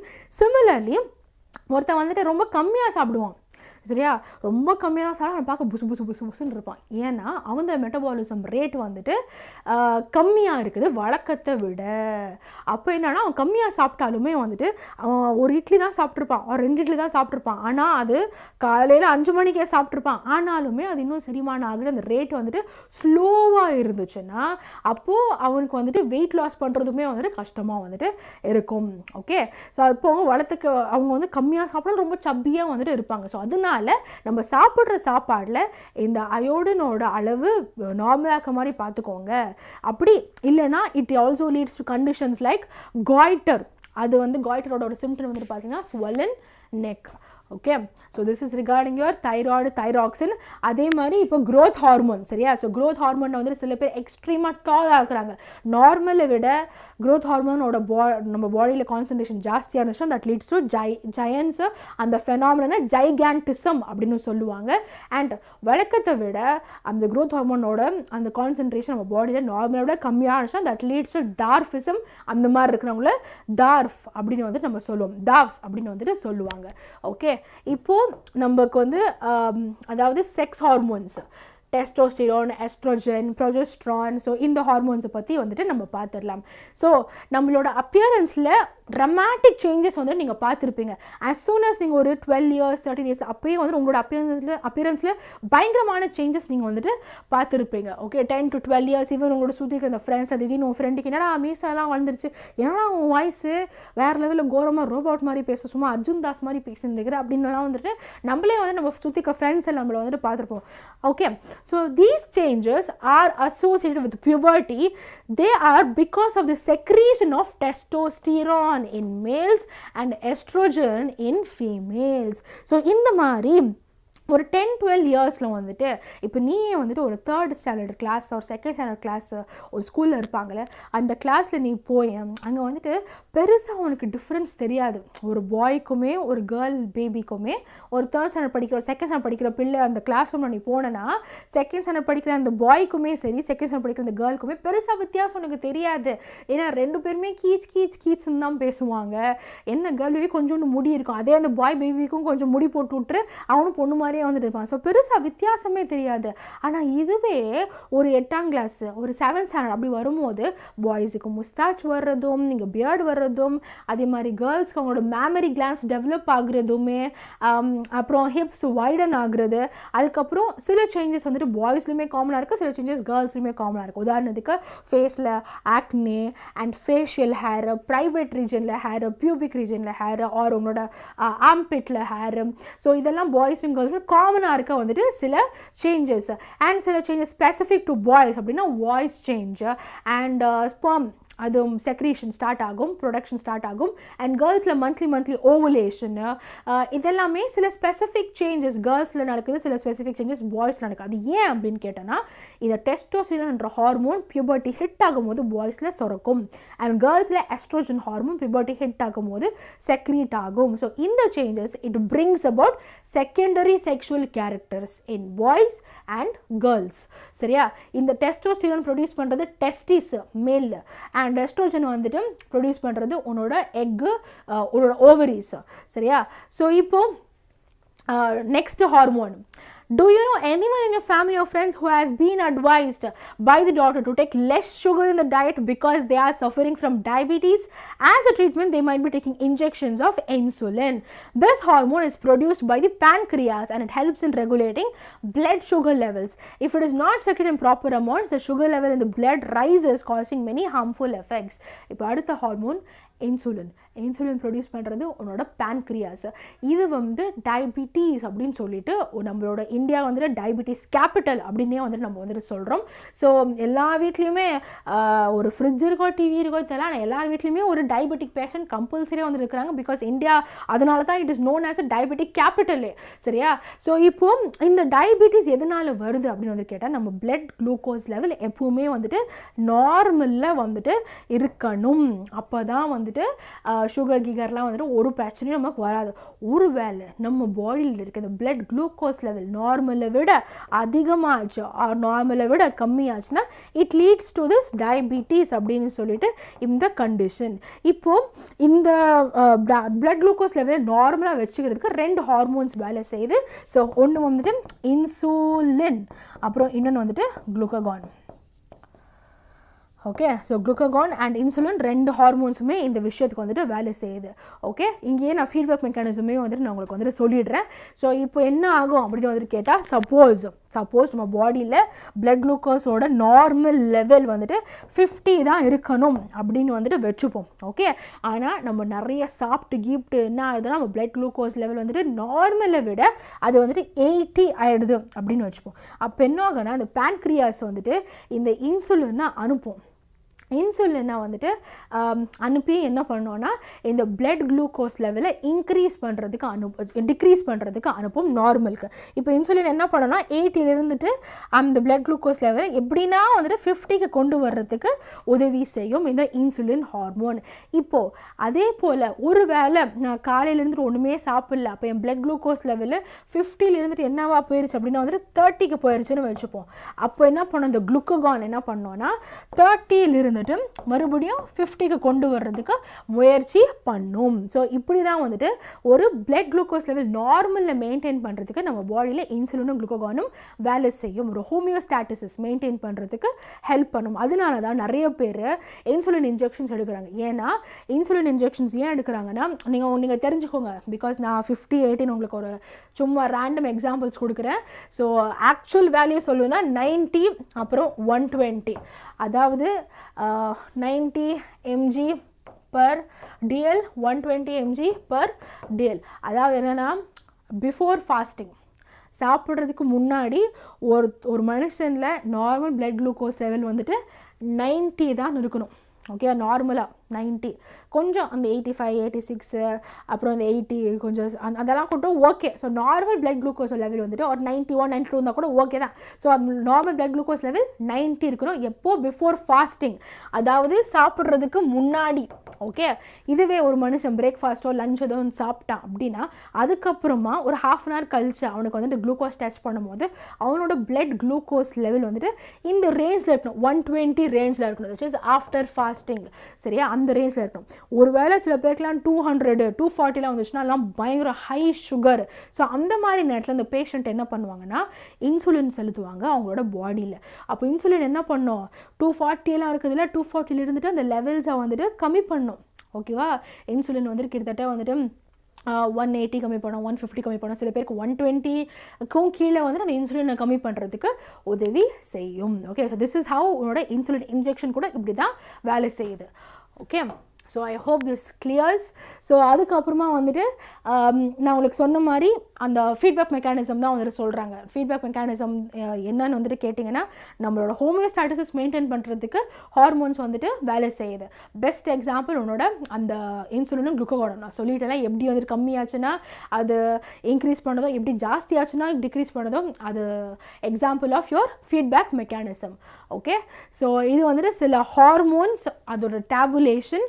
Hormones are secreted by endocrine glands and they have specific functions. Endocrine glands தான் இந்த ஹார்மோன்ஸை செக்ரீட் பண்ணுது. இப்போ growth hormone secreted by pituitary gland, இந்த ஹார்மோன் தான் வந்துட்டு growth stimulate பண்ணுது. ஸோ growth hormone நார்மலாக இருந்துச்சுன்னா நார்மல் ரேஞ்ச் ஆஃப் ஹைட்டில் இருப்பாங்க. நார்மலை விட கம்மியாக இருந்துச்சுன்னா டார்ஃபிசம், அவங்கள டார்ஃப்ஸ்னு சொல்லுவாங்க. நார்மலை விட கூடுதலாக அதிகமாக இருந்துச்சுன்னா அப்போ அவங்கள ஜயன்ட்ஸ்னு சொல்லுவாங்க. ஜைகான்டிசம் அப்படின்னு அவங்கள சொல்லுவாங்க அந்த ஃபெனாமினனை. இன்சுலின் வந்துட்டு உன்னோட pancreas ப்ரொடியூஸ் பண்ணுது. அது உன்னோட blood glucose level ரெகுலேட் பண்ணுது. தைராய்டு கிளாண்ட் உன்னோட தைராக்சின் ஹார்மோன் ப்ரொடியூஸ் பண்ணுது. தைராக்சின் பாடியில் இருக்கணும்னா உன்னோட அயோடின் இருக்கணும், இன்சுலின் இல்லை அயோடின் இருக்கணும், which regulates your metabolism, carbohydrate, fat, protein metabolism அது ரெகுலேட் பண்ணுது.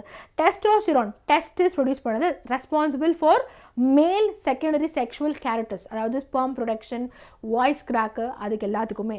And ovaries produce estrogen. அந்த estrogen is responsible for female secondary sexual characteristics like development of mammary glands or hips wide ஆகுறது or monthly ovulation periods வருது, அதுக்கு எல்லாத்துக்குமே responsible. அப்புறம் adrenaline which is also called as your fight or flight hormone or stress hormone, அது adrenal gland produce பண்ணுது. இது emergency சிச்சுவேஷனில் உனக்கு energy கூடுதலாக தேவைப்படுது. அப்போது மற்ற ஏரியாஸில் எல்லாமே அந்த பிளட் ஃப்ளோ ஆக்சிஜன் எல்லாம் கொஞ்சம் கம்மி பண்ணிவிட்டு எங்கே உனக்கு ஸ்கெலிட்டல் மசில்ஸ் தான் அதிகமாக தேவைப்படுது. ஸோ அந்த இடத்துக்கு அந்த எனர்ஜியை டைரக்ட் பண்ணும். Okay, and usually adrenaline focuses on your heart because oxygen தேவைப்படுது. ஸோ உன்னோட ஹார்ட் நல்லா ஃபாஸ்ட்டாக பம்ப் ஆச்சுன்னா தான் ஆக்சிஜன் கிடைக்கும், அப்போ தான் எனர்ஜி நிறையா கிடைக்கும்.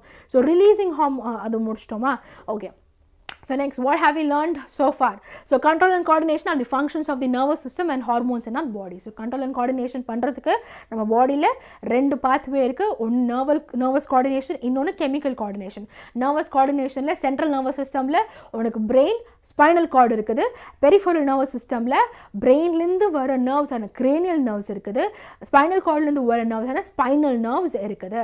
and hormonal coordinationல வந்துட்டு உனக்கு different hormones வந்துட்டு இருக்குது. adrenal கிளாண்டு, அதுக்கப்புறம் தைராய்டு கிளாண்டு, அதுக்கப்புறம் வந்து பேன்க்ரியாஸ் ப்ரொடியூஸ் பண்ணுற இன்சுலின், பிட்யூட்டரி கிளாண்ட் ப்ரொடியூஸ் பண்ணுற க்ரோத் ஹார்மோனு, அதுக்கப்புறம் மேலில் டெஸ்டோஸ்டிரான், ஃபீமேல்ஸில் வந்துட்டு எஸ்ட்ரோஜன், அண்ட் பிளான்ஸில் ஃபைட்டோ ஹார்மோன்ஸ்னு சொல்லிட்டு 5 இருக்குது. ஆக்சின், கிபர்லின்ஸ், சைட்டோகைனின், அப்புறம் எத்திலின், 𝒚𝒐𝒃 ஆசிட், இதெல்லாம் வந்துட்டு சில பிளான்ட் ஹார்மோன்ஸ். அப்புறம் the responses of the nervous system can be classified as reflex action, voluntary action or involuntary action. இப்போ நர்வஸ் சிஸ்டம் வந்து நிறைய ஆக்ஷன்ஸ் பெர்ஃபார்ம் பண்ணுது. வாலண்டரினா நம்ம கான்ஷியஸாக நம்ம பண்ணுற அந்த ஆக்ஷனை வாலண்டரின்னு சொல்கிறோம். லைக் திங்கிங், ரைட்டிங், ஹேண்ட் இப்போ நான் மூவ் பண்ணுறதெல்லாம் நான் கான்ஷியஸாக பண்ணுறேன். ஸோ இது வாலண்டரி ஆக்ஷன். இன்வாலண்டரி ஆக்ஷன்ஸ் எல்லாம் வந்துட்டு நான் சிந்திக்காமல் யோசிக்காமல் இந்த ஆக்ஷன்ஸ்லாம் என் பாடியில் ஆட்டோமேட்டிக்காக நடந்துகிட்டே இருக்குது. என்னோட ப்ரீதிங் நடந்துகிட்டே இருக்குது, என்னோட பியூப்பிள் டைலேட் ஆகுது, என்னோட இந்த கண் வந்துட்டு கண் மூடி சிமிட்டிக்கிட்டே இருக்கேன். So all these are involuntary actions, நான் ரெகுலேட் பண்ணாமல் நடந்துகிட்டு இருக்கேன். அதே சமயம் ரிஃப்ளெக்ஸ் ஆக்ஷன்ஸுமே ஒரு விதமான இன்வாலண்டரி ஆக்ஷன் தான். எல்லா ரிஃப்ளெக்ஸ் ஆக்ஷனுமே இன்வாலண்டரி ஆக்ஷன் தான். ஆனால் எல்லா இன்வாலண்டரி ஆக்ஷனுமே ரிஃப்ளெக்ஸ் ஆக்ஷன் கிடையாது. ரிஃப்ளெக்ஸ் ஆக்ஷன் இன்வாலண்டரி ஆக்ஷனோட ஒரு sub division. Okay, and reflex ஆக்ஷன்னா குவிக்காக அந்த ஒரு விஷயம் பண்ணுறதுக்கு அந்த ஆக்ஷன் வந்து நடக்கும். ரிஃப்ளெக்ஸ் ஆக்ஷனில் வரும் ஸ்பைனல் கார்டு மட்டும்தான் இன்வால்வ்டாக இருக்குது, பிரெயின் இன்வால்வ்டாக இல்லை. அந்த ஆக்ஷன் முடிஞ்ச பேருக்கு அந்த இன்ஃபர்மேஷன் இப்படி ஒரு சம்பவம் நடந்துச்சுன்னா பிரெயினில் போய் ஸ்டோர் ஆகும். ஓகே, அண்ட் நர்வஸ் சிஸ்டமில் எலக்ட்ரிக்கல் இம்பல்சஸ் யூஸ் பண்ணுவாங்க அந்த மெசேஜஸ் எல்லாம் டிரான்ஸ்மிட் பண்ணுறதுக்கு. அண்ட் நர்வஸ் சிஸ்டமில் வந்துட்டு சென்ஸ் ஆர்கன்ஸ் எனக்கு அந்த ரிசப்டர்ஸ் வந்து அந்த இன்ஃபர்மேஷன் ரிசீவ் பண்ணுது. Photo receptors, phono receptors, gustatory receptor, olfactory receptors, thermo receptors, different types of receptors வந்துட்டு இருக்குது. இந்த ரிசப்டர்ஸ் எல்லாம் ப்ராசஸ் பண்ணுறதுக்கு நம்ம பிரெயினில் 4 பிரெயினில் ஸ்பெசிஃபிக்கான ரீஜன்ஸ் வந்துட்டு இருக்குது. கெமிக்கல் கோஆர்டினேஷன் பிளான்ஸ்லையும் இருக்குது, அனிமல்ஸ்லையும் இருக்குது. ஹார்மோன்ஸ் வந்துட்டு பேசிக்லி கெமிக்கல் மெசஞ்சர்ஸ். ஞாபகம் வச்சுக்கோங்க, ஹார்மோன்ஸ் ஆர் கெமிக்கல் மெசஞ்சர்ஸ். இது ஒரு சைடில் ப்ரொடியூஸ் ஆகுது, ஆனால் இன்னொரு இடத்துல அதோட வேலையை செய்தோம், இன்னொரு இடத்துல ஆக்ட் ஆகுது. ஓகே, அண்ட் ஃபீட்பேக் மெக்கானிசம் அப்படின்னா நம்ம பாடியில் ஹோமியோஸ்டாட்டிஸ் மெயின்டைன் பண்ணுறதுக்கு ஃபீட்பேக் மெக்கானிசம் நடக்குது. Okay, so that's it. நம்ம control and coordination line by line one ஷாட்டில் ஃபினிஷ் பண்ணிட்டோம். ஐ ஹோப் உங்களுக்கு இந்த செஷன் வந்துட்டு யூஸ் ஆகியிருக்கும் அப்படின்னு வந்துட்டு நான் நினைக்கிறேன். ஸோ யூஸ் ஆகியிருந்துச்சுன்னா வந்துட்டு லைக் பட்டனை அடித்து ஸ்மாஷ் பண்ணுங்கள், அண்ட் உங்கள் ஃப்ரெண்ட்ஸுக்குமே வந்துட்டு ஷேர் பண்ணுங்கள். அண்ட் இன்னுமே சப்ஸ்கிரைப் பண்ணாமல் பார்த்துட்டு மறக்காமல் சப்ஸ்கிரைப் பண்ணிவிடுங்க. But before we end the session எதனா டவுட்ஸ் இருந்துச்சுன்னா ஃபர்ஸ்ட் வந்துட்டு கேளுங்க. பிகாஸ் நான் என்சிஆர்டி வச்சுட்ருக்கேன். ஸோ அதனால் உங்களுக்கு எதனா டவுட் இருந்துச்சுன்னா என்சிஆர்டி வச்சு ஈஸியாக நல்லா வந்துட்டு சொல்ல முடியும். அதுக்கு தான் கேட்குறேன். ஸோ எதனா டவுட் இருந்துச்சுன்னா வந்துட்டு சொல்லுங்கப்பா. எஸ் கமலேஸ்வரன், நானும் தான்ப்பா. Anbuvel, okay okay Kamaleswaran, awesome. Ma'am what happens வந்து சுகர் லெவல் இஸ் லோ அப்படி வந்து பிரபாகரன் கேட்குறாங்க. ஸோ சுகர் லெவல் வந்துட்டு லோவாக இருக்கும் போது ஆக்சுவலாக நம்ம பிளட் சுகர்னு சொல்லும் போது எதை ரெஃபர் பண்ணுறோன்னா நம்ம கார்போஹைட்ரேட்ஸை தான் ரெஃபர் பண்ணுறோம். ஓகே, ஸோ கார்போஹைட்ரேட்ஸை தான் நமக்கு வந்துட்டு இந்த நீ சாப்பிட்டேன் இப்போ சாப்பிட்டேன்னு சொல்கிறோம் பார். இப்போ வந்து ஒருத்தவங்களுக்கு சுகர் இருக்குன்னா என்ன சொல்லுவாங்கன்னா கார்போஹைட்ரேட்ஸ் வந்துட்டு கொஞ்சம் கம்மியாக சாப்பிடு. ஒருத்தவங்களுக்கு வந்துட்டு சுகர் கம்மியாயிடுச்சுன்னு வச்சுக்கோங்க, இந்த ஸ்வீட்டு எதனா வந்துட்டு ஒரு சாக்லேட் சாப்பிட்டு அப்படின்னு வந்துட்டு சொல்கிறோம் இல்லையா. ஸோ பேசிக்லி இந்த கார்போஹைட்ரேட்ஸ் தான் நம்ம பாடியில் எனர்ஜி கொடுக்குது. ஓகே, ஏன்னா நம்ம லைஃப் ப்ராசஸில் படிச்சிருக்கிறோம் இந்த மாதிரி கார்போஹைட்ரேட்ஸ்லாம் ஒரு விதமாக குளுக்கோஸ், அதுவுமே ஒரு விதமான ஒரு சுகர் தான். ஸோ குளுக்கோஸ்லேருந்துட்டு உனக்கு எனர்ஜி டிரைவ் ஆகுது. ஸோ உனக்கு எனர்ஜி வேணும்னா உன் பாடியில் கார்போஹைட்ரேட்ஸு இந்த குளுக்கோஸு இதெல்லாம் வேணும். இப்போ நார்மலை விட உன்னோட பிளட் குளுக்கோஸ் லெவல் கம்மியாச்சுன்னா அஃப்கோர்ஸ் உனக்கு வந்துட்டு டயர்ட் ஆகும், தலை சுத்தம், சாப்பிடலாம் என்ன ஆகும், ஒரு மாதிரி மயக்கமாக இருக்கும், எனர்ஜியே வராது, எதுவுமே ஒரு பென்சில் கூட தூக்க முடியாத மாதிரி வந்துட்டு இருக்கும் இல்லையா. இப்போது அது வெளியிலேருந்து நம்ம இந்த விஷயங்கள்லாம் பண்ணணும். ஆனால் உள்ளுக்குள்ளே உன் பாடி ஃபங்க்ஷன் ஆகணும் இல்லையா. உன் பாடி வந்து ரெஸ்பிரேஷன் பண்ணணும், டைஜஷன் பண்ணணும், எக்ஸ்க்ரீஷன் பண்ணணும், உன்னோட சர்க்குலேட்டரி சிஸ்டம் பண்ணணும், இதுக்கு எல்லாத்துக்குமே கூட எனர்ஜி வேணும்ல. அப்போ அந்த செட்டப் எல்லாம் கூட வந்துட்டு அஃபெக்ட் ஆகும். ஸோ இது எல்லாமே எதனால் நடக்குதுன்னா பிளட் குளுக்கோஸ் லெவல் ட்ராப் ஆகும் போது. ஸோ அப்போது உன் பாடியை பாதுகாப்பாக வச்சுக்கணும். அதுக்கு என்ன நடக்குது, உன்னோட பிளட் குளுக்கோஸ் லெவல் எப்பெல்லாம் வந்துட்டு கம்மியாகுதோ குளுக்கோகான் அப்படின்னு சொல்லிட்டு அந்த ஹார்மோன் என்ன பண்ணோன்னா உன் பிளட் குளுக்கோஸ் லெவலில் கம்மியாக இருக்குல்ல அங்கேருந்து நார்மலைஸிக்கு தூக்கி விடும். ஓகேவா, இப்படி தான் வந்து ஃபங்க்ஷன் ஆகுது உன்னோட body. Okay, I hope that clears your doubt. Next difference between reflex action reflex arc. Sabapathi, reflex ஆக்ஷன்னா ஒரு விஷயம் நம்ம ஃபாஸ்ட்டாக பண்ணுறோம், குவிக்காக ஒரு விஷயம் நமக்கு ஆபத்தாக இருக்குது, டேஞ்சரஸாக இருக்குது, அந்த சுச்சுவேஷனில் நம்மளை வந்து சேஃப் பண்ணுறதுக்கு நம்ம அந்த ஆக்ஷனை பண்ணால் தான் நம்மளால் அந்த டேஞ்சரஸான சுச்சுவேஷனில் எஸ்கேப் ஆக முடியும். அங்கே நம்ம மைண்டை யூஸ் பண்ணிட்டு இருக்க முடியும், கான்ஷியஸாக பிரெயினை யூஸ் பண்ணி ரூம் போட்டு யோசிக்க மாட்டோம். நம்மளை பாதுகாக்கிறதுக்கு நம்ம என்ன பண்ணோம் அந்த சுச்சுவேஷனில், அதுதான் நம்ம ரிஃப்ளெக்ஸ் ஆக்ஷன். இப்போ இந்த ரிஃப்ளெக்ஸ் ஆக்ஷன் பண்ணுறதுக்குன்னு உன் பாடியில் ஒரு பாத்வே நடக்குது, ஒரு மெக்கானிசமே நடக்குது, ஒரு பெரிய ஒரு ப்ராசஸ் நடக்குது. அதை நம்ம ரிஃப்ளெக்ஸ் ஆர்க் அப்படின்னு சொல்கிறோம். Okay, so I hope that clears it out. Yes, feedback மெக்கானிசம்னா வந்துட்டு என்னென்னு சொல்கிறாங்க. ஸோ ஃபீட்பேக் மெக்கானிசம் இடம் எங்கே இருக்குது எனக்கு, இங்கேயே இருக்குது, இங்கேயே சொல்கிறேன் ஃபீட்பேக் மெக்கானிசம்க்கு. ஓகே, ஸோ நல்லா கவனி. ஃபீட்பேக் மெக்கானிசம் உனக்கு வந்துட்டு எஸ்பெஷலி உன் எக்ஸாமில் வந்துட்டு negative feedback mechanism, positive feedback மெக்கானிசம்னு இருக்குது. ஆனால் உங்களுக்கு நெகட்டிவ் ஃபீட்பேக் மெக்கானிசம் தான் கேட்குறாங்க, சரியா. ஸோ நான் நெகட்டிவ் ஃபீட்பேக் மெக்கானிசம் மட்டும் நான் உங்களுக்கு வந்துட்டு நான் சொல்கிறேன். நெகட்டிவ் ஃபீட்பேக் மெக்கானிசம் அதுவுமே எதை வச்சு கேட்குறாங்கன்னா உன்னோட இன்சுலின் வச்சு தான் வந்துட்டு கேட்குறாங்க. ஸோ அதனால் நல்லா கவனிங்க. ஓகே, ஸோ நெகட்டிவ் ஃபீட்பேக் மெக்கானிசமில் நம்மளோட நார்மல் பாடி சுகர் லெவல்ஸ் நல்லா கவனிங்க, சரியா. நார்மலாக ஒரு மனுஷனாக நம்ம இருக்கும்போது நம்மளோட நார்மல் பிளட் குளுக்கோஸ் லெவல் வந்துட்டு சுகர் லெவல்ஸ் சரியா எவ்வளோ இருக்கணும் அப்படின்னு வந்துட்டு கேட்டேன்னா பிஃபோர் ஃபாஸ்டிங் வந்துட்டு 90 mg/dl வந்துட்டு இருக்கணும். அது 90 மாதிரி தெரியுதா? ஓகே 90. அப்புறமா ஆஃப்டர் ஃபாஸ்டிங், அதாவது சாப்பிட்ட பேருக்கு ஓகே, ஆஃப்டர் ஃபாஸ்டிங் வந்துட்டு 120 mg/dl வந்துட்டு இருக்கணும். ஓகே, இதுதான் வந்துட்டு நார்மல் பிளட் குளுக்கோஸ் லெவல். இப்போ என்ன ஆகும் அப்படின்னு வந்துட்டு கேட்டேன்னா, இப்போ வந்துட்டு நான் சாப்பிடல ஓகேவா. நான் சாப்பிடாமல் வந்துட்டு என்ன ஆயிடுச்சுன்னா, நான் சாப்பிடாமல் இருந்தேன்னா என்னோடய பாடி பிளட் குளுக்கோஸ் லெவல் எவ்வளோ இருக்கணும், 90 இருக்கணும். நான் காலையில் இருந்துட்டு இப்போ மதியானம் 3 மணி ஆயிடுச்சு, இன்னுமே நான் சாப்பிடல. அப்போ ஆப்வியஸ்லி என்ன ஆகும், என் பாடிக்குள்ளே இருக்க அந்த பிளட் குளுக்கோஸ் லெவல் கண்டிப்பாக நார்மலாக இருக்கும், கண்டிப்பாக கம்மி தான் ஆக செய்யும் இல்லையா. அப்போ நான் சாப்பிடாமல் இருக்கும் போது 90 இருந்துட்டு என்னோடய பிளட் குளுக்கோஸ் லெவல் வந்துட்டு கம்மியாயிருச்சு. ஃபார் எக்ஸாம்பிளுக்கு எவ்வளோ கம்மியாயிருச்சுன்னா ஒரு 60க்கு போயிடுச்சு. 90 இருக்கணும், ஆனால் 60க்கு போயிடுச்சு. ஏன்னா நான் சாப்பிடவே இல்லை இல்லையா. சாப்பிடாமலே இருந்தாலுமே நம்மளோட பாடியில் எவ்வளோ பிளட் குளுக்கோஸ் இருக்கணும், 90 இருக்கணும். ஆனால் என் பாடியில் என்ன ஆயிடுச்சுன்னா வழக்கத்தை விட ரொம்ப கம்மியாக போயிடுச்சு, 60க்கு போயிடுச்சு சரியா. இப்போது என் பாடியில் நார்மலை விட நான் வந்துட்டு ஒரு டேஞ்சரஸான ஒரு சிச்சுவேஷன் இருக்கேன். ஏன், என் பிளட் குளுக்கோஸ் 60க்கு போயிடுச்சு. அப்போது என் பாடிக்கு அது வந்துட்டு ஒரு சிக்னல் அனுப்பும். இது பாரு, அவள் சாப்பிடாமல் இருக்கா, ஆனால் சாப்பிடாமல் இருந்தாலும் அவளோட பிளட் குளுக்கோஸ் லெவல் 90 இருக்கணும், அது 60க்கு போயிடுச்சு. அப்போ என்ன பண்ணணும்னா குளுக்கோகான் அப்படின்னு சொல்லிட்டு அந்த ஹார்மோன் வந்துட்டு வேலை செய்யும். அந்த குளுக்கோகான் ஹார்மோன் வந்துட்டு என்ன பண்ணோன்னா என்னோட 16 இருக்கிற இந்த ஒரு பிளட் குளுக்கோஸ் லெவலில் அது இன்க்ரீஸ் பண்ணும். என்னோட பிளட் குளுக்கோஸ் லெவல் இப்போ வழக்கத்தை விட கம்மியாயிருச்சு. அப்போ வழக்கத்தை விட கம்மியானதுனால அது எனக்கு ஒரு டேஞ்சரஸான சிச்சுவேஷன். அப்போ அங்கே இருந்து என் பிளட் குளுக்கோஸ் லெவலில் கொஞ்சம் தூக்கி விடும். இது வந்துட்டு சப்போஸ் 60லேருந்துட்டு இப்போது 80க்கு தூக்கி விட்டுச்சு, அது ஆல்மோஸ்ட் கிட்ட வந்துருச்சு 90 கிட்ட. ஸோ ஓரளவுக்கு நான் சேஃப் ஆகிட்டேன். இந்த வேலையை எனக்கு குளுக்கோகான் வந்துட்டு செஞ்சு கொடுக்கும். ஓகே, இதே மாதிரி ஒரு வேளை வந்துட்டு ஆஃப்டர் ஃபாஸ்டிங், அதாவது நல்லா சாப்பிட்ட பேருக்கு நம்ம என்ன தான் பிரியாணி, ஐஸ்கிரீமு, சாக்லேட் நிறைய சாப்பிட்டாலுமே நார்மலாக ஒரு மனுஷனில் வந்துட்டு அவனுக்கு ஆஃப்டர் ஃபாஸ்டிங் வந்துட்டு 120 இருக்கணும் பிளட் குளுக்கோஸ் லெவல். ஓகே, அதுதான் நார்மல் லெவல், நார்மல் ரேஞ்ச். ஆனால் எனக்கு என்ன ஆயிடுச்சுன்னா, எனக்கு டயபெட்டிஸ் இருக்கிறதுனால உனக்கெல்லாம் 120 இருக்குது, நீயும் நல்லா ஐஸ்கிரீம் சாப்பிட்ட, பிரியாணி சாப்பிட்ட, கோக்கு சாப்பிட்ட, எல்லாம் சாப்பிட்ட, நானும் அதே தான் சாப்பிட்டேன். ஆனால் உனக்கு 120 இருக்குது, எனக்கு 180 ஆயிடுச்சு. ஓகே, ஸோ எகிரிடுச்சு, 180 240 ஆயிடுச்சு சரியா. இது பயங்கரமான ஒரு டிஸ்ட்ரெஸ் கண்டிஷன். ஏன்னா 120 எங்கே, 240 எங்கே. அப்போ என்ன ஆகும் அப்படின்னா, அந்த மாதிரி கண்டிஷனில் 120 தான் இருக்கணும், ஆனால் எனக்கு 240 ஆயிடுச்சு. அப்போ என்ன பண்ணுவோம், இன்சுலின் வருவான். இன்சுலின் வந்து என்ன பண்ணுவான்னா, நீ கவலைப்படாத, 240 இருந்துட்டு நான் உனக்கு கம்மி பண்ணி தரேன் அப்படின்னு சொல்லிட்டு 240 இருந்துட்டு ஓரளவுக்கு ஒரு 130 ஆர் மேபி சில கேசஸில் 120க்கே கொண்டு போய் விட்டுருவோம். ஓகே, ஸோ இப்படி தான் நம்மளோட பிளட் குளுக்கோஸ் லெவலை அந்த நார்மல் லெவல்ஸில் மெயின்டைன் பண்ணுறதுக்கு ஒரு பக்கம் குளுக்கோகான், ஒரு பக்கம் இன்சுலின் இவங்க வேலை செய்வாங்க.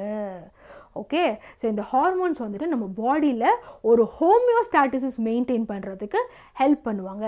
இதை தான் நம்ம நெகட்டிவ் ஃபீட்பேக் மெக்கானிசம் அப்படின்னு வந்துட்டு சொல்கிறோம்.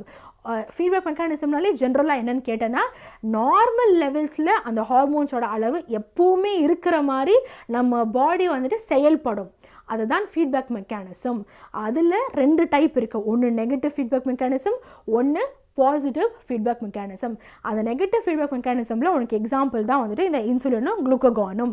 இப்போது நீ கேட்கலாம், மேம் இது நெகட்டிவ் ஃபீட்பேக் மெக்கானிசம் சொன்னீங்க, அப்போ பாசிட்டிவ் ஃபீட்பேக் மெக்கானிசம்னா என்னது மேம் அப்படின்னு வந்துட்டு கேட்டிங்கன்னா, பாசிட்டிவ் ஃபீட்பேக் மெக்கானிசமில் வந்துட்டு பாசிட்டிவ் ஃபீட்பேக் மெக்கானிசமில் உனக்கு ஒரு ஹார்மோன் இருக்குது. இது வந்துட்டு எஸ்பெஷலி இந்த விஷயம் வந்து நெகட்டிவ் ஃபீட்பேக் மெக்கானிசம் எல்லா மனுஷங்களையும் பார்க்க முடியும் சரியா.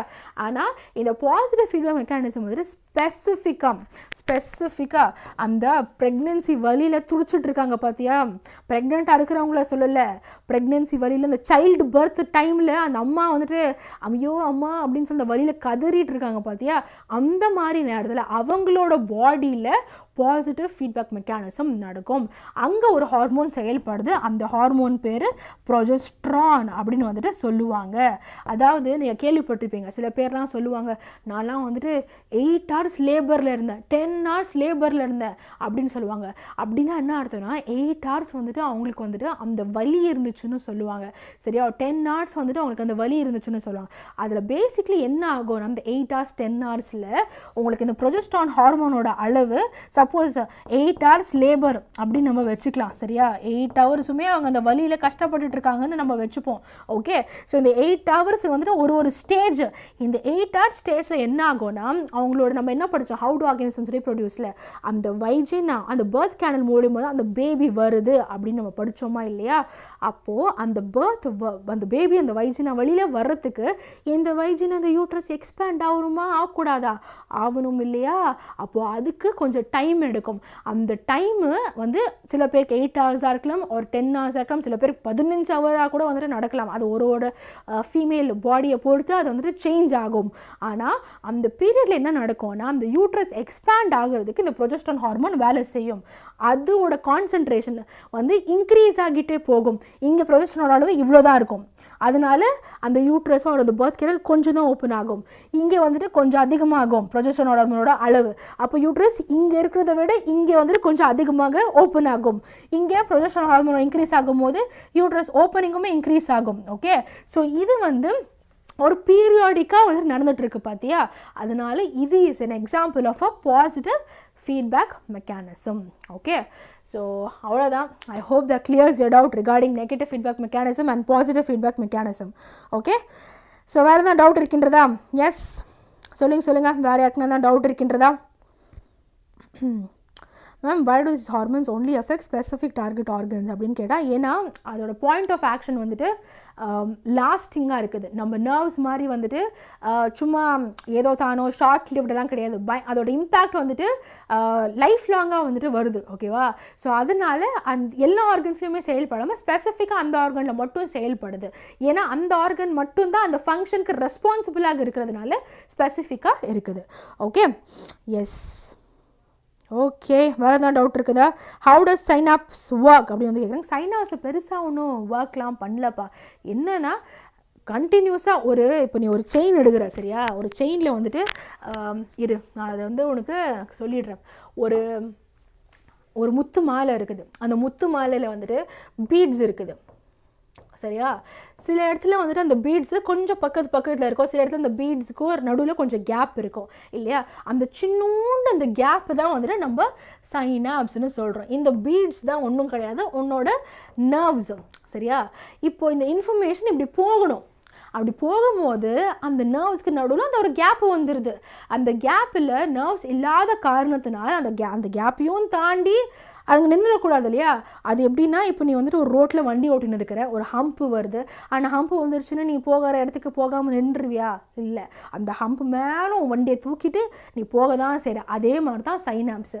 அந்த ஹம்ப் வரும்போது நீ கொஞ்சம் வண்டி இப்படி ஜர்க்காகுது பார்த்தியா? அந்த மாதிரி சைனாப்ஸில் போகும்போது எலக்ட்ரிக்கல் இம்பல்ஸாக இருக்குது கெமிக்கல் இம்பல்ஸாக மாறி அப்புறம் எலக்ட்ரிக்கல் இம்பல்ஸாக மாறிடுது. அவ்வளோதான், வேறு எந்த விஷயமும் இல்லை. நீ ஒரு ரோடு ஞாபகம் வச்சுக்கோ, அவ்வளோதான். ஹம்ப் வரும்போது எப்படி நீ கொஞ்சம் எகிரி குதிக்கிறியோ உன்னோட சீட்லேருந்து, ஏன்னா அங்கே மட்டும் கொஞ்சம் ஒரு பம்பியாக இருக்குல்ல, அதே மாதிரி இந்த ஒரு நர்வ் வந்து இன்னொரு நர்வ் போகும்போது இடைவெளியில் ஒரு பம்பு வந்துடுது. அதுதான் சைனாப்ஸ், ஒரு கேப்பு வந்துடுது. அந்த கேப்பு தாண்டதுனால அங்கே வந்துட்டு கெமிக்கலாக மாறி போக வேண்டியதாக இருக்கும். அவ்வளோதான். Okay, so yes, limitation of nerve அப்படின்னு வந்துட்டு சொல்லும்போது ஆல்ரெடி கவர் பண்ணிவிட்டேன். லிமிட்டேஷன் ஆஃப் நர்வ் வந்துட்டு என்னென்னு கேட்டிங்கன்னா, அது ஒரு இன்கமிங் போயிட்டு அதுக்கு ஒரு அவுட் கோயிங் வரணும். அது வரைக்கும் இன்னொரு நர்வ் இம்பல்ஸை அனுப்ப முடியாது. அண்ட் இது எல்லாமே ஃபாஸ்ட்டாக இருந்தாலுமே இதோட இம்பேக்ட் வந்துட்டு ஷார்ட் லிவ்டாக இருக்குது. ஓகே, ஹார்மோன்ஸ் மாதிரி வந்துட்டு அந்த பெர்மனெண்ட் வந்துட்டு கிடையாது. இது வந்துட்டு ஷார்ட் லிவ்டாக வந்துட்டு இருக்குது. ஓகே, ஸோ எஸ், வேறு எதுனா வந்து டவுட் இருக்கின்றதா? What is the main function of testosterone besides causing male puberty changes அப்படின்னு கேட்டால், மெயின் ஃபங்க்ஷன் ஆஃப் டெஸ்டோஸ்டிரோன் அதுதான். டெஸ்டோஸ்டிரோனோட வேறு முக்கியமான சேஞ்ச் அப்படின்னு கேட்டோன்னா ஒன்றுமே கிடையாது. டெஸ்டோஸ்டிரோன் வந்துட்டு இந்த செகண்டரி செக்ஷுவல் கேரக்டர்ஸ் அதுதான். அப்புறமா ஸ்பெர்ம்ஸ் ப்ரொடக்ஷன், அவ்வளோதான். அதுதான் அதனால தான் அதை வந்துட்டு மேல் செக்ஸ் ஹார்மோன்னு சொல்கிறாங்க. அதை தாண்டி வேறு என்னமா ஃபங்க்ஷன் அப்படின்னு கேட்டால் வேறு ஒன்றும் கிடையாது, அதுதான் function. Okay, so yes, tropic மூவ்மெண்ட்னா வந்துட்டு என்ன அப்படின்னு வந்து கேட்குறாங்க. ஸோ ட்ராஃபிக் மூவ்மெண்ட் அப்படின்னா வந்துட்டு பிளான்ஸ் க்ரோத் ரிலேட்டடாக சில மூமெண்ட்ஸ் பண்ணுது. அந்த மூமெண்ட்ஸை ட்ராஃபிக் மூமெண்ட்ஸ் அப்படின்னு வந்துட்டு நம்ம சொல்கிறோம். ஓகே, ஸோ நியூரோ மஸ்குலர் ஜங்ஷனும் அதுதான்ப்பா அந்த சைனாப்ஸ். அந்த இடத்துல வந்துட்டு சில நியூரோ டிரான்ஸ்மிட்டர்ஸ் லைக் ஆசிட்டால் கோலின் தேவைப்படுது. பிகாஸ் அந்த கிராஸ் பண்ணி நீங்கள் போகணும். சிம்பிளாக சொல்லணும் அப்படின்னு வந்துட்டு கேட்டேன்னா, ஒரு ஆறை கடந்து போகணும். அந்த ஆறை கடந்து போகிறதுக்கு உனக்கு ஒரு போட்டு தேவைப்படுது. அந்த போட்டு நியூரோ டிரான்ஸ்மிட்டர், அந்த ஆறு சைனாப்ஸ். அந்த லாஜிக் யூஸ் பண்ணனா உனக்கு புரிஞ்சிடும். ஓகே, ஸோ எஸ் சஞ்சய், அது உங்கள் சிலபஸில் இல்லை, பட் நீங்கள் 11th 12th அதெல்லாம் கொஞ்சம் டீட்டெயில்டாக படிப்பீங்க. Okay, okay, okay, so insulin already finish பண்ணிட்டேன்.